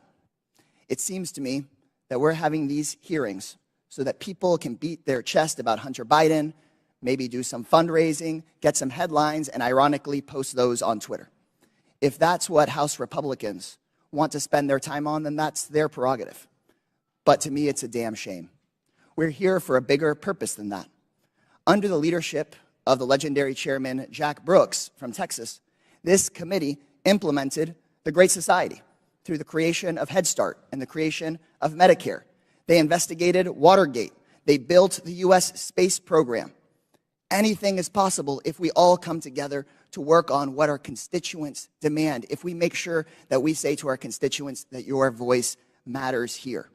We could be ensuring that the historic investments in infrastructure and domestic manufacturing create good union jobs where we need them the most. We could take on free speech and civil liberties issues at home and across the world. We could be investigating and taking a look at these real threats of domestic terrorism and civil unrest. We could be making sure that our constituents' lives are better. But instead, we're focusing today on Twitter.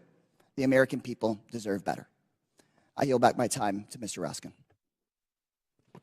Thank you very much, Mr. Kassar. Let's go back to this point about the Russian disinformation campaign. And just to refresh everybody's recollection, Mr. Roth, you learned, was it before 2016 or after 2016, that Vladimir Putin had commanded an entire campaign to try to invade the American election with social media messages on Twitter, Facebook, and so on? Was that before the election you learned or after? While there was some public discussion of it before the election, most of the confirmed information was only declassified after Election Day. Okay, so there was this powerful, massive campaign unleashed by a malign foreign actor interested in undermining American democracy with a specific electoral objective, right? Did you find that? Was he just trying to create chaos, or did he want to put the thumb on the scale with his intervention for either Hillary Clinton or Donald Trump? A bit of both, honestly. I think there was a significant amount of the troll activity on social media in particular that wasn't tilted one way or the other. It played both sides and it played them off of each other. And I think that's bad for America and it's bad for democracy. I think the hack and leak campaign was a bit more skewed because that focused very specifically on the DNC and on John Podesta. Okay, and so the hack and leak campaign against the DNC and Hillary Clinton was one meant to damage Hillary Clinton's campaign. Is that right? That's what most research concludes was the objective, yeah. All right. So some people are suggesting that if the U.S. government finds out about a malign foreign influence disinformation or propaganda campaign in our elections at any level, the government shouldn't say anything to the public or the news media about it. What do you think about that proposition? I believe that would be a profound failure. I think there's a collective responsibility across the private sector and the public sector to address our shared threats, and Russian interference in American democracy is one of those shared threats. Okay.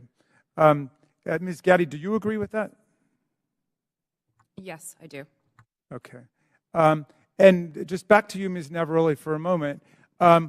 Did you follow the attempt to overthrow the official election result in Brazil?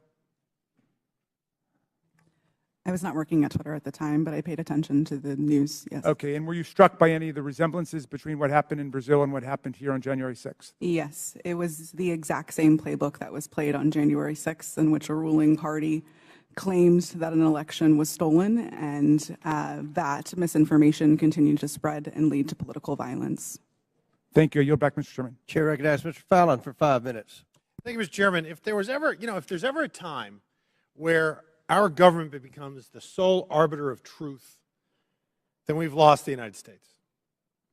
Twitter's become the virtual town square. It now has the power to transform public opinion like no other medium in history, with their algorithms shaping and molding the public mind to their own ends.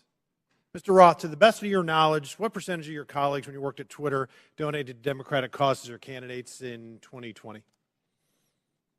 I don't know, sir. We have it here. It was 98.4% of Twitter employees gave to Democratic candidates or causes in the 2020 election cycle. And believe it or not, those numbers actually went up in the 2022 cycle to 99.7% of Twitter employees donating to Democratic candidates and causes. So clearly, Twitter as a whole had a political bias. Mr. Roth, do you personally think that you have a political bias, and did you have one when you worked at Twitter? A personal political bias? No, sir. You didn't. That's remarkable because it's pretty obvious you did have strong biases when you compared, ironically using Twitter, people that worked in the Trump White House to Nazis. They were good folks that you simply disagreed with politically in our representative republic, and you compared them to the most evil people on the planet that murdered 60 million people, or at least were responsible for those deaths. You think that was a little bit hyperbolic? Yes, I do. As I said, I regret the language. I agree with you. It was. And so your political opinion spilled over into censorship work at Twitter. I think your biases had consequences, which you intentionally expressed through your propaganda and censorship role at Twitter. Additionally, you may have collaborated with U.S. intelligence community regarding stories that y'all didn't want the public to see. So namely, what we refer to as the Hunter Biden laptop story that ran in the New York Post. So I'll ask you, Mr. Roth, did you receive 10 confidential documents from Special Agent of the FBI, Elvis Chan, the night before the Hunter Biden laptop story ran? Yes. You did. See, because it's interesting, with the immediacy with which you all acted to censor the New York Post Hunter Biden laptop story seems to be very indicative of foreknowledge. And the story was seismic, and it was rushed to be suppressed, knowing full well it was not Russian disinformation, as some here said. It was truth that was denied the American voter. And the Media Research Center polled Democratic voters in 2020 swing states and found that 17% would have changed their vote if they had known the contents and evidence of the New York Post story. President Trump lost key states, Georgia, Pennsylvania, Arizona, and Wisconsin, by collectively just over 100,000 votes. And if this is accurate, this poll, 3.2 million votes could have swung. And he only needed a teeny fraction of those 3.2 million. That decision almost certainly changed the result of the 2020 presidential election. Did you have any idea the contents of the New York Post story, Mr. Roth? Only what I read in the New York Post that day. And then it was killed by Twitter, and the mainstream media followed. So I found this interesting. In 2019, candidate for President Joe Biden said, and I quote, "I have never spoken to my son about his overseas business dealings." And yet, the evidence in that story and on that laptop revealed that two of Hunter's Mexican business associates, Miguel Magnati and Miguel Velasco, visited the White House in February 2014, and he was later photographed. Joe Biden was photographed with him in the White House. Also in October 2015, Hunter arranged a video conference with his dad, Joe Biden, the sitting vice president, and Carlos Slim, the Mexican billionaire. And then, unbelievably, in 2015, Hunter introduced his father, then vice president, to Vadim Pizarski, an executive at the now infamous Burisma Holdings Company, where Hunter would later magically make millions as a board member despite having no experience whatsoever in the energy sector. Joe Biden lied. He created the firewall, and then he was exposed because of this story and other information. He lied to the American people. And Mr. Roth, you withheld information on the eve of a presidential election, and you protected that lie. And I hope for the sake of the country that men like you that do those things, men and women, never get to put in such power, in positions of power again. And Mr. Chairman, I'd also like to see if I'd like to ask unanimous consent to enter into the record a tweet from Ranking Member Raskin. The tweet reads, "It's horrifying to see images of Border Patrol agents whipping Haitian refugees at the Texas border. Not exactly the feeling I get from the Statue of Liberty." Without objection, it's ordered. Thank you. Would I you yield back? back. Would you yield? Yep. Oh, well, I just think that's misinformation, or at least it was a mistake, and Twitter left it up for a week, or not a week, a year, a full year. Gentleman yields. I yield. Mr. Baker, in top of page 2 in your written testimony, you said, "I did not destroy or improperly suppress Whose time is this? any documents at Twitter regarding information important to the public dialogue." The way you worded that, it sounds like there is some Chairman, kind how of- much extra time is he going to get during this hearing? You finished He the had, question, he and had then you time. took it Let to him Mr. repeat the Jordan. question, and then his time will be expired. And It please expired answer. before he started. Clearly, it's up to the chairman, so why don't you let him answer? Mr. Baker, on top of page 2 of your written testimony, you said, "I did not destroy or improperly suppress any documents at Twitter regarding information important to the public dialogue." The use of the term improperly suppressed suggests there was some kind of suppression done in a proper way.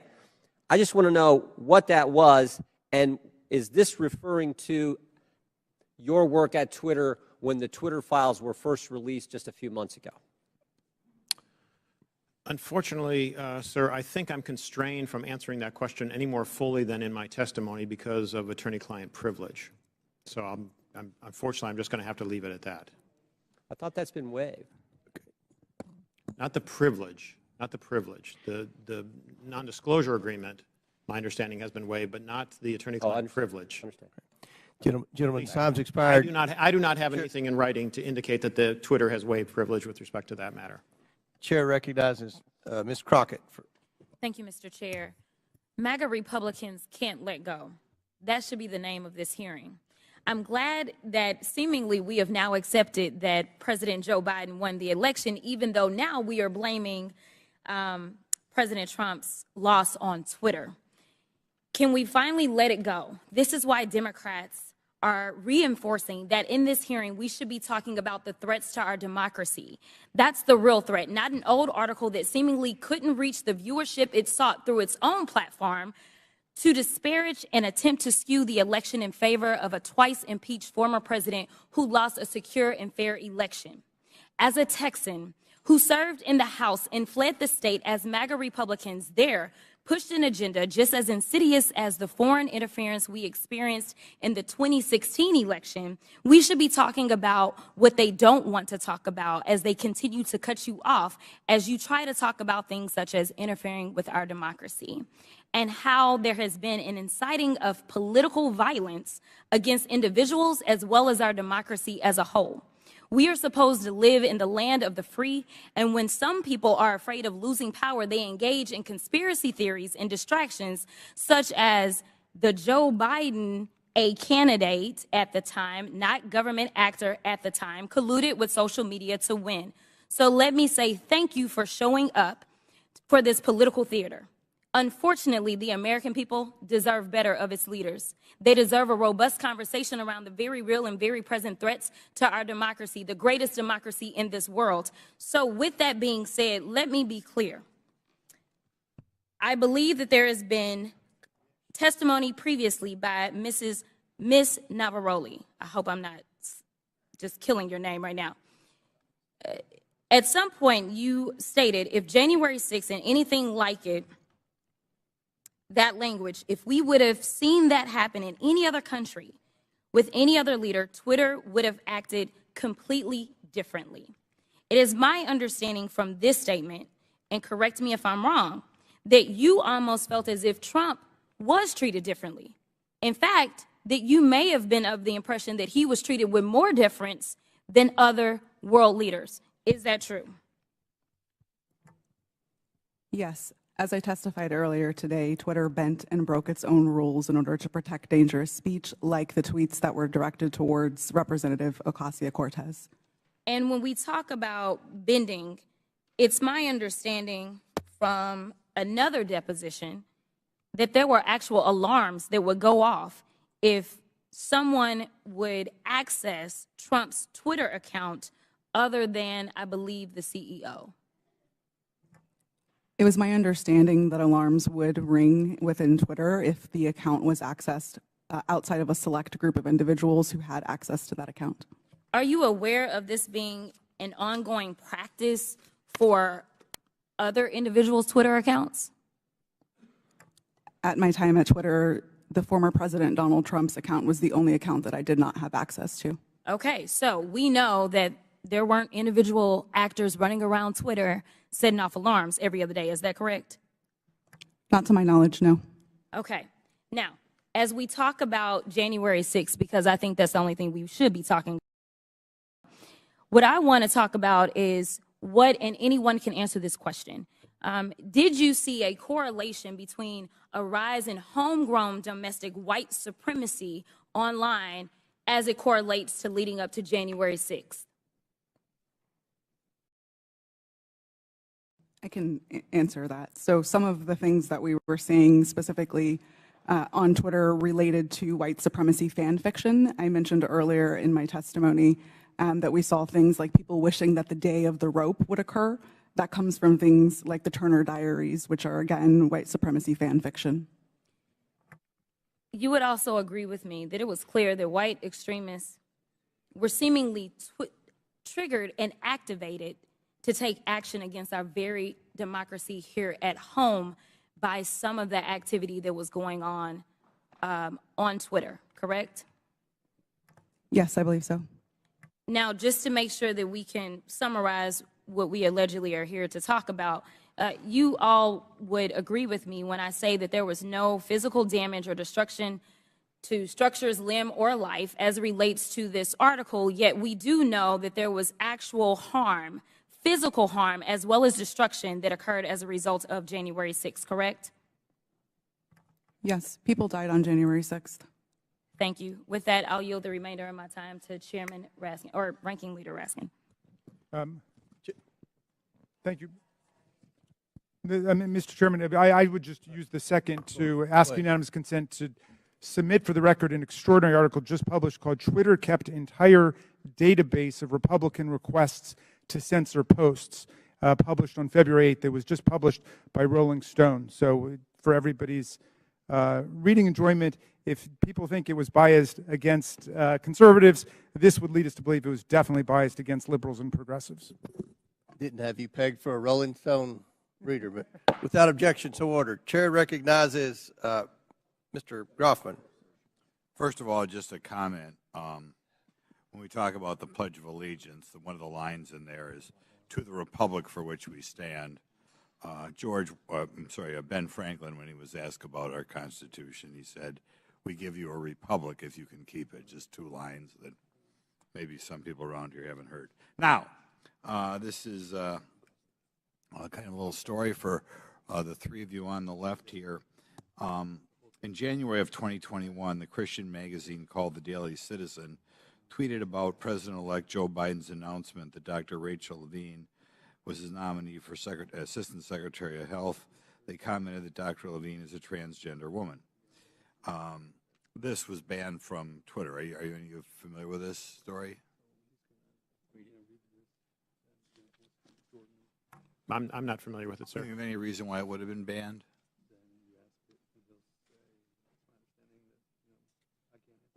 Okay. There are local talk radio hosts in my area, well-known media hosts out of the Madison, Milwaukee, Green Bay media market, widely listened to. They were shadow banned on Twitter. There's some very prominent doctors in the area that didn't agree, perhaps, with everything CDC or NIH said, that were banned on Twitter. I'd like you to comment on that because, normally I think when people make a major health decision, they always like to get two separate opinions.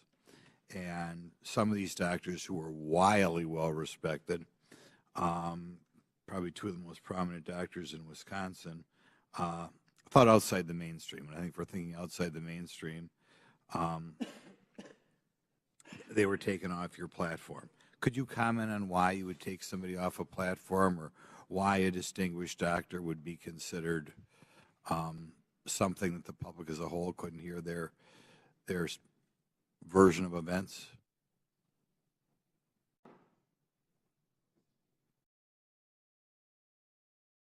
You're not aware that ever anybody, any doctors who commented outside the mainstream version of what was going on with COVID, going on with the vaccine, going on with treatments, that there were people who disagreed with the NIH recommendations and you took them off of Twitter? You're not familiar with that? None of you are familiar with that. Okay.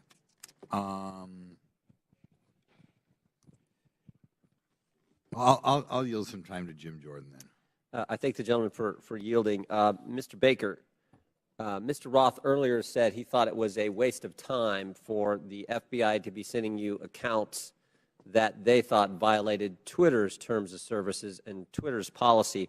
I was just curious, did you ever tell Twitter executives or FBI acquaintances that the FBI had no legitimate interest in enforcement of Twitter's policy?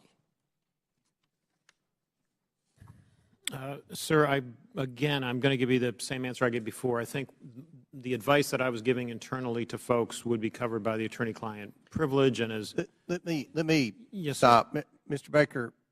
Although you're testified today by subpoena, you nonetheless have raised the attorney-client privilege to avoid answering this committee's question.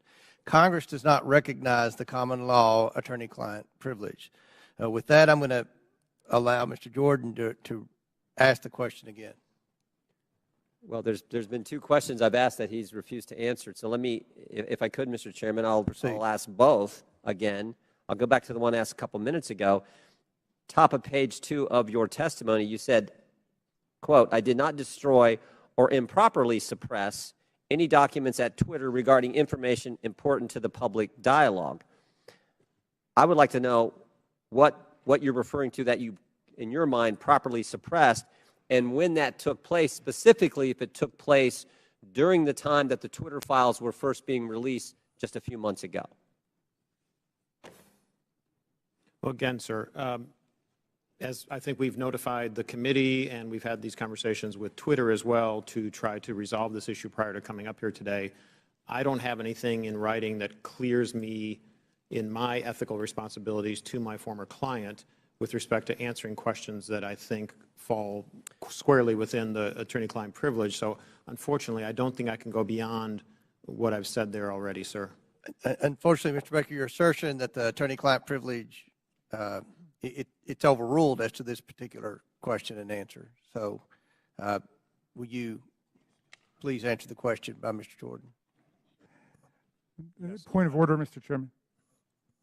State your point. Well, as I understand it, because we just went through this in the January 6th committee where multiple witnesses asserted attorney-client privilege, including people who weren't covered by it at all.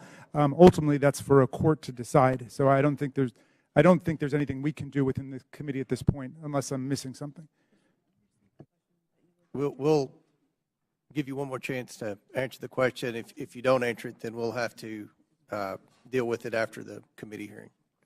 Mr. Baker, could you answer the question, please? I apologize, but I believe I have ethical responsibilities to my former client, and I don't think I can go beyond what I've said already, unfortunately. Yeah, I just said that. I just said that. All right. Mr. Baker, you did suppress documents then that, in your language, was important to the public dialogue? I'm going to give you an extra minute, Mr. Goldman. Oh, thank you very much. I'm sorry, sir. Could you repeat the question? Again, going on what your written testimony. So you did suppress documents at Twitter regarding information that was important to the public dialogue. That's a yes or no.